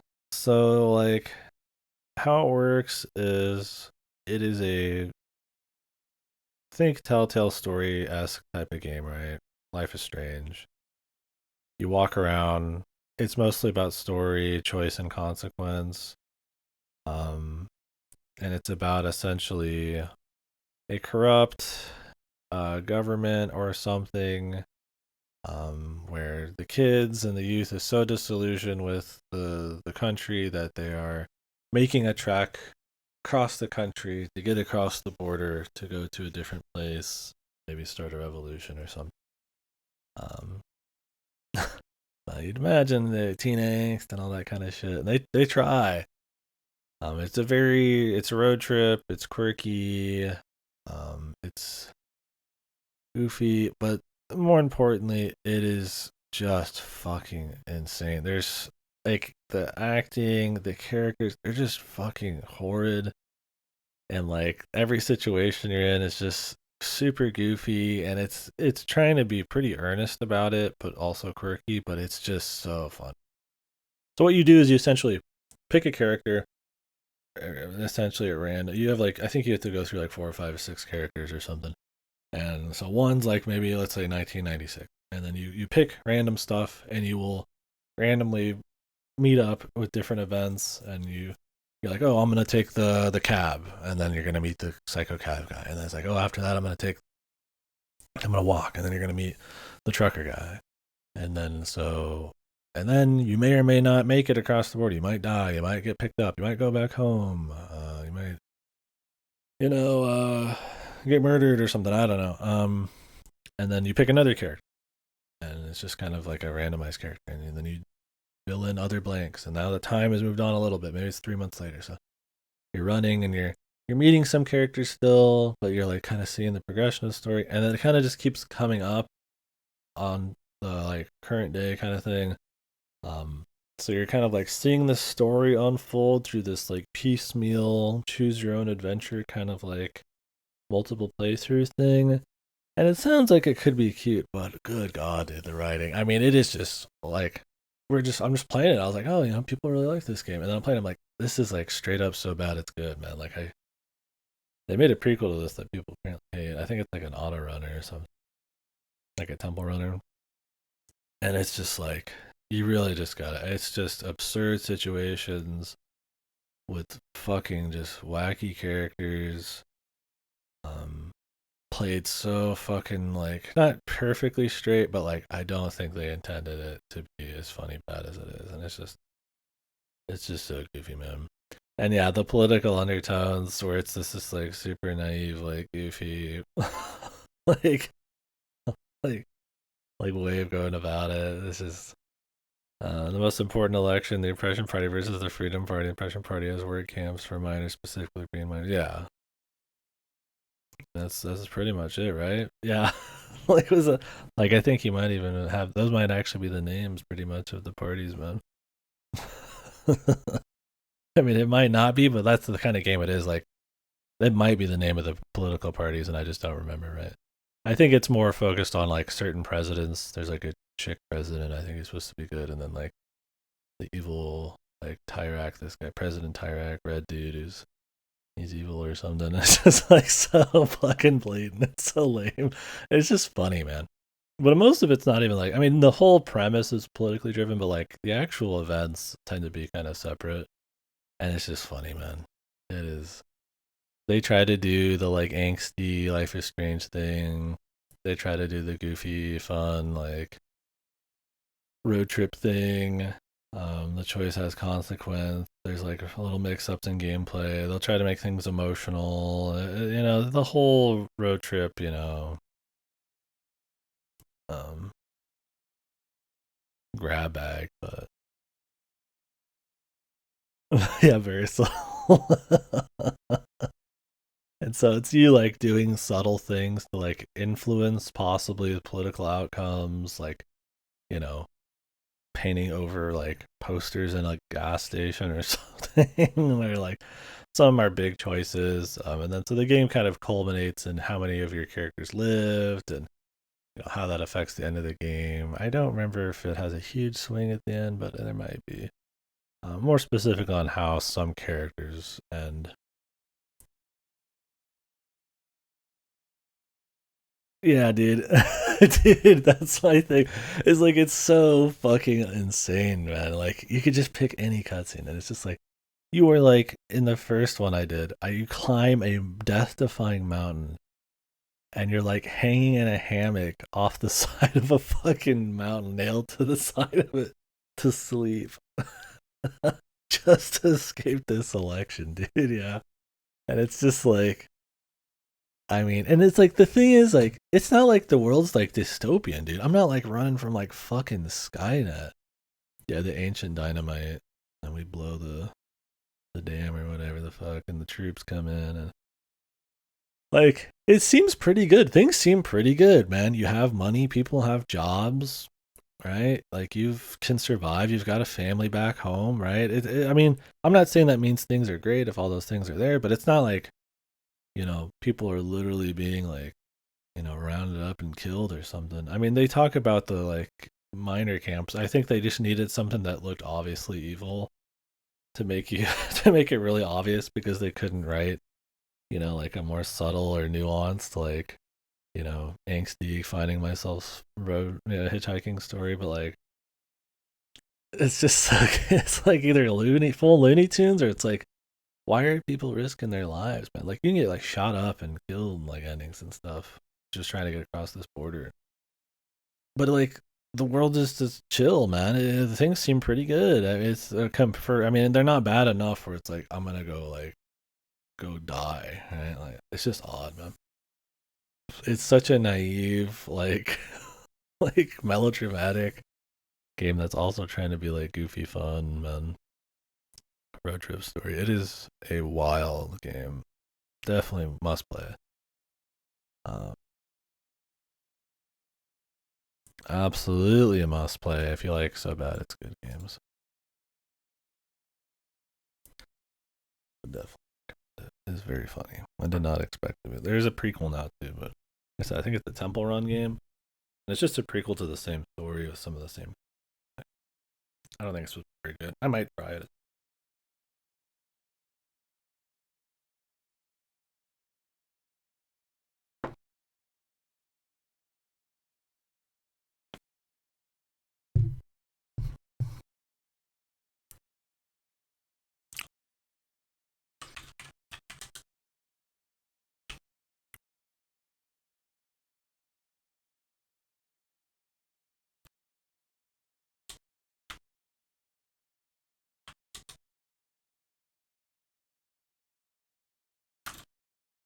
I'm talking about Tevi right now. We're not even there yet. I'm talking.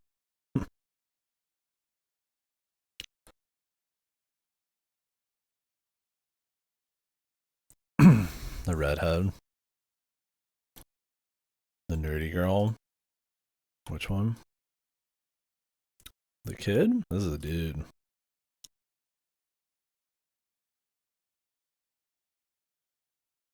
Yeah, the redhead, the one with the music, the main one. Yeah, I don't know why they keep showing the kid. I'm not quite sure either. Maybe it's because it's wacky, man. Like, whoa, this kid's driving a car and they've got tech. This is such a wacky game. Where this just looks like Life is Strange. Yeah, the redhead was like, wasn't she like the daughter of like some major political person?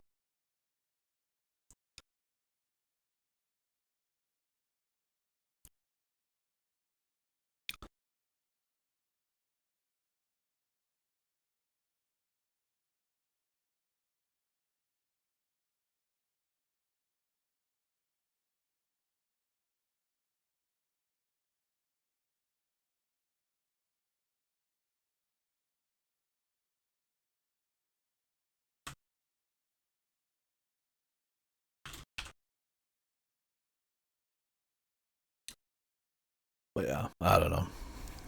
The ward of the labor camps. I don't remember exactly. She's like related to like, I think she had some info only that she had because of her relation to some of the What are they advertising? The 72,350? Is this like the amount of different combinations that you could have? Yeah, it doesn't really change all that much. You just do some of these on different orders, man. Like, what the fuck? And then you could kind of like slightly adjust shit. Mess with like point values.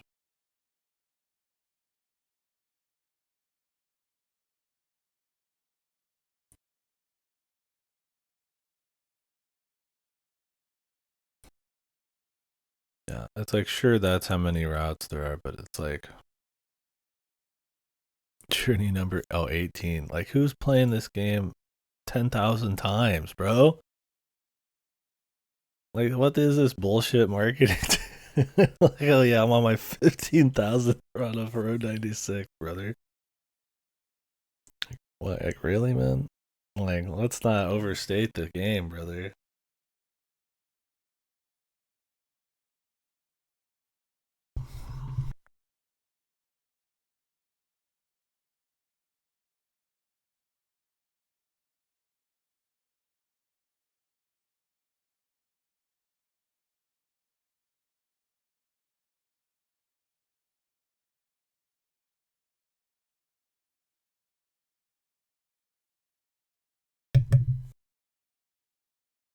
Oh yeah, 1996 for some reason. Was it to make it like less obvious or to add like a bit of a retro feel? There was stuff that felt like it didn't even make sense for 96. Yeah, maybe they're trying to separate it just a little bit from, because it's not in the real world. It's like a different world. Just happens to use everything else the same, and the dates are close to reality.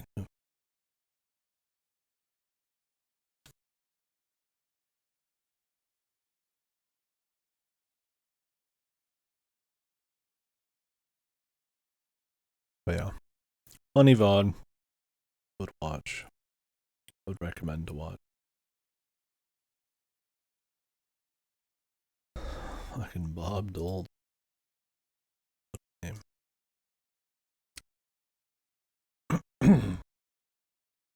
All right, Bayonetta Origins. Cereza and the Lost Demon.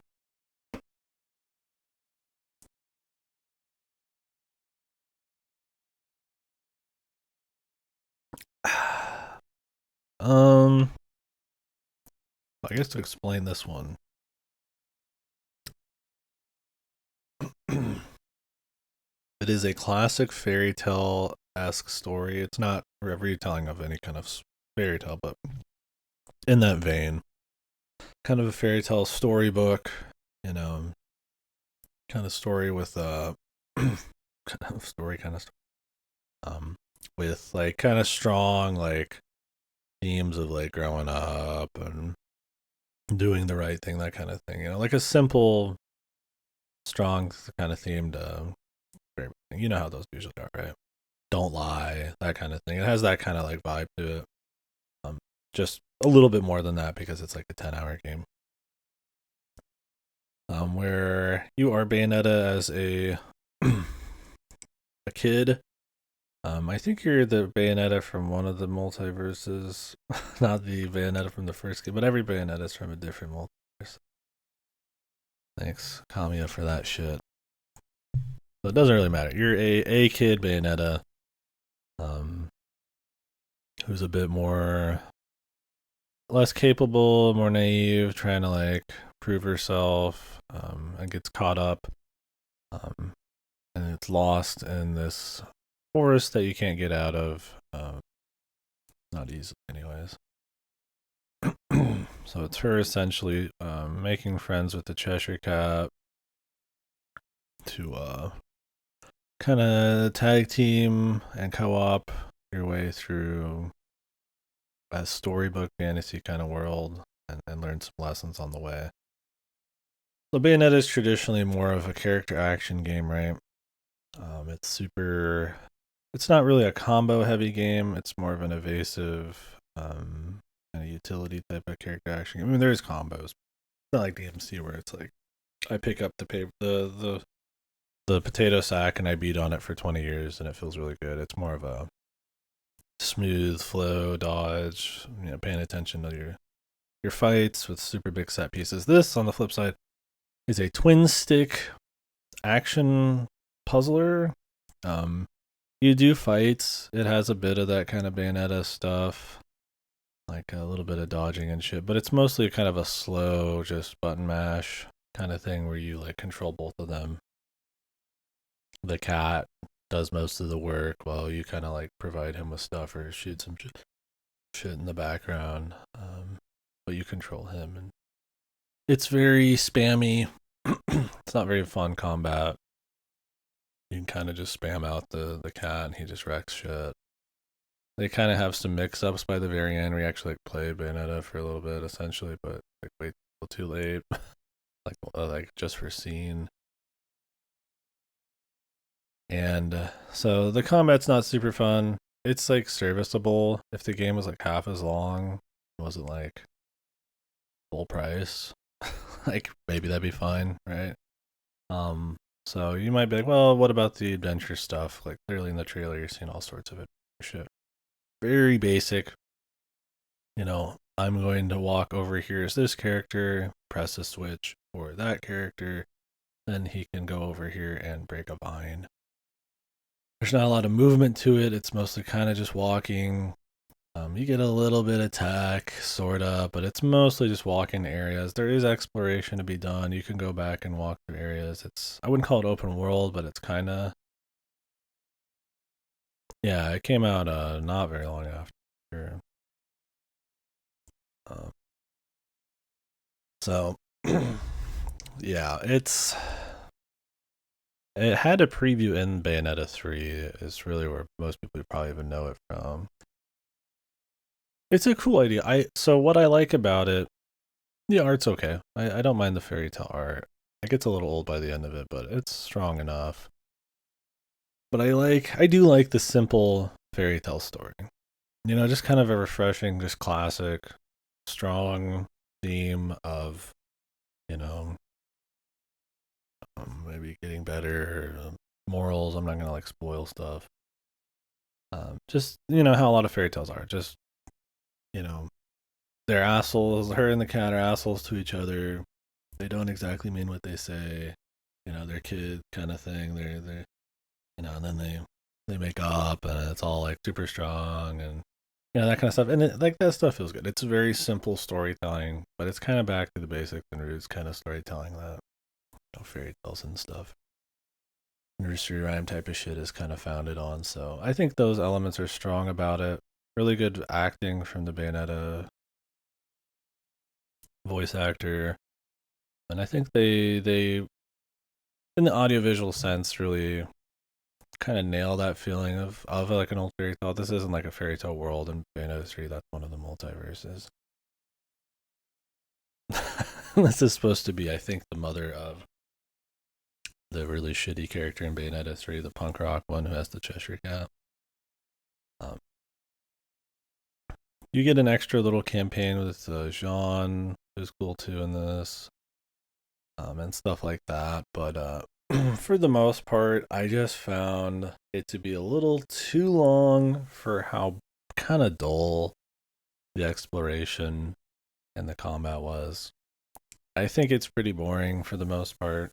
I'm not going to call it a good game. It's got, like I said, I like the fairy tale aspect of it. I think if this was like a 2-3 hour, maybe 5 hour budget game, I'd be okay. But it's just far too simple mashy of combat with the most basic, bare bones, like adventure game type of shit.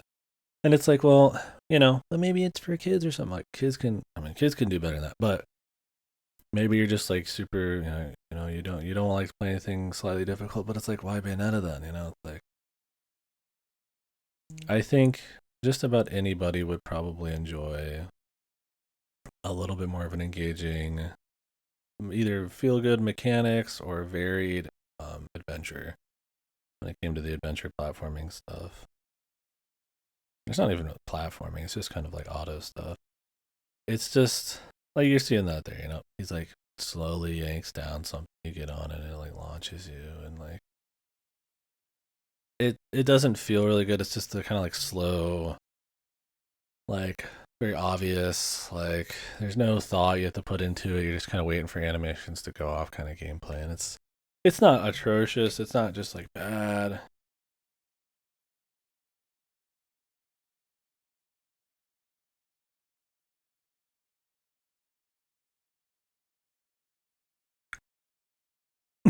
So I haven't heard a single thing about the punk chick since Beatrice not fucking once because nobody liked her. Her gameplay was like okay, but man, the character's so obnoxious. Not saying something coming from a Bayonetta game. My friend just sent me a text. I might be doing something. That's one of the pluses of doing this over 2 days. Take a break, come back, split it up. Maybe not. I might not.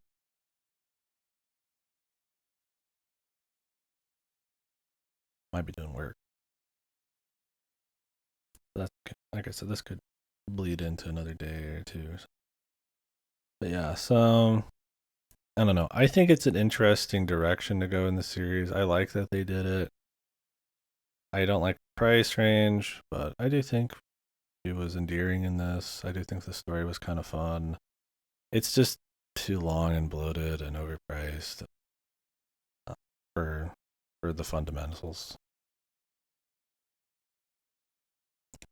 Yeah, so that's kind of how I feel in Bayonetta Origins. It's okay. I don't think it's like bad, but kind of just dull. I need to go to the bathroom. I'm actually gonna let this just rock for a bit,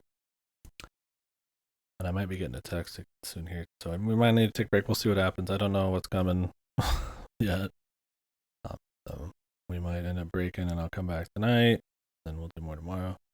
But I need to go bathroom either way, so I'm gonna take a quick break. Well, thank you very much for chatting. I appreciate you guys. Back in a little bit.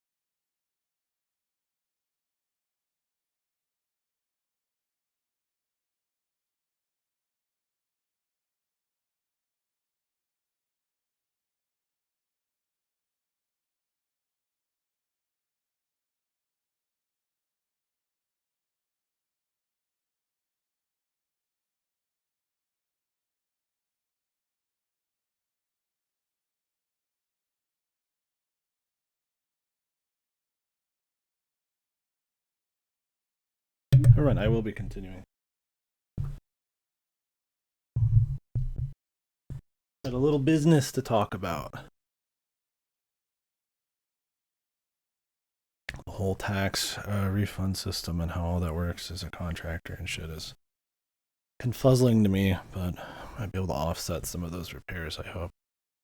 I'm talking about it with my friend boss and all that, and see what we can do. It's a complicated game, man. All taxes. Since I'm well below poverty, makes it a little more complicated. Because I've not made much in the last year or so, but I've pretty much spent most of that in car repairs. So, yeah, exactly. That's what my friend was saying, and maybe I could. Because you said you don't have to be an LLC or anything to be a contractor. You can kind of just report it as a contractor or whatever, and that's what I am. I don't officially on the payroll for him. So I might try to do that as a contractor.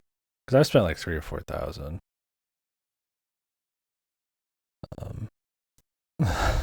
on fucking car repairs in the last half a year at least. And that's, yeah, mostly for work. I'm looking forward to that. Quarterly estimates or doing your taxes or whatever. Yeah, I think I have till like April, so we might try to figure out a way to get like a tax refund on that. I really want to be able to pay off my brother. I had to borrow some of that for car repairs because I just didn't have enough. I've paid off 500 or something, but I was gonna pay him off more, but then I had more car repairs. Yeah. Yeah. I don't know. I don't know the game. The game is being played around you and you don't even know it, right? I mean, your average Joe is just not going to spend enough time on that. But if there's some way I could play it and save a buck, man, I'd like to. I just need to get together every receipt, insurances, and I'm on a family phone plan, but I use my phone a lot for work too. So it's like, I don't know if that be on there. Who knows? But at least the car repairs are good. Documents getting lost, yeah.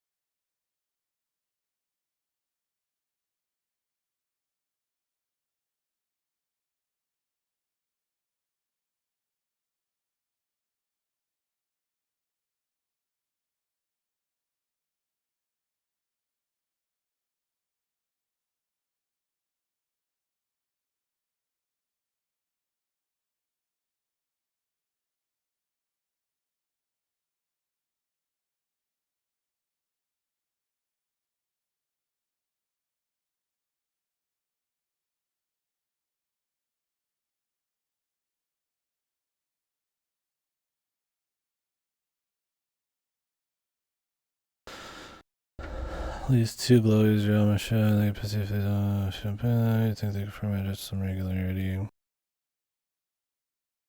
I don't know what a glowy is. Like government work or something.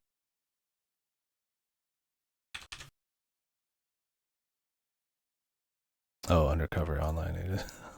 Gotcha.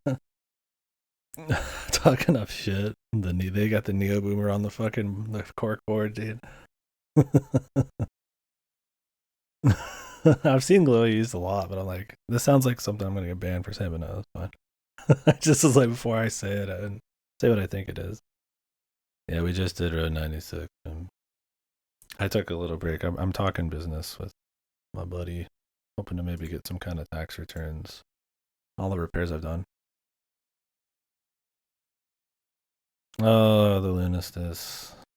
Sam's telling me to play Pizza Tower too. Go to play Pizza Tower. I can't play it. Too done.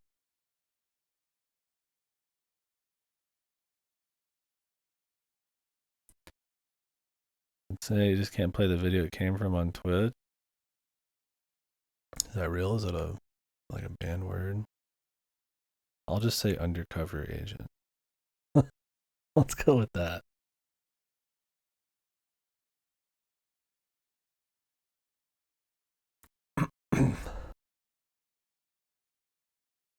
I curse.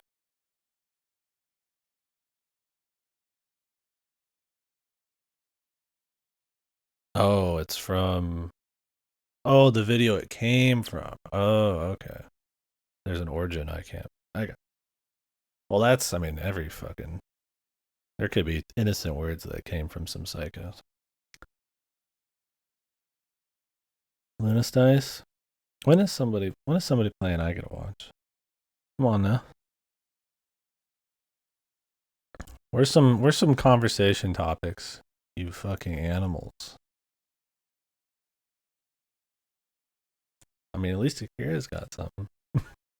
We're talking about glowies, man. I'm talking about taxes, man. Year in review. I mean, I'm down, man. Yo for you. Yo for us.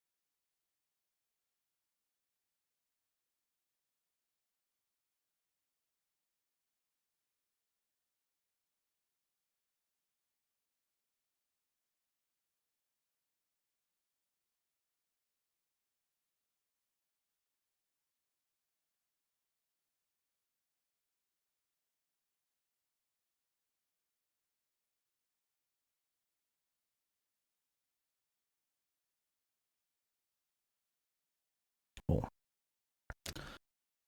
That's really nice of man. I don't know enough about all that stuff. I don't research a lot of it. Bringing a lot of that to my attention. Filing as a contractor would be really cool. I don't mean I said anything there. I just mean that you playing something for you. Oh god. It's alright. I appreciate the suggestion. I just play what I want to play when I play it. Will not be swayed. I'm doing my year interview. We got this. We got 2 days of this. The pace I've been going. I'm 37 games in out of 158 games. Bro.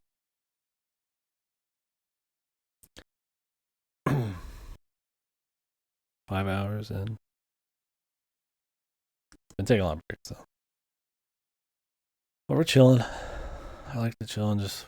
That's why I'm doing it over a couple days. I do it over 3 if I need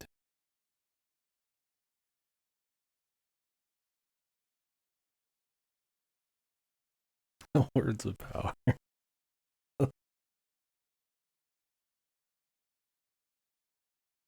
Quarter him with multiple. Yeah. I have been really having a hankering to play some shooters though. I installed Quake 1 and 2 and 4. I was gonna do a Quake marathon, but I need to get through Tactics Ogre and Prince of Persia Warrior Within and Two Thrones before the new Prince comes out. I'd like to do Quake. Be interesting. If I get around to that. All right. What were we moving on to? Trails to Azure. Let's start chat. I'll start blabbing about this as we go. So yeah, I kind of mentioned it already in Trails from Zero. So this is the second Crossbell game, the fifth game in the Trails series, the bazillionth game in the Legend of Heroes series. But the fifth game that matters in this this narrative. It doesn't have time mumbo jumbo. I hope. I don't think. So yeah, this is the direct sequel. It pretty much just continues right off the end, gameplay wise too. They're essentially just one big game. This one, once again, it's founded on really solid world building, strong character work, tight pacing, small scale. Um, this starts to pick up events a little bit more. Some really interesting kind of political stuff and mystery going on. Same gameplay. It's just kind of taken the gameplay you already know, throwing some more characters in, uh, jacking up the power levels a little bit, having a little bit more wacky builds. Still what you know, especially from the first four games, but it's cool. But this one, I would say, despite having a lot of cool escapades like the carnival, theme park place, some of the meetings of like the different like countries and shit, has kind of a weak end.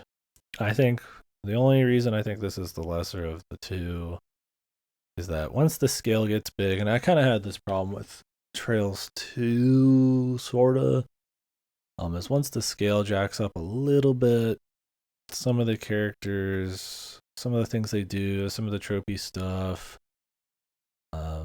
it turns more to generic JRPG, which is not the strength of the series. Um, just gets a little goofy. Um, I feel like starts to fall a little flat, and in most storytelling kind of ways. Not bad, but it definitely everything else is just so good that it takes the wind out of your sails a little bit. Still a strong send off, and still the best two Trails games.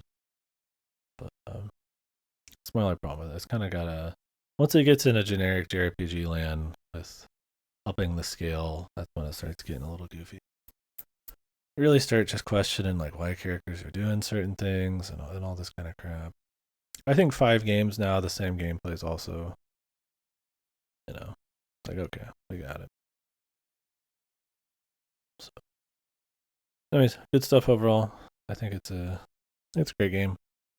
Put her on the good list to get it started. Um, yeah, we can slap that in here too. Whoop.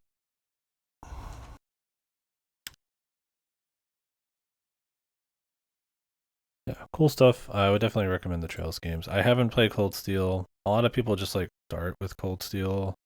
Those seem a lot more kind of waifu shonen oriented, so I have a feeling they're gonna feel a little different. But they're still supposed to be slow burn.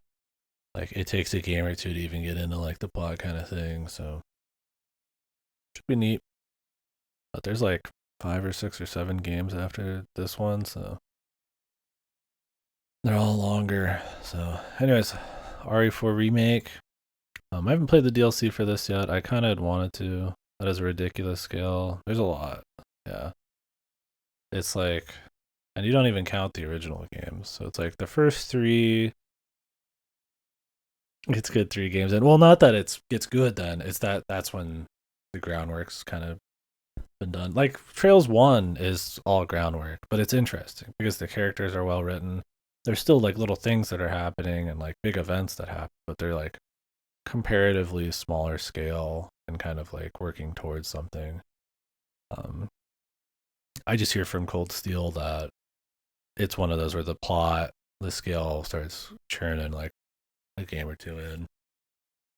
Um, I prefer the small stuff. So like I said, when I think when Trails gets big to me is when that's when I don't like it as much. So I don't mind as long as the character building and the world building is still really clean and the scale is fun. I look forward to that stuff. I think Trails 3 was a good mix. Trails 3 is kind of like the H Holodraxia sort of Trails, almost literally. It gets a lot more into little snippets and like episodes, kind of focuses in on particular few characters, and it's kind of got like a big scale structure, but it's a very small human kind of folk, kind of a little anthology. Those are real cool. Yeah, we'll see with Cold Steel. I haven't played Cold Steel. That could be totally wrong. I know it's a lot more generic anime. Cold Steel. RE4 remake. RE4, Resident Evil 4, one of my favorite games ever. I've replayed it a zillion times. It's a lot of people's one of their favorite games. It's just a great game. I love Resident Evil. I think most of them are awesome. I mean, there's a lot of shit, but it's just it's just a fun, cool action series. Action horror, survival horror. So this is the long-running remake train that Capcom's been doing with Resident Evil.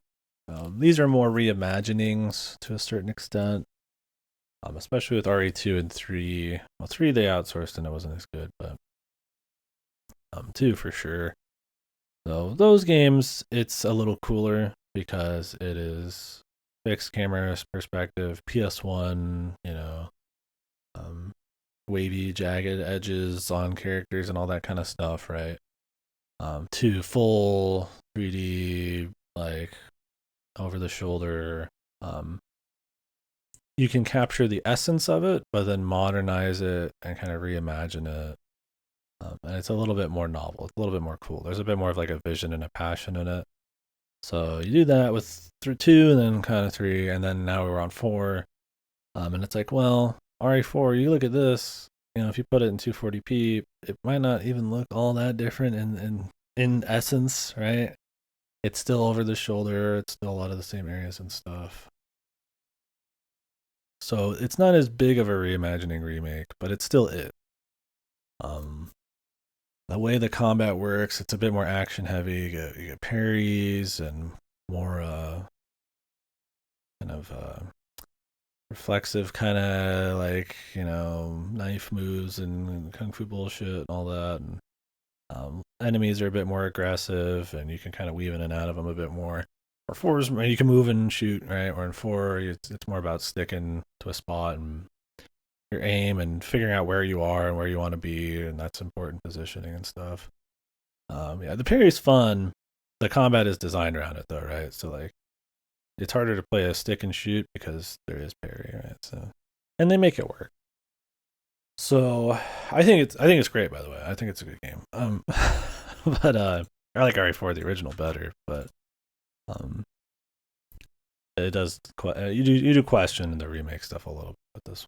But I think it mixes things up enough. They add some bosses. What's up, Tander? They remove some bosses. Yeah, I played it on hard. I'll play the DLC on hard mode too. Maybe if I have time, maybe we can crank through that. The addendum. I probably won't have time tomorrow. We'll see. But yeah, so they changed some rooms. They changed bosses. They changed the structure of a lot of areas. Like the castle's super different. They changed story, the characters, tone. I think for the most part, it's got really solid exploration and looting. Oh, I didn't run Sonic. I didn't put it on replay. Thank God you can put it on loop. So yeah, I think the action's really cool. The difficulty is nice in a lot of areas. It feels very tense and frantic, and you're barely surviving in a lot of situations, and it feels very cool. In a more kind of movement kind of way, right? It's not like RE4 where it's like you really have to position a bit more. You're running around a lot in this one. It's hard to just kind of stay in a spot. So I think the new action is fun. I think it's a cool take on it. I think the exploration's solid. I like how it feeds into the weapons. That was something that was great about RE4. I think the new redesigns on like the island and the castle are neat. I don't think they're always cool, but I think I prefer it over just a raw remake. It's just something different, right? I think it stands on its own as like a different thing. I don't think RE4 ever needed a remake. I think people who just say it's improved are kind of missing the point on a lot of it. But I think it's different. I think it can stand on its own. It's kind of like how RE2 is worth playing and RE3 remake is worth. It doesn't just like eclipse. Maybe like a Live Alive kind of does. There are elements I don't like. I think the tone and the story, the cheese, has been severely downgraded. I think RE4, the one-liners, the delivery, how serious it kind of takes itself despite the goofy, cheesy bullshit, is just so like effortlessly fun and um, kind of laughable. But like it knows it, but like it's it's playing it straight. Where this, it's like it's not trying to be as cheesy. There's a few jokes. There's a lot more yapping. Um, More melodrama. I don't think his actor. He was fine in RE2. He fit the green police officer really well. I don't think he's very cool. Right? He tries. He's not like shit, but it's not like the original Leon where he's like this cool lady killer guy and he's just it's all his lines he just says are really they just come out and it's just really they're like super quotable. Like people like Krauser in this are like almost like laughable and how like lame they kind of are, but they're fun in like a weird way. Like so Krauser in this, instead of like a musclehead, super American musclehead guy, is more of like an Apocalypse Now fucking like character out of nowhere. He still got some of that like musclehead shit, but he comes across more as this like very different. A lot of the characters have been kind of changed. Sadler's like way more of like a goofy, generic kind of bad guy. They're trying to make him more like serious and spooky. Where like Sadler's like they're just shooting the shit, like talking shit to each other on the fucking transceiver and stuff, right? And the original, and in this, it's like everything's just taken way more seriously. I don't find that as interesting. I think you could make RE4 more serious and more spooky, but I think they can't decide how far they want to go. I think at times it's trying to be goofy. They'll keep some goofy shit, but then other times it's trying to make it more serious. Where I feel like the original just kind of had this effortless, like knew what it was going for kind of vibe. I feel like they should have just went all the way with it being goofy or not, either goofy or just super serious horror. Instead, you get this like, okay, well now Sadler's just generic. Like, okay, at least he was funny. Like he was like calling you to talk shit. Like that was funny, right? Before, and now it's like, well, he's just there, right? So it's like, I think if they went a little harder on making it like super serious, that would have been a cool way to reimagine it. Kind of like how you see some of the beta footage for the original RE4 with more spooky stuff. But so that's my biggest problem, I would say. I think some of the areas got kind of slaughtered too. And they saved a lot of content and stuff for. I'm guessing the Ada DLC. I haven't played it yet. There's some areas that I thought were fun in the original, like the that's not a zip line, whatever, the trolley thing. Areas like that were kind of just like fun, that gave like a little bit of spice. They're not like great, but they kind of just remove stuff to kind of remove it, and they add in, you know, some other set pieces, like when they have the giant throwing rocks at you and stuff. I think taking some stuff out and adding some stuff adds some flavor and makes the reimagining more justified. But at times it is kind of just different. So on the grounds of it being an improvement, I would say not so much. But I still think it's a very fun, very top tier or a Resident Evil game. I definitely think it did need a remake, but they made it work. I think it's different. It's a shame about the story. It's not quotable. If this game came out first, nobody be quoting it. Nobody even does still. Who the fuck quotes RE4 remake? like the lines just aren't. It's too much yapping, not simple enough, and not delivered strong enough. I don't think the acting's like that great, especially like Ada. Ada's so bad. Leon and Carlos is good, but they just don't have that flair that they did in the Yeah, RE5. I don't know. They said they want to keep doing remakes. I don't know where they go. They either remake RE1, even though that already has a great remake, but it's not over the shoulder. It's set camera angles. Um, you do Veronica, Code Veronica, which needs it the most, I would say. You've got to change a lot of stuff because of modern sensibilities. So, but I think you could totally make that work. Um,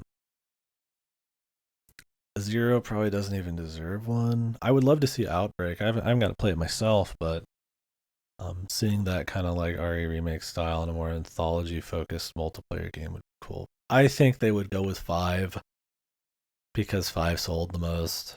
I think it's still one of the top Capcom sellers or something. 5 is awesome because of the story being so overly the top goofy, and the co-op gameplay being pretty fun. I don't find a lot of the level design and pace and progression to be like super great, but like it's a fun enough co-op romp. Um, but in a remake, I feel like I would want them to like change it a lot, like a whole lot. But if you change RE5 to be like giga serious and like way more moody and stuff, like do you even keep the co-op? Like that changes a lot of what people love about RE5. I think it would be a lot more people would be a lot more divisive on an RE5 remake, how it would need to be remade. I mean, you could keep it goofy, I guess, right? But like then what? You just make more exciting levels and stuff, I guess, but more cutscenes and shit. The thing is, RE4 was goofy, but it was like goofy at a fundamental kind of level, like the level design. It was simple. It knew it was telling a simple story. RE5 gets into like a huge story with characters all the way back from RE1, and it's more like taking it seriously and shit. But it just ends up being so fucking goofy and over the top, despite all that. Like I feel like you fundamentally need to change a lot of the story. Like RE4 remake is still a lot of the same story. It just tones down the goofiness. Like you could change a few things, but it's like I guess you could still do that with 5. Maybe I'm just fucking yapping there.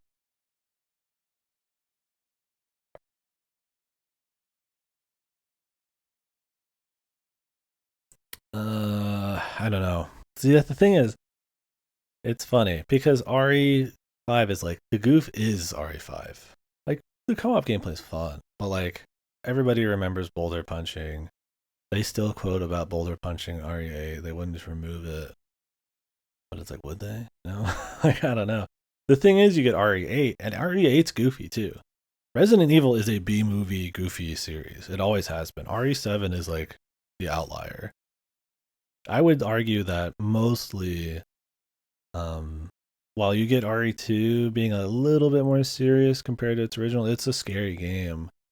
They're generally still B movie goofy. They just some of them ratcheted up to a fucking another level like 5, right? Uh, I would say 7 is the outlier. RE7 grime in a goofy game. Yeah, I don't know. We'll see. The thing is, RE8's goofy.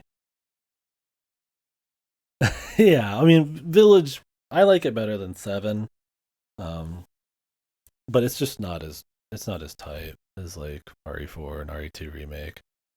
It's good. It's more like action, like RE4 was, where you're upgrading and weapons and finding stuff. It's still first person, right? Like RE7. Less horror, way more goofy, silly bullshit. It feels more like them trying to do an RE4 but in first person. So RE4, I feel like the Resident Evil series, it skirts the line with horror a lot, but it tends to be more B movie cheese. Yeah, yeah. RE7 was what rekindled it. And then they're like, wait, let's do remakes. Village. It just continued the trend. I mean, it was fine. The DLC sucks for it, but I think they're done with his arc, the Ethan arc. So we'll see what they do next. They were still very successful games. 7 was just the first Resident Evil you got that was good in a long time. I mean, think about the trajectory, right? You go all the way to RE3, or Code Veronica in the top down fixed camera angle perspective, and then you go RE4, which a lot of fucking assholes are still pissed about RE4, like traditionalists. And then you get 5, which maybe more rightfully people pick apart. And then a long time after that, you're getting 6, which is a fucking monstrosity. You're getting Operation Raccoon Shit City. You're getting fucking like Umbrella fucking Core or whatever. And then just nothing until RE7. And then it comes back to being spooky, how people remember it.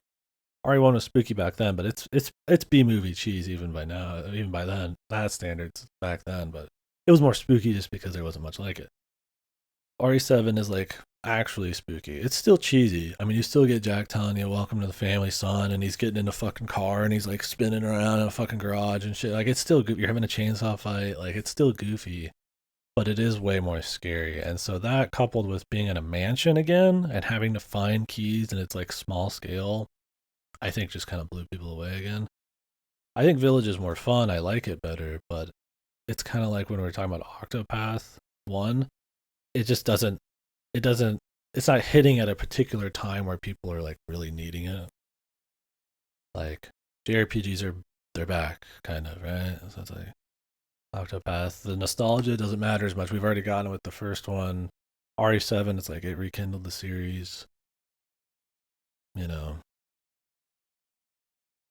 Village is just the sequel. You know, like the series is there. It's going strong. The remakes are really good, right? I think that's another thing too. Is RE2 remake is really good. Um, so like Village looks a little shittier in comparison. It's still good, but yeah, I think people don't like that it's not as spooky. It's more goofy, but that's what I like. That's what I like about Resident Evil is like the blend of action goof. And Village goes all in on it. I would say Village feels more, to me, almost more like true to the series that 7 did at times. More on the action side, I guess. Anyways, I don't know what they're going to do with the remake. RE5. Yeah. I mean, I think with RE2, it was just like, at that point, there's a lot of remakes, but not many reimaginings. And they had so much quality spin behind it. Like the sound design in that, being able to see all of your areas you're used to from back when you were a kid. I have no nostalgia. I played it. I played RE2 and shit like just a few years ago. So great games, but it's just like I think it had the nostalgia spin and just the sheer quality of it because Capcom's been just hitting it hard. RE3 gets shit on because it was outsourced for a good reason, even with the nostalgia spin. Yeah. Yeah. How much did TPHD cost when it came? Here, let me check.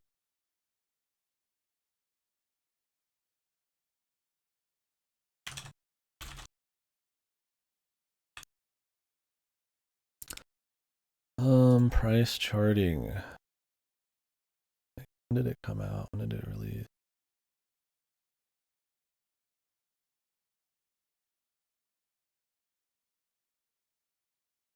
$50. Yeah, it was full price. Wow.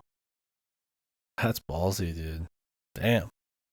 Fucking Nintendo has huge fucking gonads, man. $50, dude?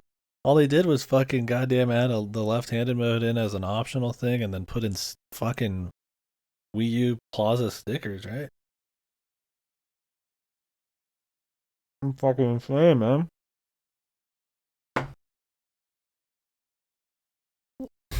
Skyward Sword's just as bad with the fucking fast travel being tied to a fucking amiibo. Was Skyward Sword HD $60? Or was it 50? Really? For that piece of shit? Good God. What the fuck is going on? It's just a port. Yeah, I mean, you get controller support instead. Like, yeah, that's nice, but that's not like 40, 50 extra bucks nice, right? That's crazy, dude. Yeah. I probably, I just, I don't know, I forgot. I think I mentally am protecting myself from horrible shit like that. But yeah, with RE4, with Resident Evil, I think RE4 remake is a cool reimagining. I am tired of remakes personally. I'm fun with the idea of remakes, but remakes are a sign of I feel like stagnation almost, right? It's nostalgia, safety. We don't want to take any risks, right? We're not making anything new or throwing any new ideas out. It's a way to charge pretty high prices for something that already has 2/3 of the work done. A lot of the time, these remakes are downgrades. Look at the Batman ports, look at the Assassin's Creed ports, stuff like that. The remasters, even the Final Fantasy X, stuff like that, right? Like, um, some of them are fine, right? Like Live Alive is good. I think it upgrades it in important ways, but usually they're priced really poorly. Um, SMT3 is a good example. It's like full price. They add like some voice acting, change some quality of life, and then don't even have much else on there other than that. Um, Still has like Dante's like DLC you have to buy, stuff like that. So it's just one of those things. I feel like it's a bad deal. I'd be fine with a port for $10 of RE4 or a port of Mario RPG for 10-15 bucks, like it used to be, on the Wii when you could buy Link to the Past for like $10 and you just had it. But now it's like, oh, well, now we're doing ports, but they're limited time, or they're only, it doesn't carry between your systems, or it's only available on these platforms, or they're remakes, and they're not really much of a remake, because, I mean, most of it's done, but it'd be fine if it wasn't $50-$60, right? So, how it is nowadays is you charge $10 less, and now it's a budget, mid-budget title, right? Like Star Ocean 2 was like, what, 50? 60? And that had some clear budget bullshit going on. It's 50. I'm like, I'd rather just have the original for 10. I mean, okay, I don't like Star Ocean too much. Maybe I wouldn't. I just wouldn't play the original. But like, in theory, like, like with 1,000-Year Door, they're gonna charge what, $50 for that? How much did they charge for Mario RPG? Yeah, compressed music, which I mean, yeah, it's part of the appeal. But give me an option for both, right? I think your best remasters, your best price points, are stuff like Night Dive games, like Quake, like the Turok. They put every fucking thing imaginable in there. It's super faithful, and it's like either free updates to some of these, like with Quake, or it's just like still cheap. I think that's like the best way it could be to have changes, but also like improvements, optional stuff. Um, I don't like it when the art styles are changed. People put a lot of time and thought into how that would work. Yeah, Quake 2 has all the N64 levels, different levels, I think, in like different regions or something. There's a huge list. It's all sorts of crazy stuff. Pretty much everything, right?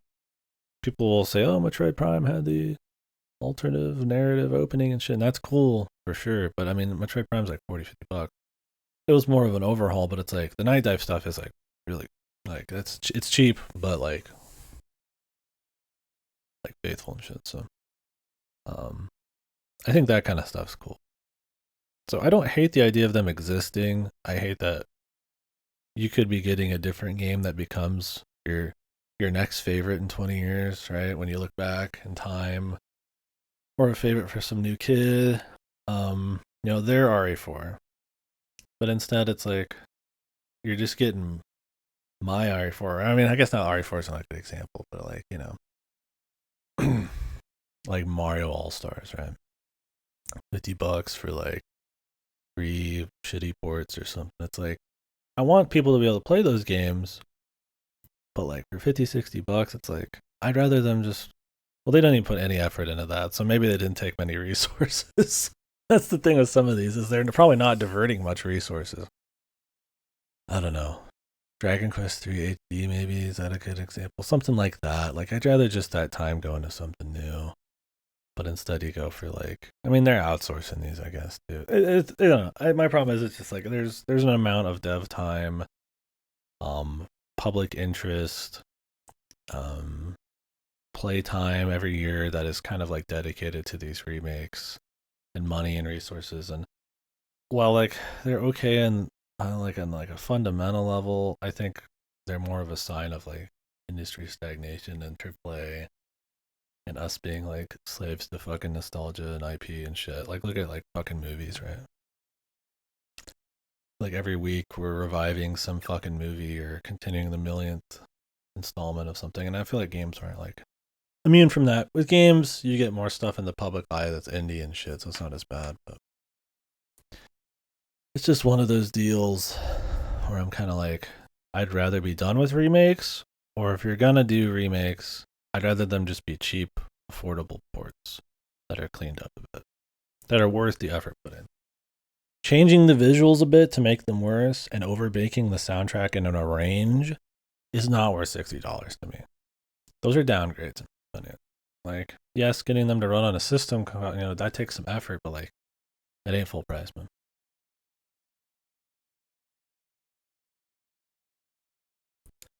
Are you gonna be to blame for 100K people with Nintendo's entire live PC on their PC?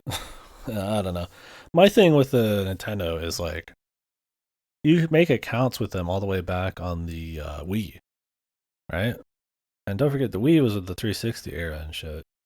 But those accounts don't carry. 360 carries. I think even your Xbox account carried your 360. And they still do. I still use my Xbox account from back then, and I still own those games. I mean, they might not be on all the systems because people aren't going to put in the effort in porting them, but like, you know, I do own them. I can play them on some of the newer stuff, right?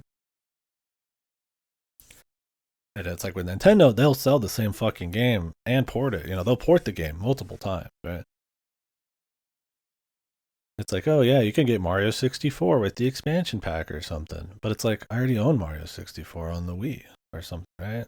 Or like Link to the Past, and it's like, I already own it. They don't carry, and I just thought that was total junk, man. Nintendo is like the master of like quadruple fucking dipping, man, and beyond.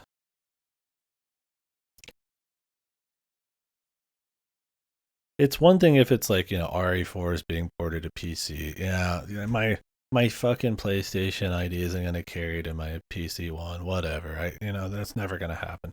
But like between actual like Nintendo systems, it's bullshit. Well, I hope so at this point, but it's bullshit. It hasn't been up to now, and now they don't even like fucking sell these ports. They're like in the expansion pack and shit. And you know they could just whip out a fucking quick emulator to emulate the fucking games that are being emulated on fucking the Wii. Like they could find a way to give you those games that you bought. It just ain't gonna happen. It would take less effort than making a game. Yeah, I mean, it's a greed thing. It's just an extra extent. Anyways, point is, I'm getting there. The remake rant. Well, I like RE4. I think it's really good. It's a top tier. Our RE4 remake. I think it's a top tier Resident Evil game. I am kind of just soured on remakes. I prefer these. I think they're some of the best reimaginings.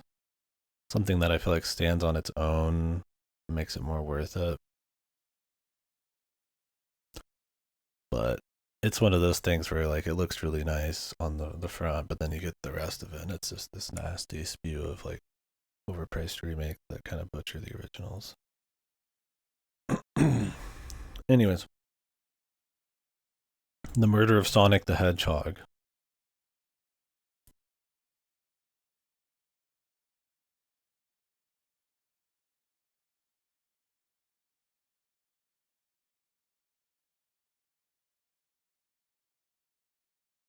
So this, if you don't know this game, it was a free. Was it April Fools? Um, it was a a VN, a murder mystery VN on a train. about 3 to 5 hours long or something, where all of the different Sonic characters are doing a little play. Uh, Agatha Christie, Orient Express, kind of like, you know, who killed who, but then Sonic's actually killed or something, right?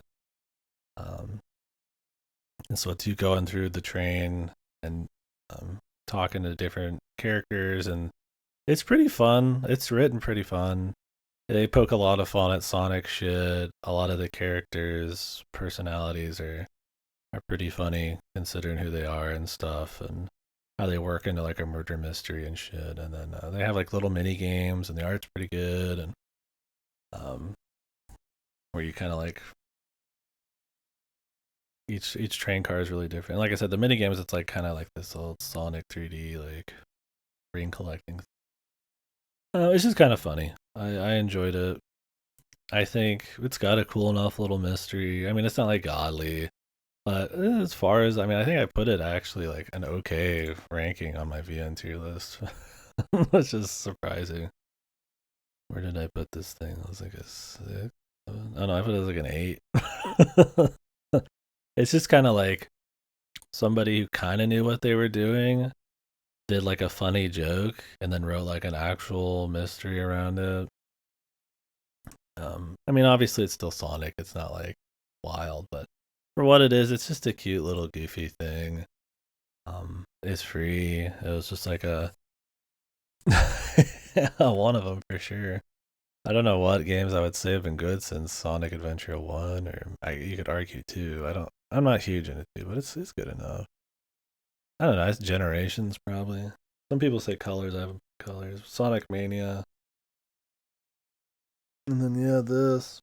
It's definitely not Frontiers or Boob or Forces or the Dark Brotherhood or the Thousand Knights or all those other Sonic 06 or Sonic Heroes or Shadow the Hedgehog or Sonic 4. How many horrible Sonic games we got since the Dreamcast? Quite a few. But yeah, it's pretty fun. I mean, you gotta kind of enjoy like Sonic shit posting a bit. Like they kind of poke fun at a lot of the characters, and it's silly there, the concept. But like I said, it's a pretty tight little mystery package. It's not like super duper interesting. A lot of it's like more the novelty of it, and that it's even executed halfway decent. It's so special for Sonic that it kind of gives you you give it some extra point, right? I think maybe if the Sonic series was like really godly all the time, maybe I wouldn't. It would just be like a cute aside. I wouldn't think too much about it. But that this like free, goofy VN is like better than most Sonic games. I just think it's hilarious.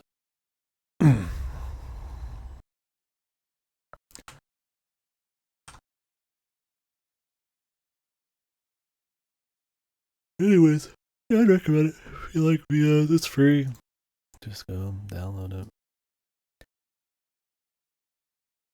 Somebody who's more in tune with Sonic than Sonic Team made it.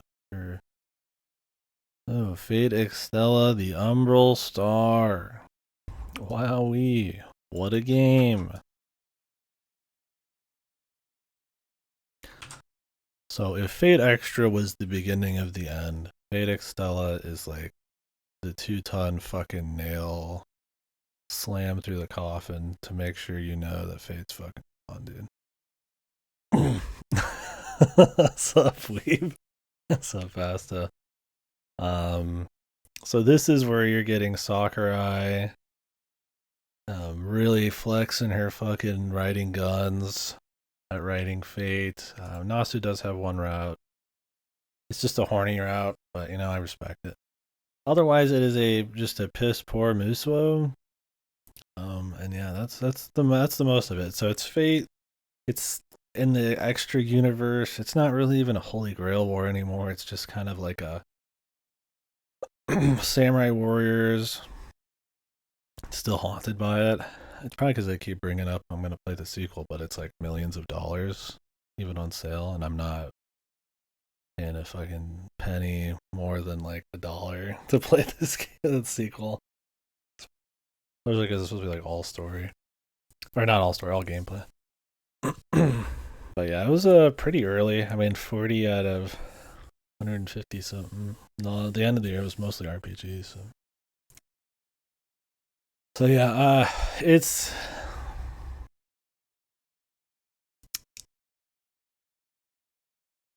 well, we can talk gameplay. It's a Musou.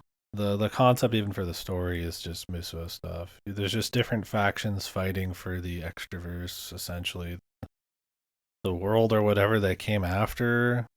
I barely comprehend what's going on in the story, right? Like it is atrociously written.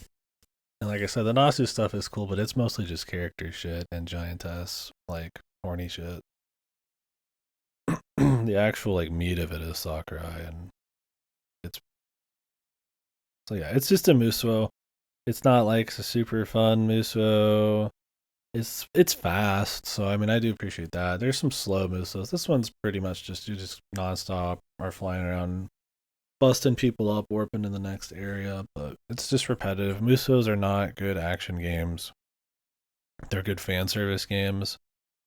And yes, while there's fan service and Fate that you can be interested in, I which is cool. I don't find the strongest point of Fate to be its like power level wankery. So I don't really care as much on that front. Just a Muso. Yeah, just a piece of shit, dude. Yeah. So other than that, I would say about half of the game is story. The story is just incomprehensible waifu babble from the Tamamo and Nero routes. You get different routes. That's the stuff written by Sakurai. It is just constant waifu bullshit with just the most basic nothing threads of plot trying to tie this like war to like own the territory kind of thing going on. It ends up becoming more of an ancient evil mastermind thing when it starts talking about Altera, who's the new character, who's the best until Sakurai ruins her. But it's just nothing. It's just super poorly written. It's insanely boring. It's not even like funny bad. Her writing is just fucking like like I can feel my brain seeping out from my fucking pore of my body, man. It's just mind melting. You'd have to just kind of read it. It's all sorts of stuff. Like I said, it's mostly focused on for you waifu bullshit, but there's nothing endearing or any kind of cool character shit they do to make you care, except in the Nasu route. So Nasu did write the Altera route. I think he was hard for probably the entire time writing it because he is obsessed with the giantess Altera. She's like huge. You're like sliding down her tits and her abs. You're like touching her on all of her spots and stuff.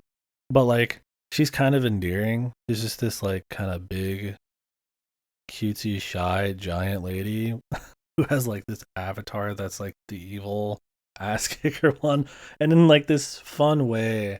It's super just indulgent, but like she's kind of just like fun. Like it's kind of entertaining. Maybe it's because you're so fucking mind broken from the Sakurai writing that by the time you actually get to the Nasu route, it's like you're like a fucking man who's been lost in the desert for a week or something, right? You're just anything, man. Like I'll just take anything. So like I'm like super horny giantess shit. I'm like, all right, dude, I'll lap it up, man, no problem. So I think that route's pretty endearing. They set Altera up to be pretty cool. It's kind of got this like semi-romance thing happening. Any reason for the fights was always lame. I don't even remember any of that. But you're just locked in a cave with her for like 5 hours. And then you get to the actual end of the game. It's whacking off Nero. She's turning into a fucking like Super Saiyan robot hybrid thing, and Altera just is not even a part of it hardly. She just is kind of dropped off the map, and you're like, wow, the most interesting part of this story, Altera and she's just they just don't care.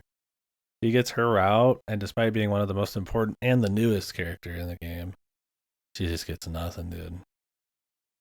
It also devolves into this just like ancient evil super space entity we've got to fight that she's like a part of or something, and we're unlocking our hidden powers and transforming and shit. It's just dog shit.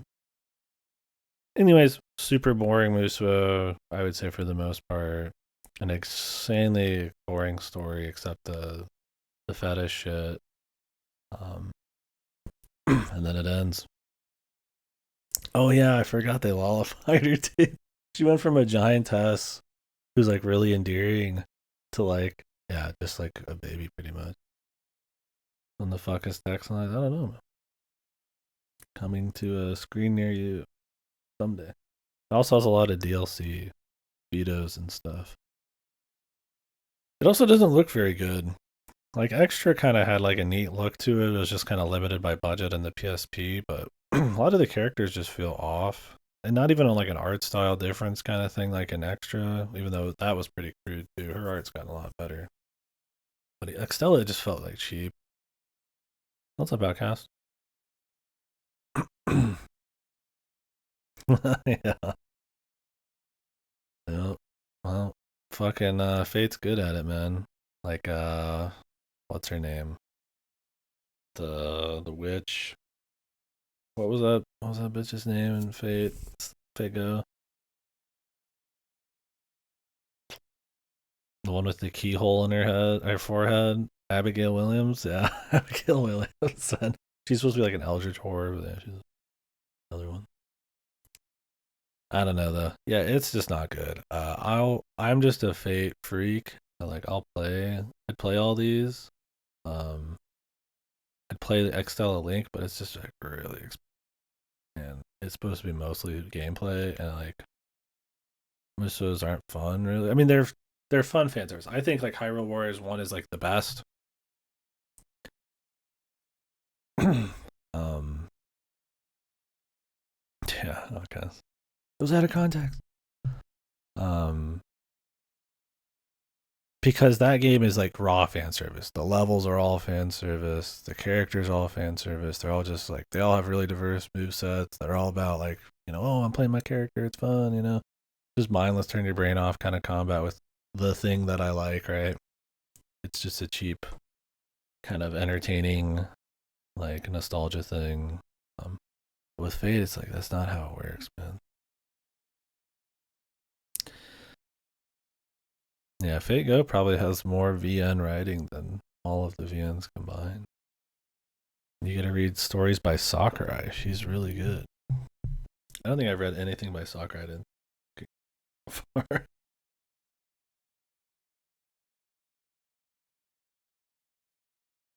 No, I would say I like HA better, but yeah, I mean that's pretty much it. Nothing's come close to the VN's quality. Fate Zero is like as close as you get. The best thing to come out of Fate, that's Tsukihime, alright, man. That's a different Fate. That's a different type moon thing. They're Fate adjacent.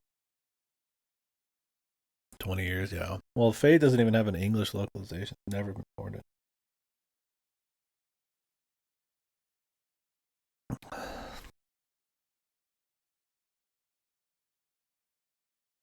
I'll play Suki. Although technically, Arcrid is in Fate. She's in Fate Extra. It's not an Echo Arc though, but it is Arcrid. She's still there. That's close enough. We'll give it to Outcast, right? She's in the Extraverse, dude. Mahoya movies will save TM in 24 hours. Dude, those come out in 24 hours?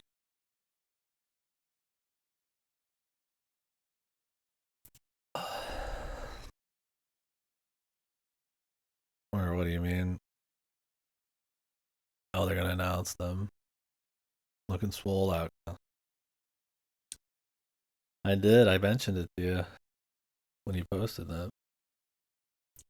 You need to watch the first two so we can watch the rest. And then we can lambast fucking what's their name? Ufotable when the fucking MiHoYo movies come out. MiHoYo 2 announcement hype. If they are hoping that the anime, the movies or the anime, whatever it is going to kindle interest in MiHoYo 2, we're fucked. We are fucked. The second one had a bit more of character plot, romance ship. Yeah, the first one's more a feel and kind of getting that she's like a ghost hunter kind of person is all you need to know. Yeah, the vibes. That's the important vibes. And that they could still kind of handle nuance back then. And then you compare with Heaven's Feel now. This is why I say it's fucked. Because Heaven's Feel, the movies, are just raw action wank with pretty shit atmosphere and no character nuance at all. And what is MiHoYo?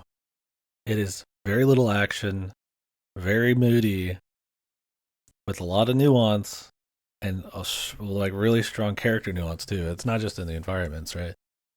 And it's like that is like the opposite of what Ufotable does nowadays and what Fate is. So if they think they're going to make Heaven's Feel movie, but with MiHoYo, we're fucked. We're never getting MiHoYo. Yeah, we could watch Fate Zero. Maybe if we have time tomorrow night after I finish this. We'll see. Here's my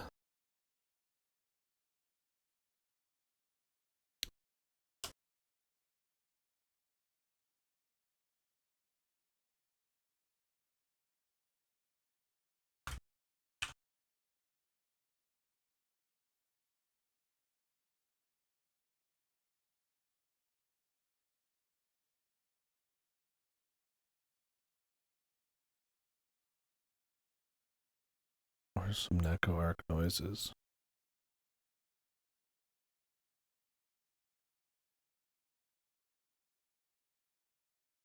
Oh, she's in Carnival Phantasm? Man, I need to play Suki. So I can see some Neko arc, dude. Rather not tomorrow. Oh yeah, I guess people do stuff for New Year's.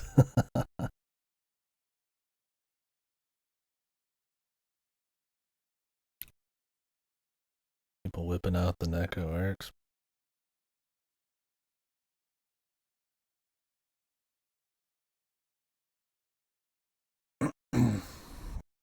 MiHoYo is the witch on the holy night. It is a VN made by the guy who made Fate and Tsukihime. It's the highest budget VN essentially ever. And they only made 1 out of 3. And it's been like eons now. They finally got English ports very recently on Steam. And they're making movie adaptations.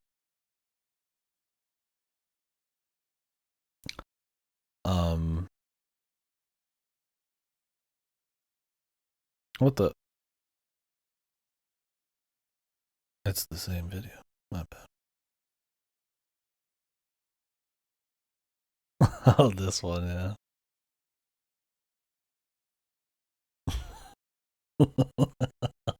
This one's so goofy, dude. So, but yeah, it's really good. I mean, I mean, I like Fate a little bit more, but it's strong character writing, like I said, nuanced, really high budget visuals, creative visuals, and then a lot of subtle, like cool, like screen differences and stuff to really capture like an atmosphere. There are so many variants of like just the living room, just to capture like particular feeling. And like they just ain't gonna do that in the movies, man. Not to mention so much of it is character work and just talking or like in people's heads or like narrative, like perspective shit that they're just not gonna do. I mean, they slaughtered it in fucking Fate Heaven's Feel. It was so bad, man. Like anything you could have hoped for when it came to the inner narration is just not there. So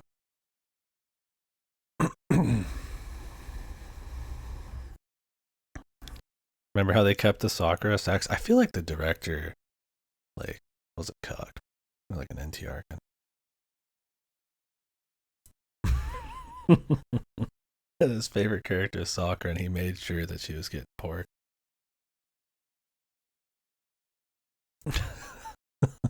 Turn it down. Just oh shit, there's spoilers in here, man. No, not really. It'll stay on.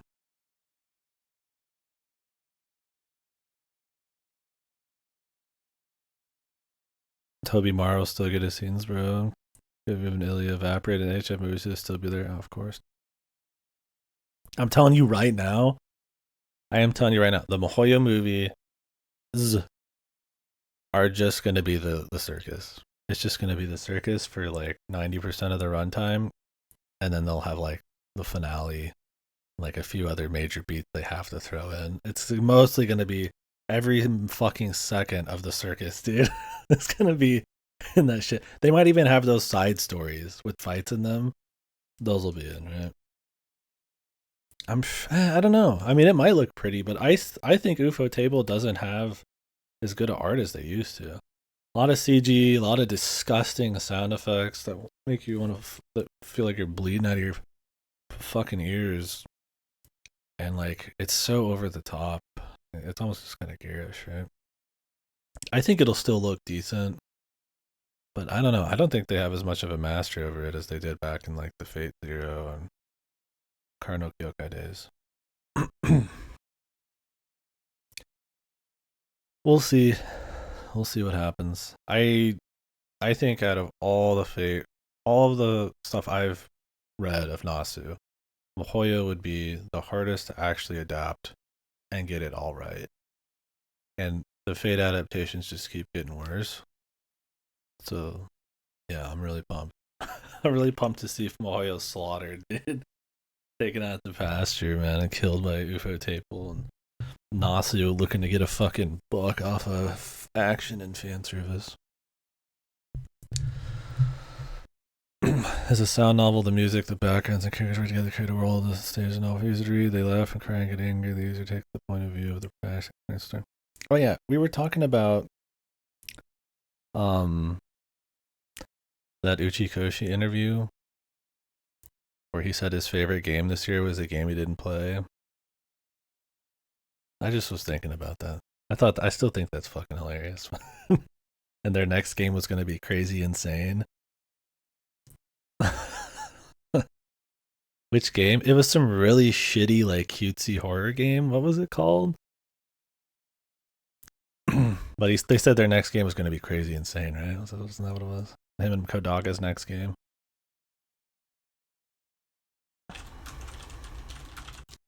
It was like Garden Bonton or something. Bonton Garden. What was it called? What is it actually called? I've already forgotten. Godo would remember. Garten of Bonbon. He said this. I don't know if he's just trolling now, dude. When I play.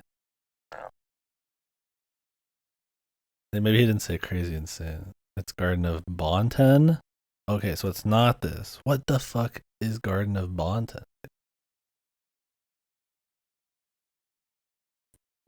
But he said, point is, he said he didn't play it. Garden of Bonten. I just think it's really funny. This isn't even a game. Oh, is it this jigsaw puzzle online thing? Anyways, I think at this point, maybe you're right. Oh god. I wonder if Uchikoshi's like watching this stream and he's just like trolling us. Like he just says insane shit that just makes no fucking sense. And it's just madman shit. And he says he's making crazy insane stuff. Just so we can sit here and laugh at him. I mean, I'll always play his games, But good God, there's 6 of these, and this came out in January, dude. They put out 6 in 1 year. And Uchiko just says this is his favorite game, and he hasn't even played it because he doesn't have time. Fucking hell, man. I love Uchikoshi, dude. What a fucking guy. I can't wait for his next crazy, insane game with fellow crazy, insane game maker Kodaka, dude. Makes me feel like we're in more Grand Uchikoshi comedy. Yeah, for sure. Abyss fiction coming. Yeah, that was a good example of what I was talking about with the Bendy earlier. The Funhouse cutesy horror games are so there's just so many of them. Yeah, that's kind of what I was laying into on Bendy a bit, but Bendy at least was old enough. But it's not novel anymore for sure. And it wasn't even good then. But anyways, Fate's fucked. Mihoyo's fucked. We're never getting the rest of the fucking Mihoyo games. The Mihoyo movie's gonna be bad. It's over. Hate the Funhouse horror games. Yeah, I mean, as long as they're good, I don't care. But it's definitely not like a novelty for me. All right, Clash, Artifacts of Chaos. We'll be doing the Fate talk again every fucking week. When I play CCC, we'll do it too. So this is Xenoclash 3.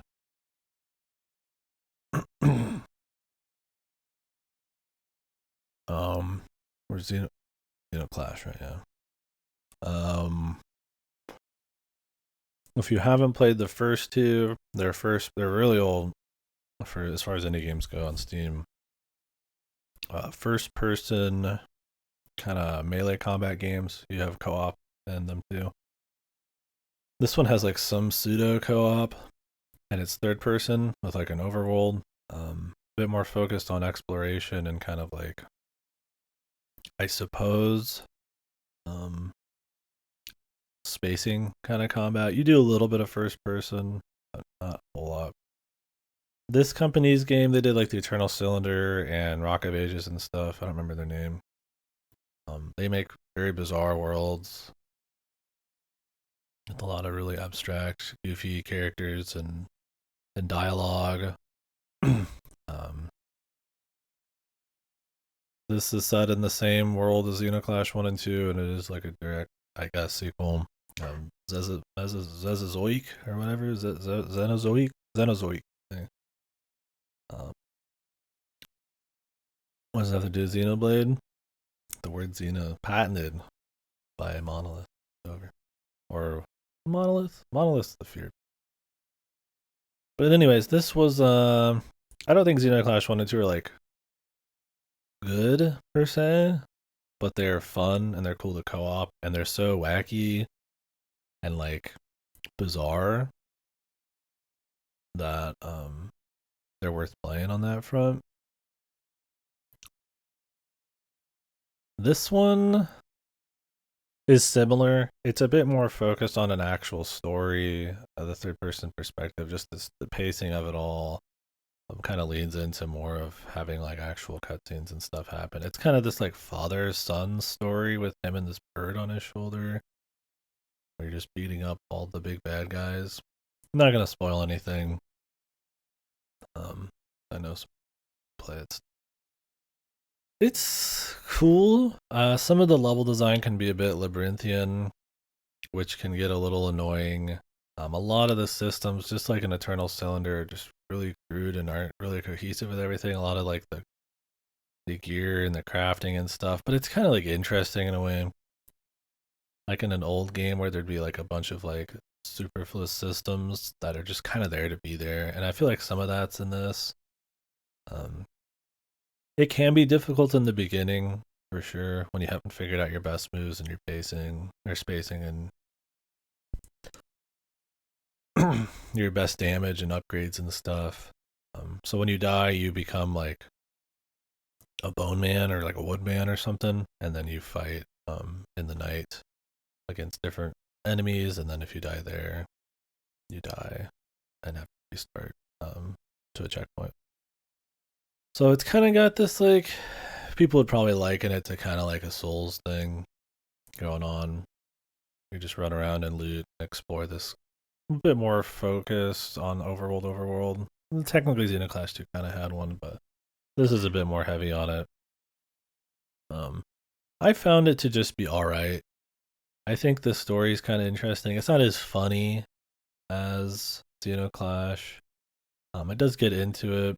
The acting's still good, and I kind of liked the spacing gameplay, but it gets really easy, and there's like really obvious things you can do as you get going.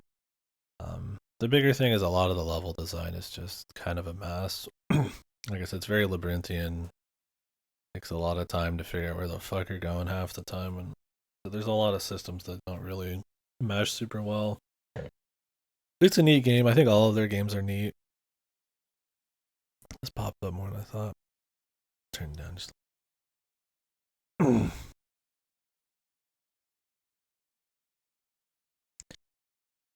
But I would probably say if you like the world design they kind of do, like Eternal Cylinder and stuff like that, there's stuff to like here for sure. It's a lengthy enough game. I don't remember how much it costs. I rented. Let's see here. But yeah, I thought it was alright. I would watch a little playthrough, I guess, of it. I don't think it's a great game. I don't even know if I'd say it's a good game.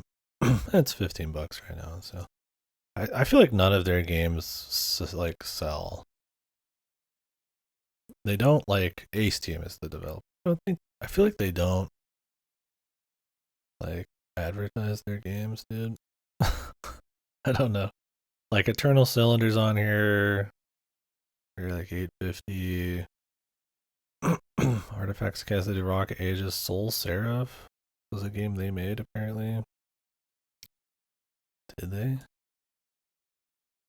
It's got like a 52%. What the? 82 people. Biz. Yeah, so they do some cool stuff. They also just kind of shoot out a lot of stinkers, I guess, too. But their worlds are always interesting enough. I would recommend it on that front, but I don't think it's hurt. Anyways. I don't even know if I'd put it as like notable, because you could just play Xenoclash first. He's spamming, dude. What's wrong with this motherfucker, man?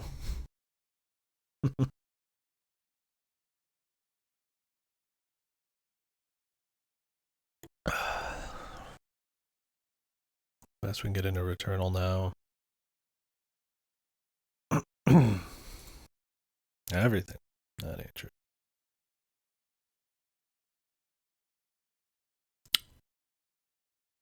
Make good food. What about your cooking skills, brother? Your spamming skills. Yeah, no.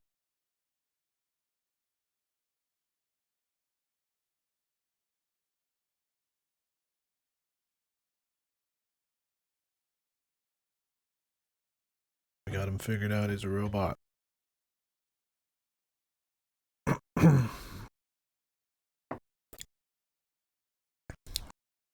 Anyways, Returnal. So this is one that I think most people probably, including myself, in the trailers were like, damn, this looks kind of silly. You're playing some like 80-year-old whiny ant kind of thing, and you're just like running around, seeing her like wake up over and over in like this, cockpit. And like you kind of see her run around a little bit, just kind of shooting guns and stuff, and you're just like, what is this? And then they're like roguelike too, and they're like, I don't know about this one. It's actually pretty good, man. I actually enjoyed it quite a bit. It's one of the better roguelikes I played. That's why you don't listen to your first reaction mind, bro. Because it's wrong sometimes, or the trailers suck. Yeah, I thought this one was pretty cool. This was made by the people that did, I don't remember their name. Resogun, which was like a kind of pre-launch PS4 type of game. It's essentially a roguelite,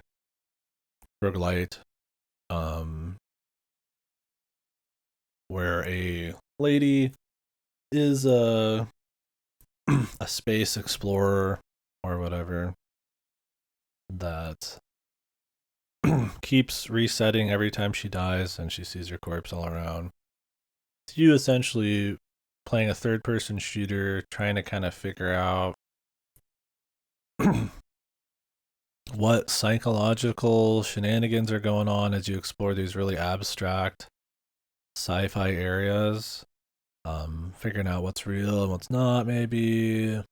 Learning about her life, learning about what's actually happening there, and kind of just trying to make your way to the next boss to unlock shortcuts or different abilities like dashes and extra jumps and stuff like that. It's cool. It's not just one big run. You essentially do like little runs. Like you try to get to the end of the first area, it gives you a shortcut to get to the next area. So you go through part of the first area, then you go through the second area, and then from then on it splits up. And then after the third area, you're in like a brand new loop, and yeah, kind of like a Groundhog Day thing. And it's a lot of fun. I think the shooting is really fast and frantic. There's a lot of dodging you need to do. It's not just about how good you aim. It's actually pretty much got auto aim. It is a controller shooter, but it does it well. Accuracy is not a huge deal. It's like I said, it's more about movement, dodging, your build, and then the approach to fights. And I think the story's kind of neat. I think it gets a little overboard, just a little bit on some of the symbolic type of stuff. But for the most part, it's handled pretty well and has a really strong atmosphere. A really surreal sci-fi kind of abstract thing going on. A lot of cool different areas that it's, I mean, one of the few like roguelite, AAA roguelikes is pretty neat, and that it is still gameplay focused, right? Is refreshing. So it's the only game also that uses the haptics, and it's actually cool. It essentially turns your trigger into two buttons. It's easy to press it down to just pop off normal shots, and then you have to press it a little harder to do the charge shot. So you kind of just spam it and then like put a little more pressure on it. It's the only game that has any cool haptic utility. So that was neat. Probably not necessary. You could probably just press a different button or press it halfway or something on a PC, because this is on PC now too. I don't know how much it is.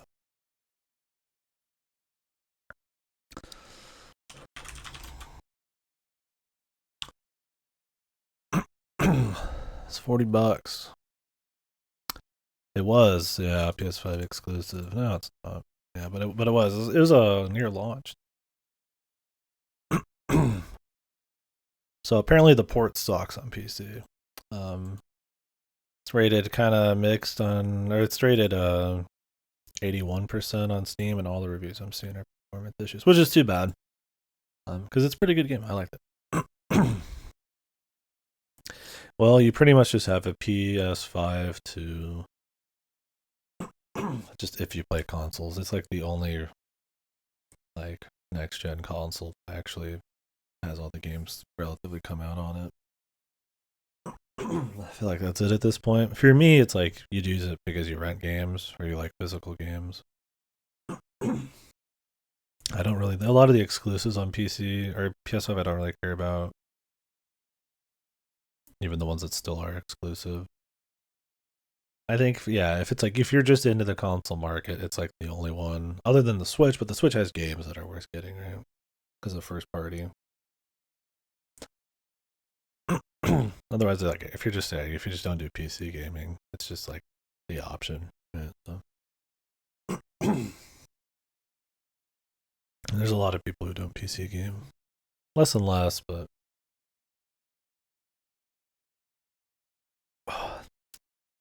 the Xbox. It doesn't have the player base, so you're not going to get as much multiplayer.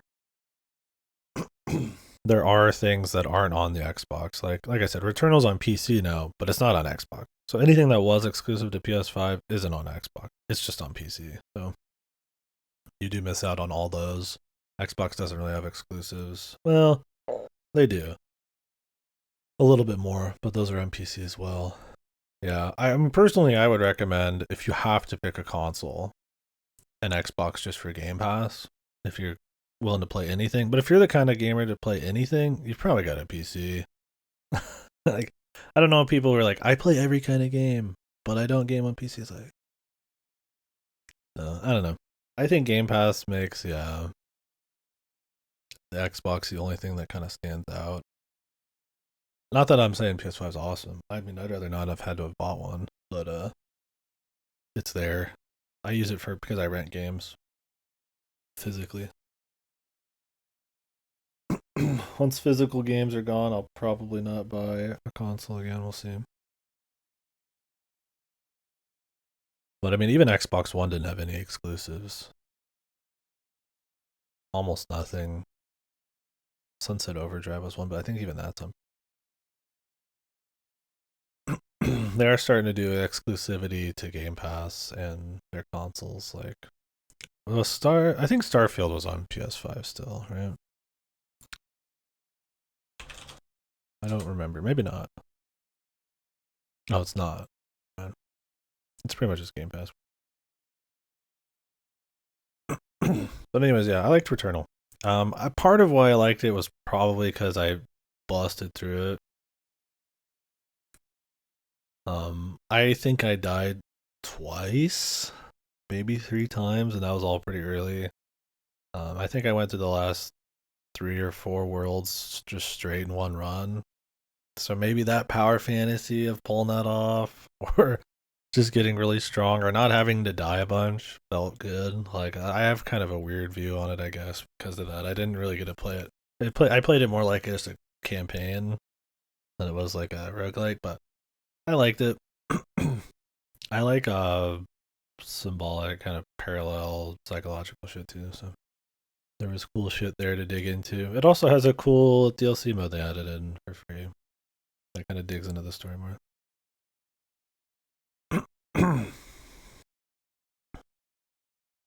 Sakutaro, yeah, I know. It's weird, man. I think it's just because Neko arc is just like that funny, like the voice and how goofy she is looking. I think it's one of those things that transcends what it actually is from, and just the right amount of meme people got a hold of it. Well, Taiga's awesome, but she doesn't have like a funny voice thing going on, and she's a grown ass woman. She's great, but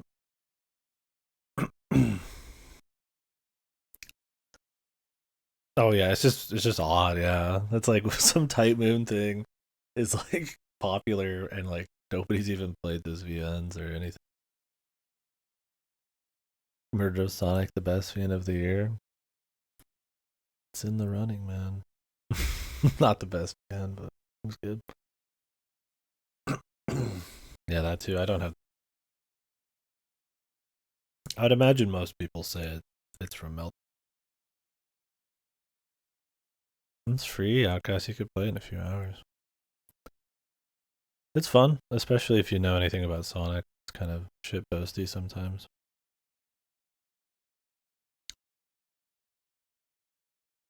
He's the OG funny cop. It ain't the same, dude.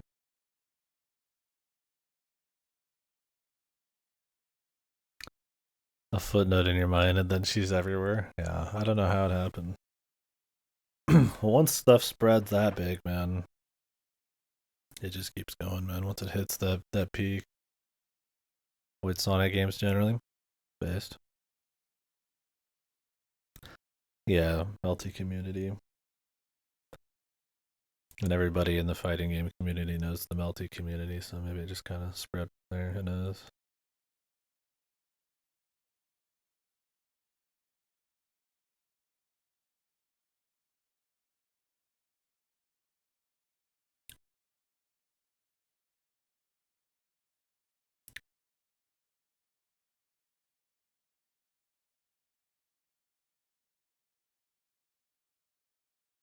Funny Cat is good. Oh, really? Well, people actually get into good games because of memes. That's more power to the memes. Anyways, yeah, Return was good. I'd recommend it. If you're like scared of roguelites or anything, I think it's fun. I think it's a simple enough way to kind of mess with it, and in a AAA package, so you kind of actually get some cool art leveraged to make use of it. It's not like a god game, but I would say I liked it pretty well. Well, maybe you play Tsukihime and you like it, and then you play Fate, and then it's okay. Or Mahoya or something.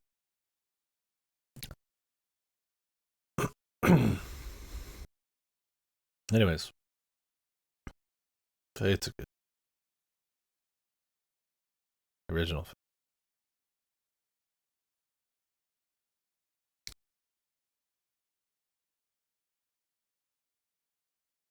Nope.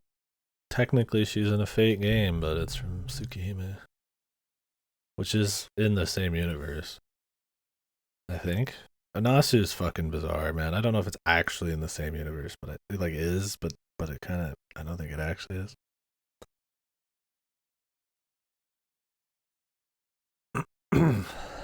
Not really fast though.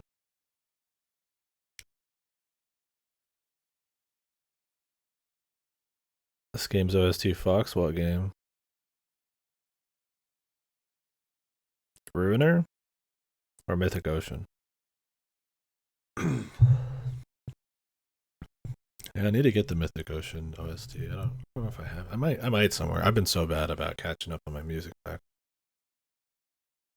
Yeah, I guess I can start getting into that. I'm still down to talk about that part shit, but I'll keep moving. Mythic Ocean. So yeah, this was just a fucking random ass one I rented off of GameFly. Um, a little piece of what is it? In Blake. I'm more well lit than usual because my screen is white right now. Look pale and sickly. Yeah, so Mythic Ocean.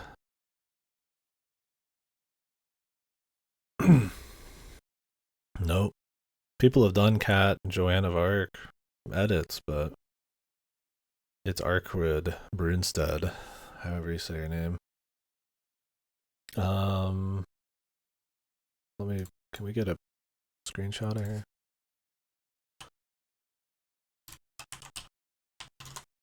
I don't know how to say her.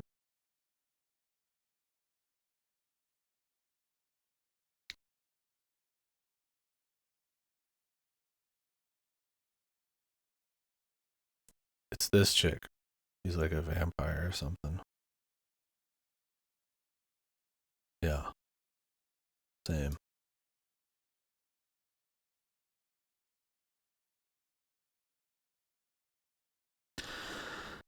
But yeah, it was a fun stream. It was just kind of, I guess, would we call it a good game? It was comfy. So it's essentially just you exploring kind of this like comfy. I would say it's good, but it had comfy atmosphere. It kind of gets a little too much with some of the story and the pacing. I'll just leave it maybe where it is. It's like kind of almost good. It was a good time. I guess that doesn't make it. But yeah, you're essentially just this dude who's just swimming around, exploring a sunny ocean, and you kind of just meet different creatures and kind of influence their lives, and then the ending. Um, I'm thinking of the right game, right? And then that kind of influences the future of like everything somehow, because you're sort of like in this weird like test to like see who's going to like rule and who's not and stuff like that. And it's a little odd. I mean, it's kind of cute on that front. I don't really care for the ending stuff as much, but it was cool just kind of just loafing around, moving between these like kind of fun little vibrant underwater areas. It's not a super crazy looker, and it's not like ultra well written or anything, but it's a comfy little time. It kind of has that vibe that it'd be more indie quirk, but they rein it in enough. If you're scared of underwater, there's like one or two parts, but it's mostly pretty chill too.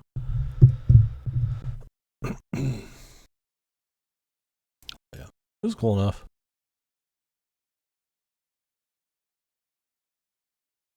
Some based NPCs. Yeah, they had the crab who would spin. He was kind of like crass, wasn't he?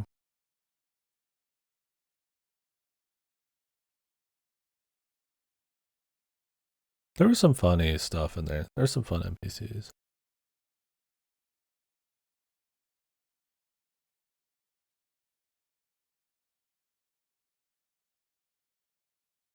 But yeah, it's cool enough. I would recommend it if you're just looking for like a cute little choices of consequence kind of with like some kind of quirk max characters in like an underwater environment. It's not like the most wild, but it's not like eye rollingly annoying or either. So it's all right. I like it enough. It's kind of on the border of like being good, but not quite. Anyways, Stalker Clear Sky. So this is um the second Stalker game. The worst Stalker game, in my opinion. It is mostly focused less on the supernatural aspects of Stalker, which if you don't know Stalker, yeah, it's prime Eurojank. Stalker is a Eurojank immersive sim kind of more um immersive shooter type of thing. I guess it's immersive sim, right? Where you are, it is based on the Roadside Picnic, which is a Russian novel about I think aliens who fucking leave some debris or something on their way to somewhere else, and that creates essentially some crazy situation in the world where there's this zone where weird supernatural shit starts happening with radiation. And anyway, stalkers are people who go into this area to try to get artifacts or live there or make money off of it. And some people try to reach the center. So the first game is about getting to the center. This game is not about the aliens. They changed that. But it is still about. Well, it's also based on the movie stuff. They made a movie, which is an adaptation of Roadside Picnic, and then the game Stalker, which is both, but not. They're all fucking different, and they're all pretty good, from what I understand. I didn't read the book, but I watched the movie. But anyways, Clear Skies, the sequel, prequel. It's a prequel. It's kind of a prequel telling the story of some of the characters from um, the first game, where they end up and how they get there and stuff as they kind of go towards the center or not. It's a lot more Tarkovsky movie marathon win. Yeah, that'd be quite the marathon. Wasn't he like an asshole or like super cynical? I mean, I guess he probably would be. I don't know if I've seen much of his movies except here. And we watched that like last year. Yeah, that'd probably be a tough marathon, man. Those movies are probably all very dense. I didn't love Stalker the movie, but it was cool enough. But it's definitely like a slow burn, kind of filled with um, colorful dialogue, kind of atmosphere thing. It'd be hard to do a lot of those in a row. I mean, I could. But yeah, so this one is not like that. I mean, it's got atmosphere for sure, but it's kind of just a prequel to the story of Call of Chernobyl or Shadow of Chernobyl. Shadow, Call of Pripyat. It doesn't really improve on a whole lot in the first game. It feels a little half-assed. It's mostly just kind of faction gameplay. So what's happening in this world is there's all these different factions trying to do stuff in the zone, is what it's called. And they're all fighting each other, and it all kind of happens in real time without your input. Which is cute. You can kind of pick some sides or kind of go with some of the factions and help them do stuff. But for the most part, it's kind of just like a dull story about um getting to the center again and kind of setting up the events of the first one and seeing what happens to some of these factions and where they go and stuff. It's fun. The gameplay is fun. It's much more. So the first one's pretty shooter heavy. So is this one. I think Call of Pripyat's the one that probably starts mixing it up a lot. I mean, you could see the trailer. There's a lot of shooting. These are almost all from the end of the game, though. Because that's the best part. You do this like full, like 2 hour long kind of like shoot 'em up, kind of scripted, kind of roll through like a city. Yeah, almost every scene of this is from there. That should tell you what the rest of the like 10 hours of the game's like. They don't even put it in the trailer. It's essentially just reusing the map of the first game with like a bit of a new story. A lot of running, a lot of goofy selling mechanics, kind of weak side quest. It's cool seeing the sandbox of all the factions fucking around, but it's so much just like the first game, with all the same problems. That not having any novelty, not being the first game, kind of hurts it there. You're expecting a little bit more, and instead it kind of just feels phoned in a bit. Um, so it's good, still good enough. I don't know if I'd put it as good because Shadow of Chernobyl and Call of Pripyat are way better. But it's neat enough. If you just like Shadow of Chernobyl, go ahead. It's it's worth playing if you like the first one and the third one. But don't expect big strides. Don't expect any cool revelations. Um, those strides in gameplay. Don't expect it's the first game, but kind of a little shittier. Gotcha roll. Oh, he's playing Rise with it. What? Where's the games I asked for, man? He's sitting here playing a game without me, man. But he's not. Where's the where's the Giga Chat? Is that what's coming? Me Giga Chat. Yeah, that's the event. The yapping event. Feel free to yap too, folks. I won't threaten you or anything, but it's a yap for every. It's fun for me to kind of have the thought experiment of just like thinking back on how good the year was, but down to talk about anything. I mean, maybe not troll shit. If there's anything anybody wanted to have a conversation, especially about games in the year. Yeah, so Stalker Clear Sky, it's cool enough, but yeah.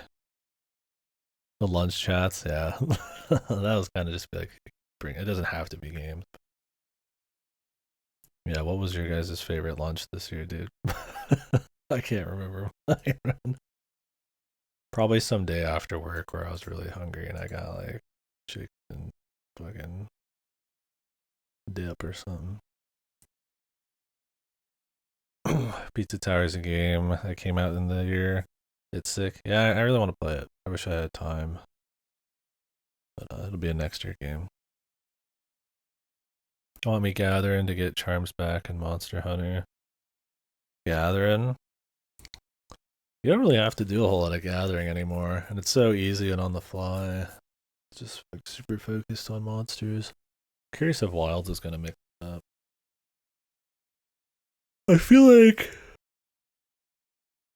um if I'm going to play Pizza Tower and it's not like this year, I might just play Wario Land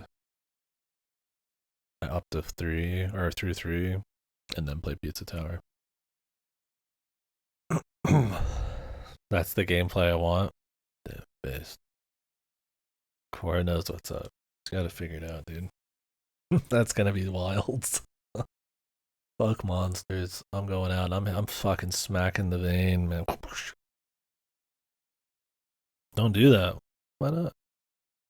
I want to play those. I've only played Mario Land 2 and 1, not Wario Land 1, 2, and 3. Yeah, I don't mind a little farming, but I'd rather have hunting monsters as the prime way of doing it. I think a little mix is cool. It's nice having the pace breaker, but unless they make farming more fun,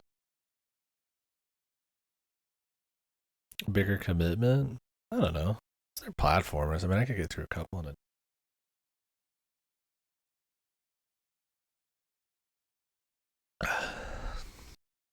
I can't play it till Godo's played it, anyways. And he's playing Gotcha right now. Monster Hunter World is your game of the year, is it? Didn't you just start it? Oh, and I looked up the Defender stuff, Outcast. I forgot they had cheat gear. You were right. I mean, I figured you're right, but I didn't know how bad it was. Why did they put that in the game? It's fun fucking going through the low air and shit. If you want to cheat and still have fun, just do fucking signal flares. I don't know what they're thinking on that. It's not like you want to be in a rush to get the end game. Well, I'm glad you're enjoying it. We'll see you in Wilds, bro. Assuming Wild isn't shit. Hunting and getting charms passively is fine, but fuck melding. I just don't want the world system of gems. Gems are too big of a deal, and there's too many of them to have so much relying on RNG. If you're gonna do gems, let me make more choices and then have some RNG gems. At least let me get my build, and then I just play for higher percentages. Charms are fine because it's just one equipment slot, and I just kind of adjust it. I mean, it's a huge deal too, but at least I can get a bunch of individual parts done. We'll see. I feel like, I don't know. I wonder if they're going to do the charm system again, or if they're going to try to mix it up. I don't think they want to do the same thing every time. Yeah, it's there for people. I just think it's too easy to want to dip into the. People ooh, this big gear, I'm going to do that. And then they just kind of miss out on fun, low rank, and high rank. I mean, if they made it more apparent that that's what it is, if they're hey, don't do this if you want to enjoy a base world. I mean, you do get to fight all the other monsters in MR. What is there any monster that's not an MR? Is Dodogaron an MR? I think everybody makes it in, right? I don't drop any MR. Oh, Behemoth? Yeah, you're doing your Wrath reps, right? High rank's just all Wrath, dude. Ah. Yeah, I love that in Wilds. The only monster they showed was fucking Wrath, dude. I'm just oh, here we go. Here we go. Yeah. Fuck Wrath, dude. They never brought Wrath back. I can handle one or two Wrath fights. And Lance, it's kind of fun because you get poke tails and stuff. The thing is, if you're 100%ing doing every side quest, there's so many goddamn quests. It's insane. We got silver Wrath, we got gold Wrath, we got azure Wrath, we got pink Wrath, we got fucking green Wrath, we got red Wrath, we got super red fucking Giga Wrath. what was their name? And fucking Rise. They got the super Wrath.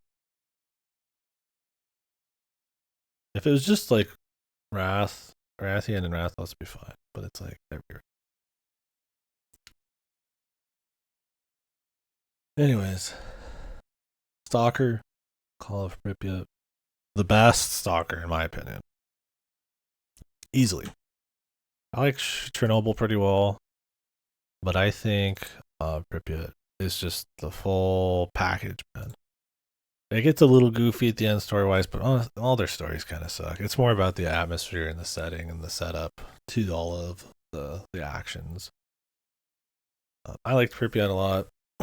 All the side content was really interesting. I liked the loop, if you will, where you go from a central area or some kind of inn-esque thing, where you can sell and buy stuff, and you go out into the world, just actually explore, pick an area, and there's always usually, that's not really a phrase, but kind of usually some kind of something of significance to find.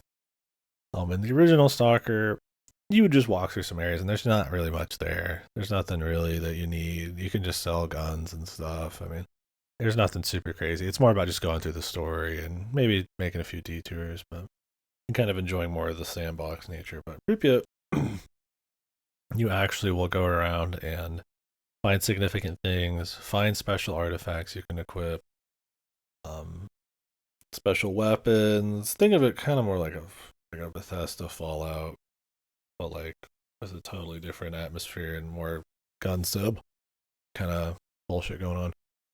But in the sense that you can just go somewhere, you'll maybe get a quest, a rumor, or you'll just find something on the road, or find somebody, or just walk into ruins and find like unique monsters or something. And it's just really fun to just go to every corner of the map, and there's just stuff there. And it's not like bloated big like you would get in an open world game nowadays, or there's just too much stuff, so you can't really explore it easily. It's like manageable, and it's fun kind of like working your way up money wise, buying better artifacts, better gear, planning your how much ammo I want to bring, how much food do I want to bring, stuff like that. Kind of going out and exploring, finding stuff. It's cool. There's like a few different little maps. You'll go through one, and then you'll take you another one, and you go back, and you'll explore a few maps, and then they'll kind of have like a big set piece kind of thing. And I think it kind of the story falls apart by the very end, but the ride there is a lot of fun. I definitely recommend it. If you like immersive kind of shooters, you like post-apocalypse kind of feeling stuff. Um, if you played Stalker 1 and you kind of like that, you definitely play this. Um, if you like more the Metro style, where it's more linear shooter, and you're looking for just raw set pieces in Hollywood, not so much. This has some of that, but it's more about the kind of atmospheric exploration crawl, and it's got some moments like that. It's not as strong. I'll definitely play it. Good. I hope Stalker 2 is good. We'll see, bro. Anyways, next we got Astalon, Tears of the Earth. This one was it? Would I say it's good? Yeah. Oh, and that's another thing about Stalker. Crazy modding scene, full game overhauls, new games essentially. Would really recommend that. I haven't played a lot of those, but I've seen a lot, and pretty impressive, and still very active.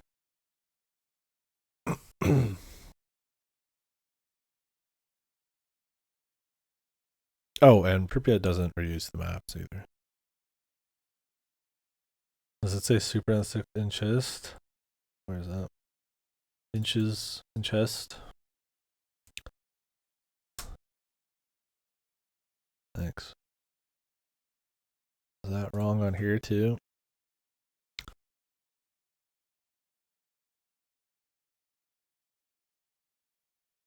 It is.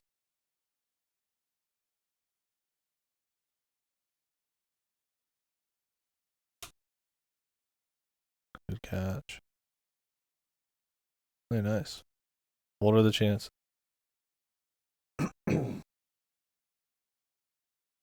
But anyways, yes, Astalon Tears of the Earth is a meta progression, not roguelike, meta progression Metroidvania, with character swapping.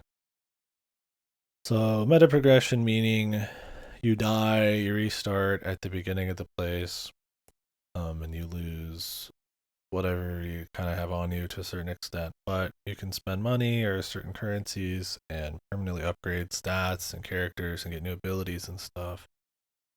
And it's kind of cool. That's something that I feel like you kind of see reserved to roguelites these days. But I kind of have that like we're focused on difficulty, but there's still some kind of meta progression, but in the form of a Metroidvania. I think that's kind of novel. It can get a bit tedious. um, More so because you kind of have to restart from the beginning, and it takes a while to get through some of these areas. The shortcuts aren't bad per se, but there's some labyrinthian, somewhat linear, where they don't seem linear, but they seem like So it's hard, I mean, what I mean by labyrinthian linear. So they seem labyrinthian, and you're trying to work your way around areas, but then you kind of find out it is a bit more linear than it actually seems. So it just takes a really long time to get through some areas until you get to certain checkpoints or get certain key items. I think it's cool. I think some characters are like grossly overpowered, like the wizard. But everybody has their kind of use. You can swap to them on the fly. You get a lot of quality of life options later. I don't think actually you might not be able to swap to them on the fly till later. There's a lot of things you don't get till later on. There's a lot of abilities that aren't explained to. And some of the progression of like movement mechanics are kind of iffy. But overall, I enjoyed the challenge. If I found it a bit tedious at times, I liked the meta progression, and as far as just like level design exploration, it was not too shabby. There's some stuff to find there. It's fun enough. Like I said, you break it wide open. Story and stuff is kind of whatever. They have a lot of like campfire talks when you're eating food, and they like repeat. They sound really lame, and it's not a plus, I would say, for the game, the story, but it's got an atmosphere. This is actually called like Aslan Tears of the Earth. It's like episode 2 or something. There's no episode 1. I don't quite know what the fuck's going on there. So there's something weird going on with that. Um, but yeah, I would say I don't know. Was it good? It kind of feels like when I look back on it, it was good. But like I think I was kind of iffy about some of it by the end of it. Like right now, like I remember, it's like, oh, Metroidvania, I had fun combat ish, and then like, oh, I like the meta progression, but it was, I think it kind of got old.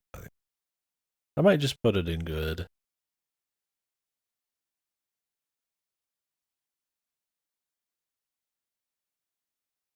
Yeah, I think it was good. My problem is I'm not remembering it as well as I'd like because I just played a different Metroidvania and I'm mixing shit up. Yeah, the unlockable characters kind of sucked. Oh, this isn't all on screen. Oh, it's because it's fucking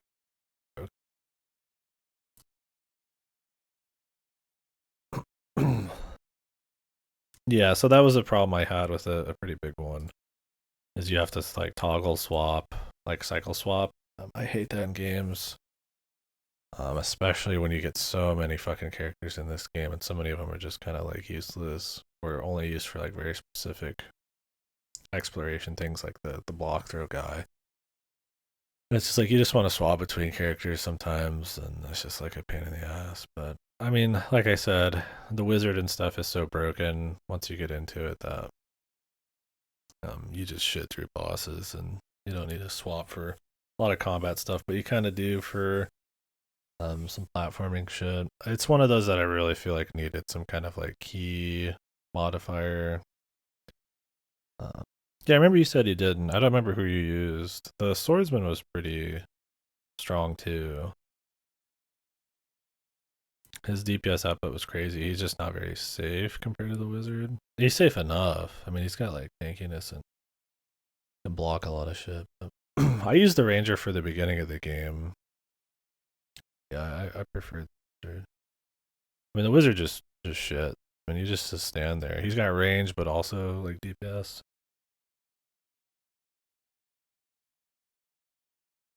But yeah, I think that's maybe just a problem with the game in general. I think maybe the difficulty curve's fucked. If you explore a lot, you're gonna and you play well, you're gonna get enough currency and stuff to kind of bust through. It's another one of those that you can buy something to give yourself more currency or find some stuff. Some of it comes a little late, but oh really? Yeah. I'm not surprised. I mean, like I said, I had an easy time after the first major boss, I think.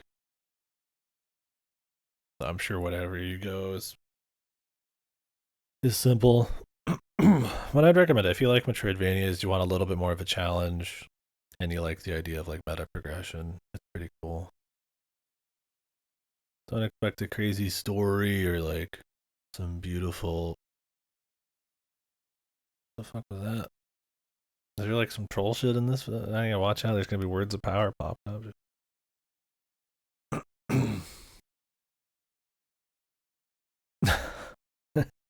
Yeah, as long as there's not many of them. But yeah. Overall, it's good. I would recommend it. I don't think it's gonna be one of the best of the year, but I think it's pretty clean. It's got enough of a twist, and I think it nails enough of the Metroidvania basics, the fundamentals, that even if you have some issues with some bits of it, it's still a solid time. I like it more than Tevi. Maybe. It's less disappointing than Tevi. Castle in the Darkness. Oh yeah. Is that came before it? I think we talked about it.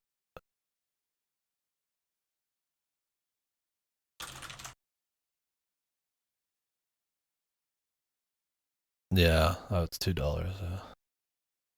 Well, I hope Astalon did okay.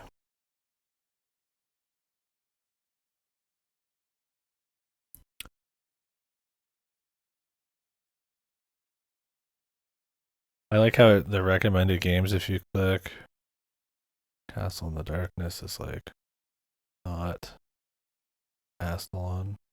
Not even one of their own games, dude. Flip Witch Forbidden Sex Hacks is on here, dude. And not fucking Astalon, dude. Based. More like this, dude. In every Metroidvania, yeah. Is it even a good? Is it a good Metroidvania? Is it just that? I mean, most Hentai games are not fun, from what I've seen.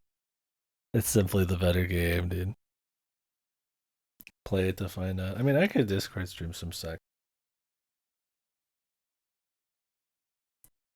I don't really feel like it right now. I got too many other games to play. Go watch porn. Well, I don't watch porn, I guess. Porn meaning just general stuff. Some people, I think, when you say watch porn, they mean just stuff produced out of California or something. Some sax, yeah, some sax games. Yeah, anyways, Astalon, it's good. I would recommend it. I don't think it's like a godly game. I think it's got too many issues with kind of some drawn out level design and some tedium, and having a shitty difficulty curve. But I think it's cool enough. Anyways,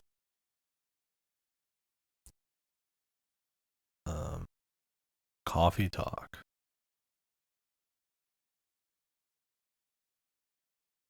Where's coffee talk? Goes. Gave it a 6. Give it a big fat 6-0.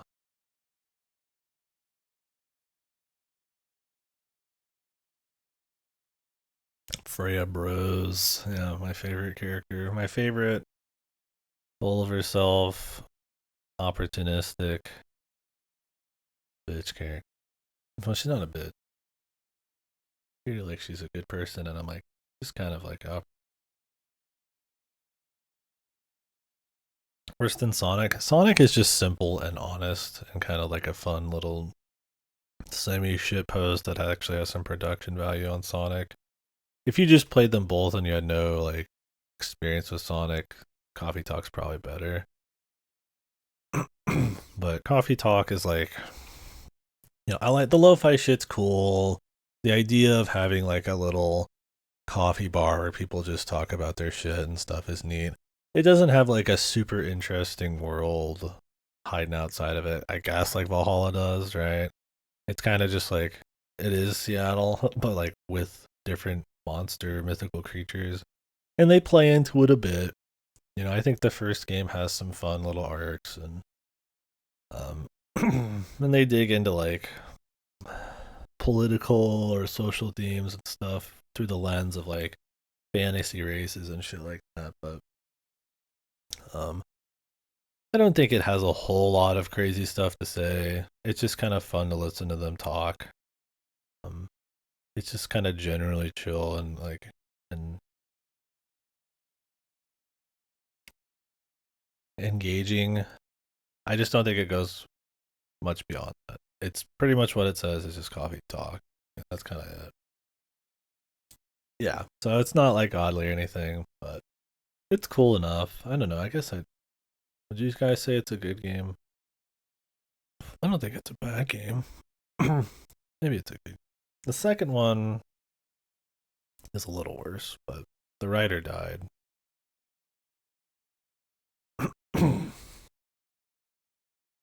Six counts as good. It is not good. No, I think it's just kind of like on the edge. It's decent, yeah. We'll see. Think about it. It's not in the worst category. Okay, that's there's no decent category. That's just if it doesn't get to anything. It's the mediocre, decent, okay pile. I used to have a mediocre pile, but then I figured it was too redundant because I could just anything that didn't make it was obvious.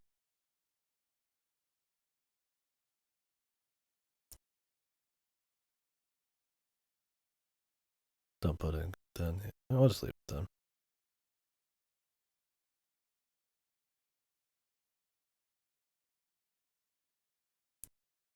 We can just. Yeah, I think it's all right. Had fun with it. I found it comfy, but it was kind of more of like a guilty pleasure kind of comfy. I'd recommend it. I didn't say I wouldn't recommend it.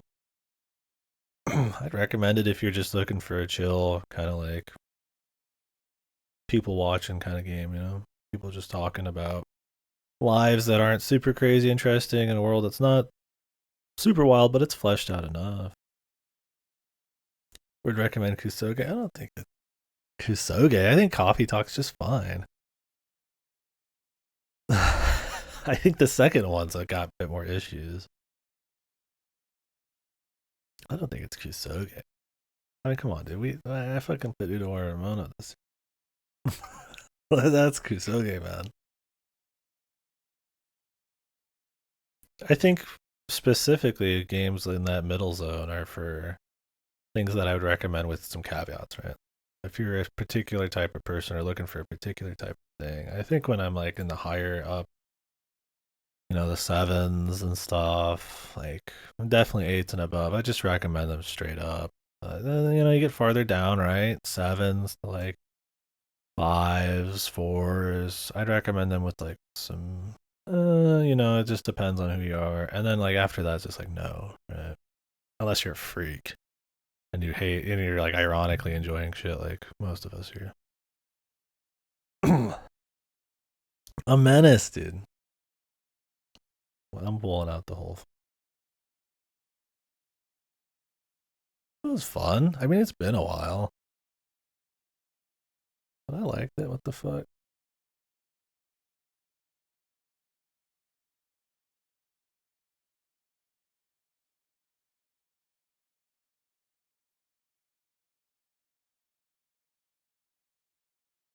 It's all relative to each other, man.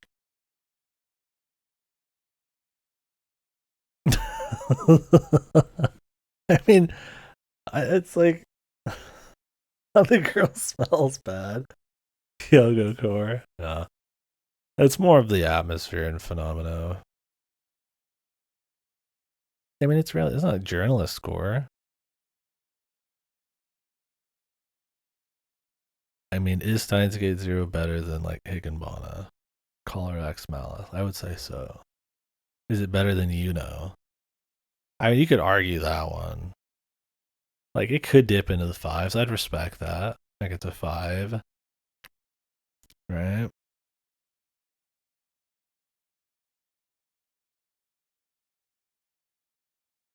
It wouldn't go any higher than six.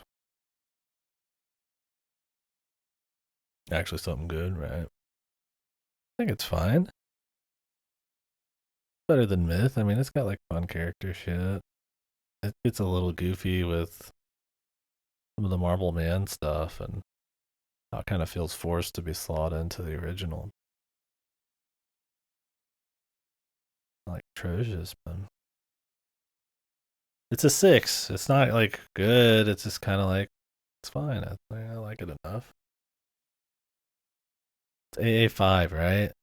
Like not great, but it's fun. It's okay. It's decent. It's all right. Kind of where we're at, right? The five's like just right, and kind of middle, and then it just kind of goes down. The anime, Menace, man. Jesus. Yeah, one game they don't agree with, man. He's a menace. Maybe I enjoyed the fucking lo-fi beats to chill and drink coffee to. All right. I like sometimes just people watching simple conversations if they're kind of interesting. And they were kind of interesting in Coffee Talk 1. It's not going in the good pile. Decent. I don't remember. Like I said, I'm sure if I read through the Steins Gate VN and re-experienced Zero and watched the anime, maybe I'd feel different about some of it. I liked the anime. It's where probably most people have actually experienced the story. Not that that makes it good. It's just interesting. It's probably how most people have experienced Fate's story too. But oh boy.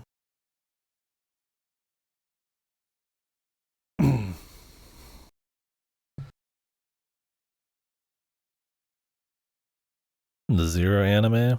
Oh yeah, forgot that I had one too. Why is that required? Do they like add stuff to it?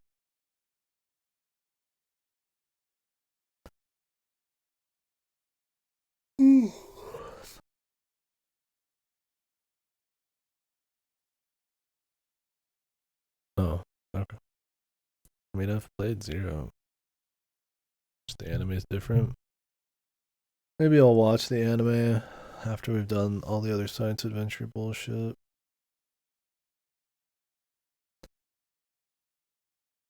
For now, though,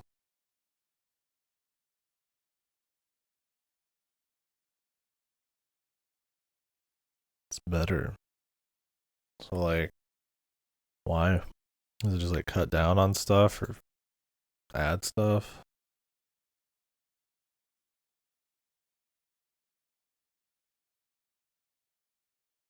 Just the pace or seeing everything animated just kind of makes boring better. And I believe it. Just usually when they have the VNs, there's so much going on that they have to cut ass load.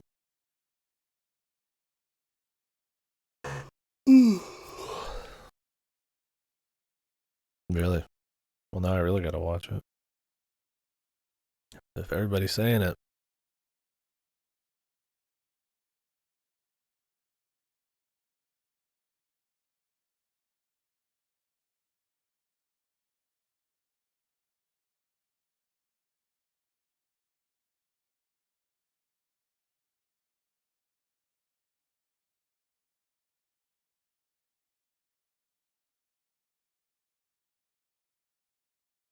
Yeah, I don't know. We'll have to watch it. Just gotta watch Fate Zero and Karno Kyokai.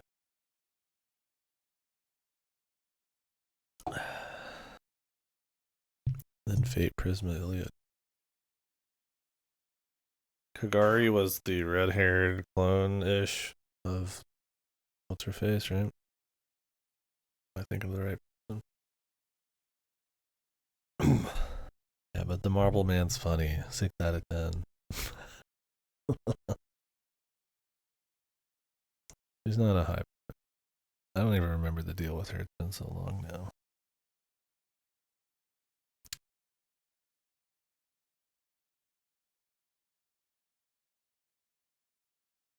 While we talk about that,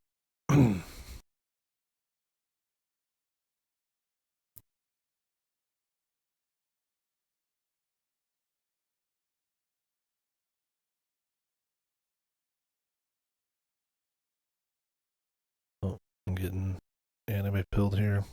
Sick.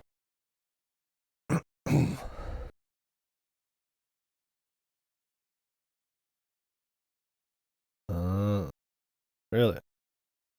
It's interesting. Yeah, it's real different. Kind of seems more like an accompanying piece. I see. Yeah, we'll have to watch it for sure.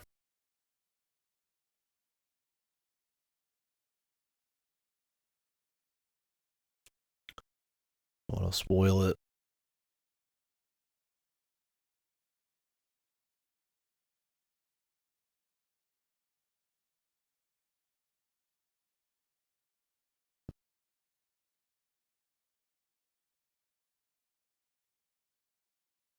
Uh, hmm. Sounds like they try to make it its own deal then. Cool. Well, I'll have to watch it later. And do anonymous code and robotics notes.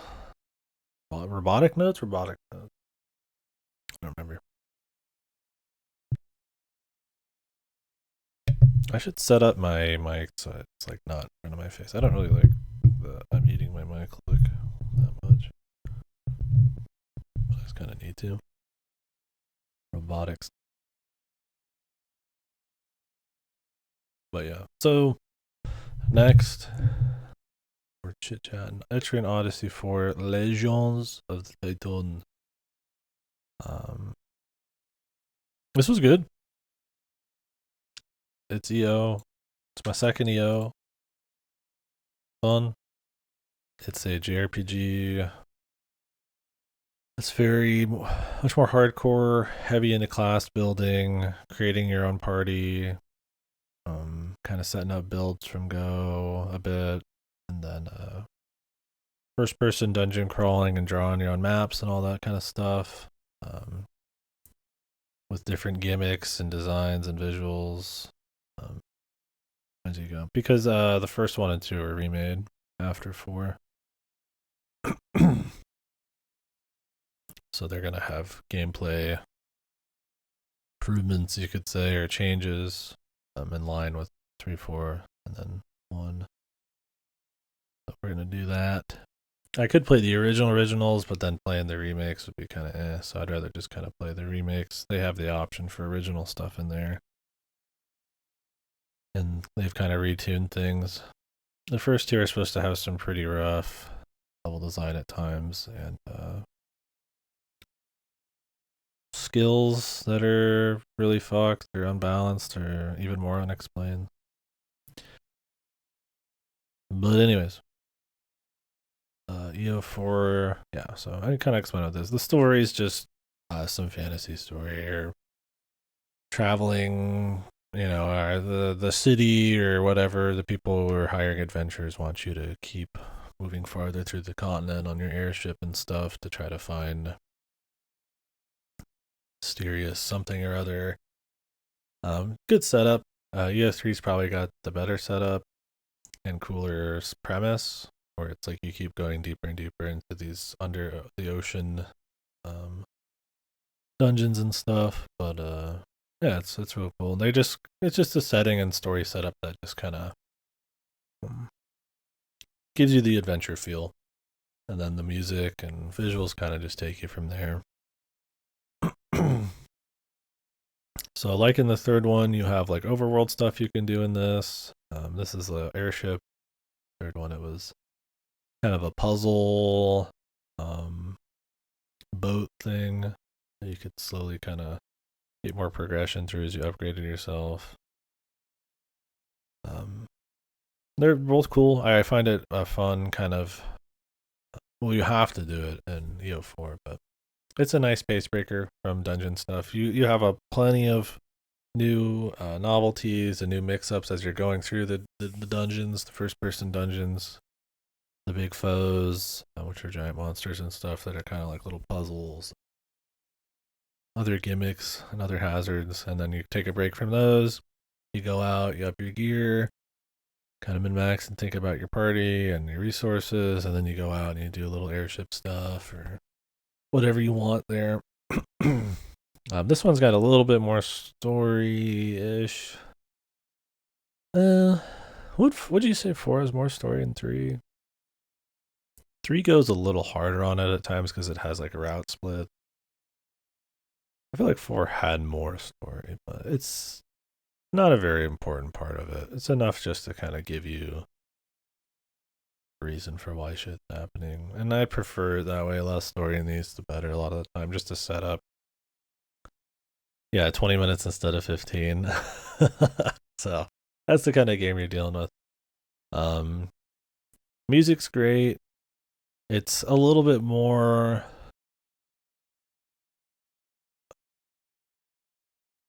I am thinking of EO4, right?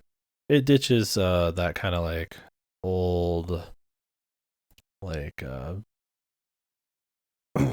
Genesis-esque sound font or whatever the fuck.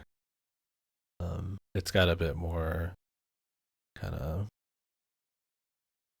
what's the word? Kind of sampled like orchestra kind of things going on here and there, but it still has a lot of rock and music. A bit more of I guess I could play some.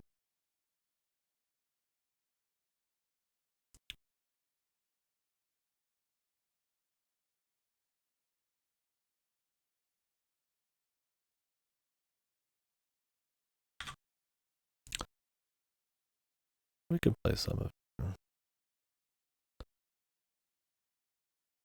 So it's got like real instruments, I guess is what I'm trying to say a lot of the time.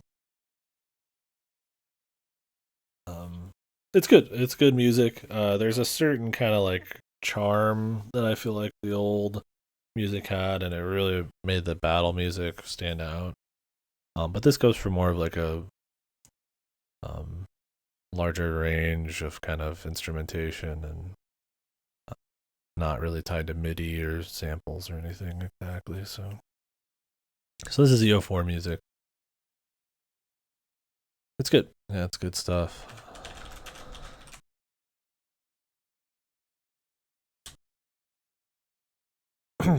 And then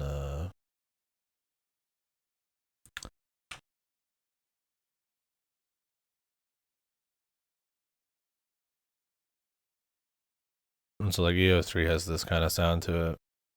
So it's a pretty big jump in the kind of sound of the music, but the composer's really good. This is like in a range, isn't it? Or maybe it's but anyways, yeah. It's really clean either way, so it's a kind of refreshing on that front. But a little different. I would say I probably like EO3's music better, but I really like. Anyways, good game, cool variety, long, very long, a lot of dungeons, a lot of side dungeons, which was kind of cool. I would say I still like EO3 better just because of the visuals. Some of the class stuff was kind of cute, but they're both solid. I don't like dislike one much more than the other. Yeah, good game. Would recommend if you like dungeon crawling and the feeling of adventure. You're gonna have to put in a little effort though, because you gotta make stuff and it's got its difficulties. And you gotta draw maps. You don't have to. Well, I think this one you do have to draw a map. Can't remember if it auto draws it. Heavy lifting, pushing the series in a good direction. Small changes here and there. Their quality of life is better. Like you can re-spec with less levels. Needed to regrind, stuff like that. They don't explain a lot of abilities ahead of time still, but there's still a bit better explanations and visualizations of what is going on and how hard it is to like reset some of that than 3 had. Well, it's not too much effort. Once you get going, it's comfy. But it's more effort than just playing your average JRPG, which is gonna go. Enemy lines. Yeah, I would agree with that. You had different lines and for the allies in 3, but enemies being able to like, yeah, kind of have moves that hit backline or hit in like formations like V's or something is pretty cool. Another cool thing about 4 is you can actually beat the super boss without grinding or doing anything crazy. You can kind of just fight it. 3's like it's not happening. Super boss being just like essentially the last kind of boss. Every one of these that I've played has a post game where you just play the next world essentially. You could just kind of stop at the boss, or in this case, you can actually beat. There's a bunch of side super bosses. The one of the things I didn't like about EO4, I guess, since we're still on it, is the QR codes. It was really bad. I hated that shit. Well, you know me, Fast. I probably did everything under the sun as optimally as I could, so I was probably doing okay, you know. And I did all the QR code shit, right? Because I had Goto there wingmanning for me. That helped. Yeah, so I don't like the QR code stuff. I liked doing it. It was worth doing it just to see it, the unique quests and items. Most of it was kind of just go to points on the map and find shit. But, I think it does give you some advantages, a little bit XP. Kind of just depends. I did do a small bit of grinding for fun, I think. To get all the best weapons, for sure. Like I off stream fought a lot of the mantises and stuff when they were like had the shininess going on. So I got a lot of levels that way. So I guess I probably did some level grinding. It was more inadvertent because it was more about getting their materials, but it was quite a bit still. But anyways, I mean, other than for getting all the gear, I was able to walk in.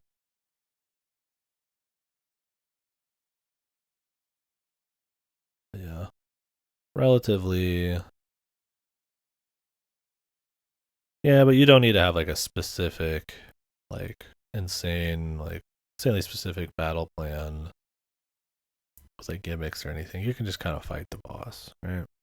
Like even if you are a little underleveled or something, like you can just kind of go in and give it a few attempts. I don't think 3 is that way.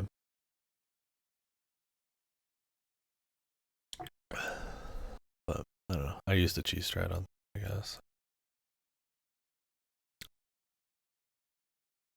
You don't need to grind for the super boss. It's not really true. Yeah, I mean, it depends on your playstyle, I guess. I don't know. What I did was, I guess, inadvertently grinding anyways. And so if you just play like that, it's fine. I think grinding to get the gear from the mantises is probably more than anything the QR codes did. But those definitely helped a bit as we went through the game.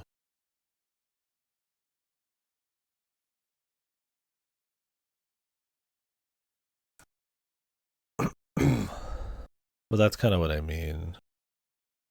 Like, I mean, if you're not going for your best gear, then it's like, yeah, you would have to grind a bit. But I mean, that feels like just kind of a natural thing you do in Etrian anyways. I don't think you have to do anything like super unnatural. Around 10 levels would be a reasonable level. Okay. I don't know. I didn't run from many fights. I don't know. All I know is I didn't really grind much, other than for gear. I mean, I was using XP strats on that kind of stuff too. So food and all that crap.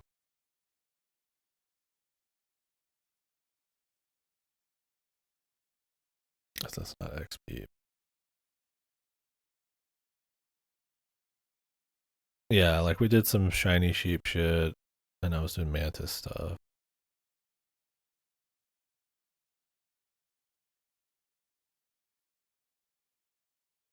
But, yeah. Anyways, the super boss is doable. And that was kind of more the point. Might take a little bit more effort here and there, but you're not gonna need to like plan out like a 30-page long flowchart of abilities or have a very specific comp. I think you can just kind of do it. And if you do have to grind, you're not going to be grinding for 24 hours. Reasonable amount. Yeah, that was cool. I liked it. That's a good game. I'm looking forward to doing the next one, but I got a lot of RPGs to go through.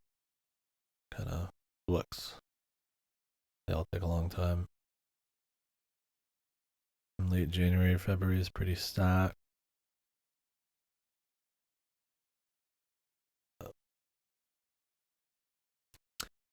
But yeah, let's move on to Dredge now. We can keep talking to you, but Dredge on my end. Anyways, Dredge was a kind of adventure fishing game where you go out, catch specific fish, make money, come back, make your shit better, go out farther, catch different kinds of fish, rinse, repeat, and start exploring new locations and going through little stories to get different kinds of fish and other objectives. But it's Eldritch. Spooky things at night, weird fish, mutated fish. The objectives start getting a bit more into the arcane kind of wacky stuff. I would say I'd put it as good. It's not great. But I liked the concept for sure. I mean, I like fishing games. I like games where I upgrade myself in a considerable way, often enough,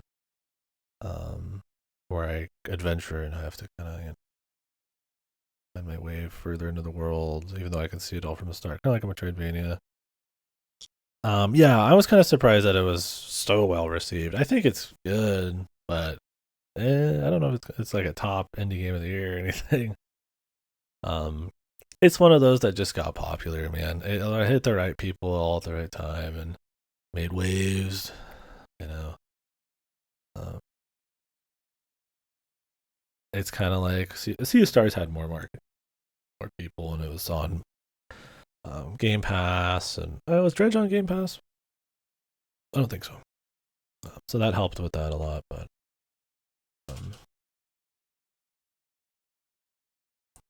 yeah. It's a cool concept too. I mean, it had a really good trailer. That was the big thing, is it had trailers over the year. Yeah, I don't think it does. Wait.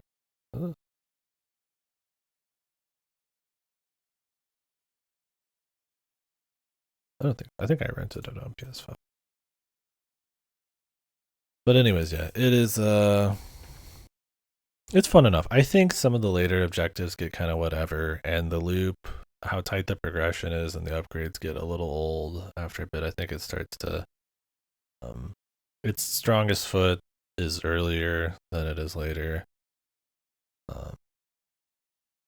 It's also not really all that spooky kind of fun Eldritch. There's some big crazy shit here and there, but and I don't need to be like actually afraid, but I think there was a lot of potential, when you're imagining, whoa, what's out there beyond the sea, what's all this crazy shit there's going to be, and it ends up being pretty much as extreme as it is in the first hour as it is probably in hour 8. Oh yeah, I was waiting for TOTK for, God, Jesus, how many games are we playing between them? It was I think the Siege was prep work, essentially, for TOTK, and then like an assload of games after that. And then I ended up borrowing it from Siegfried because he's a beast. I think I got it in the mail, like, day after.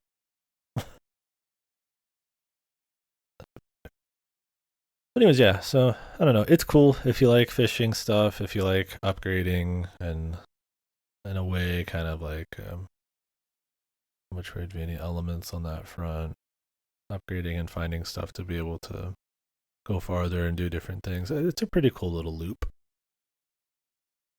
I don't think it lives up to the potential of the setting, the Eldritch stuff. I think it could have a little bit more big, exciting things, and some of the weird encounters and puzzles and stuff or events are just kind of and the story's not really much to write home about, but it's cool enough. I would recommend it, but not with like glowing. Coffee Talk episode dose. So, like I said, the original director, writer, whatever, died. So this is, I don't know on how much part made by his remaining stuff. But written by different people. I think for a game written by somebody else, it captures enough of the vibe, and I respect how ballsy it is in keeping the exact same characters. Like 90% of the cast is like the same people, despite being written by somebody else. Very ballsy. Um, I don't even think it was a good idea to have all the same characters. I think their stories are played out.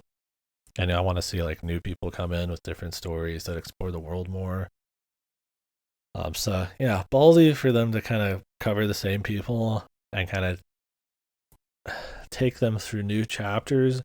My problem with Coffee Talk 2 is while I feel like they kind of get some of the dialogue right on these characters, their strong arcs are done.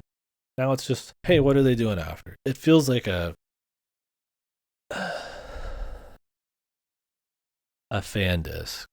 It felt like a fan disc where it's just like, I just want to see the characters I like more, and I don't care really how good it is. I just want to see them talking. And it felt like them, but, you know, oh, these two characters in the first game are a Romeo and Juliet thing. The elves hate the demons, but they're going to get together anyways, and they're going to tell them to fuck off, and it's all about, lineage, and it's about making your own way, and love, and all that stuff. And in the second game, they're just having some troubles deciding on what they're gonna do for the marriage, the wedding reception or something, and it's just like, okay, they're there. It's like, oh, it's cool to see them do more, and like the spaceman stuff's kind of cute, but that's kind of like what it is. It doesn't really go farther. There's some nods to the old creator, which is cool, and they kind of reveal some things about the main character and all that shit. Which, whatever. That stuff was probably planned out. It's not atrocious, but it just kind of feels like it could have upgraded the gameplay or changed the setting um a little bit more. Like take me to a different place. They mentioned there's a different coffee shop. Take me to a different coffee shop, new characters, a strong story on all of them that actually fleshes out the kind of monster world a little bit more. And I think that would have been good. Maybe have a couple of these people show up and say hello, right? But I think it's kind of, I wouldn't want to say just masturbatory, but a little too attached to the first game. When I feel like you got a new writer, take a chance, man. Do something else. You still have the same formula. I don't know. It's a fan disc, and I think it kind of has the impact of most fan discs, which is they're not that just fine. I think your HAs are like your Holodeck X's are probably like the exceptions, right? The rule.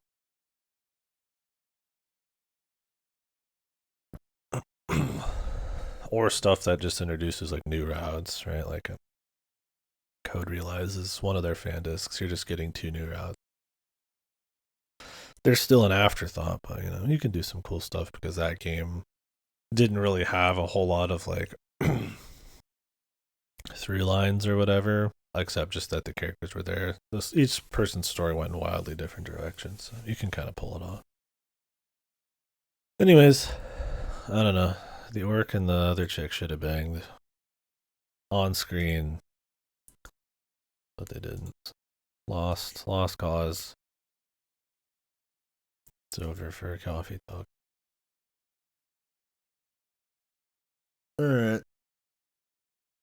Star Wars Jedi Survivor. I don't know, man. I found this one to be pretty fucking annoying, dude. I don't know if I want to put it on worst. It's like close. I really didn't care for it much. I'm just maybe put a lot of worsts on here in a while. Don't worry, they're coming. Gollum's 2 feet away, man. I would say it's less that there's like I didn't like it as much as the first. Maybe it's just played out at this point. I wouldn't like the first if I played it again. TOTK is not worse though. I would say this year so far seems like it's got less worse games and more just like boring, mediocre games.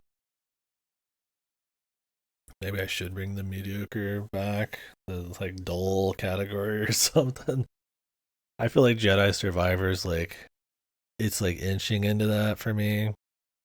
Um, but yeah, Jedi Survivor, if you don't know, is a sequel to Jedi Fallen Order, made by Respawn, which is Call of Duty dev or was ex Call of Duty people or something. Um, I don't think it's way worse. I just think the story's atrocious. I think it's not as focused as the first one, where the first one was like, oh, hey, it's like the original movies, but like I get to explore them, and that felt kind of cool. And it wasn't a great story, but it was like focused enough, and it wasn't like bloated. This one has like these labyrinthian, super large levels with like a story that's just like super indulgent, and it just gets really old, and I just find it like really tedious. I didn't like exploring in it. It just got really fucking old. Like I don't think a lot of what you found was like significant enough, or the combat was fun enough to really like justify it. The performance is also horrible. This game still is broken on PC. It's still got horrible performance. I played it on PS5 and it was pretty unplayable, but I don't know. It just has a lot of giant areas that take a long time to move through. Bazillions of chests that are mostly cosmetic, which is cute, but you're not interested in them on grounds of like the rewards, so it has to be more on the gameplay side of things, and it's still very much just auto platforming. It's an open world AAA, right? I mean, the first one I felt was kind of like that too, but this one's even like more open. Um, like I don't like the story. I don't think there's fun things to earn, and I feel like a lot of the dialogue is like eye rolling. It's a good looking game. Yeah, one was on rails with a couple side paths. This one's way more open. I wouldn't say open world in the sense that like an Assassin's Creed is these days. It's you go to different big maps, right? Um, but yeah, it's a hard one because on the surface it's like, oh yeah, it's cool old Star Wars stuff. You're flying around with your lightsaber and shit. That seems neat, but it just doesn't have the weight that I'd kind of like. And it's very mashy. You're kind of just smacking a guy and he's taking like hits, but like he's not dying or anything. I kind of like it was cool in the first one, but I'd kind of like something a bit more lethal. Um, that all gets a little old. Um, a lot of the leveling, I didn't find a lot really changed or it was like super fun as I leveled up. You get different kinds of like lightsabers and shit, which is cool. Um, but I don't know. I'm also fucking, I guess, tired of Star Wars, like new Star Wars shit. I don't know. I'd say the big thing is the tedious map design and the story. I think I could get over the mashy, like kind of bam ham combat. Um, I think visually and stuff, it's still pretty clean. I found the first one more impressive because it kind of, I feel like captured that like original movie vibe a bit better.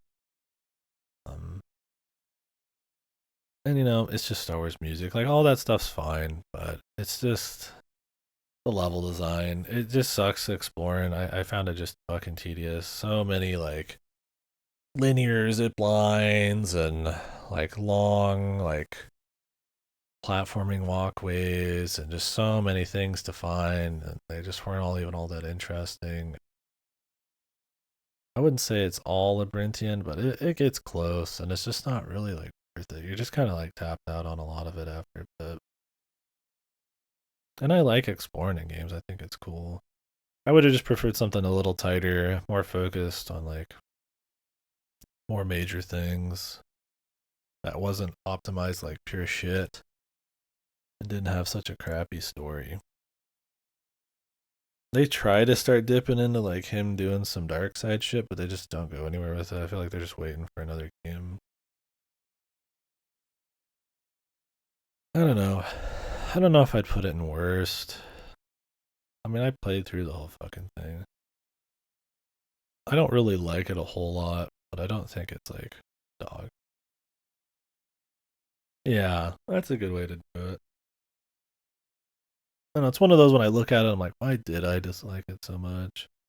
It's one of those things where when you ask yourself that and you start to kind of remember a little bit, it's like it has something more to do with the pace and like the kinds of activities, the slow snowballing problem than it is like some games look great in a trailer, right? This game looks good in a trailer. But then like you kind of sit on it a while. It's like Starfield. Everybody loved it in the first 5 hours, and then it's like, wow, this game actually sucks. It's kind of like that.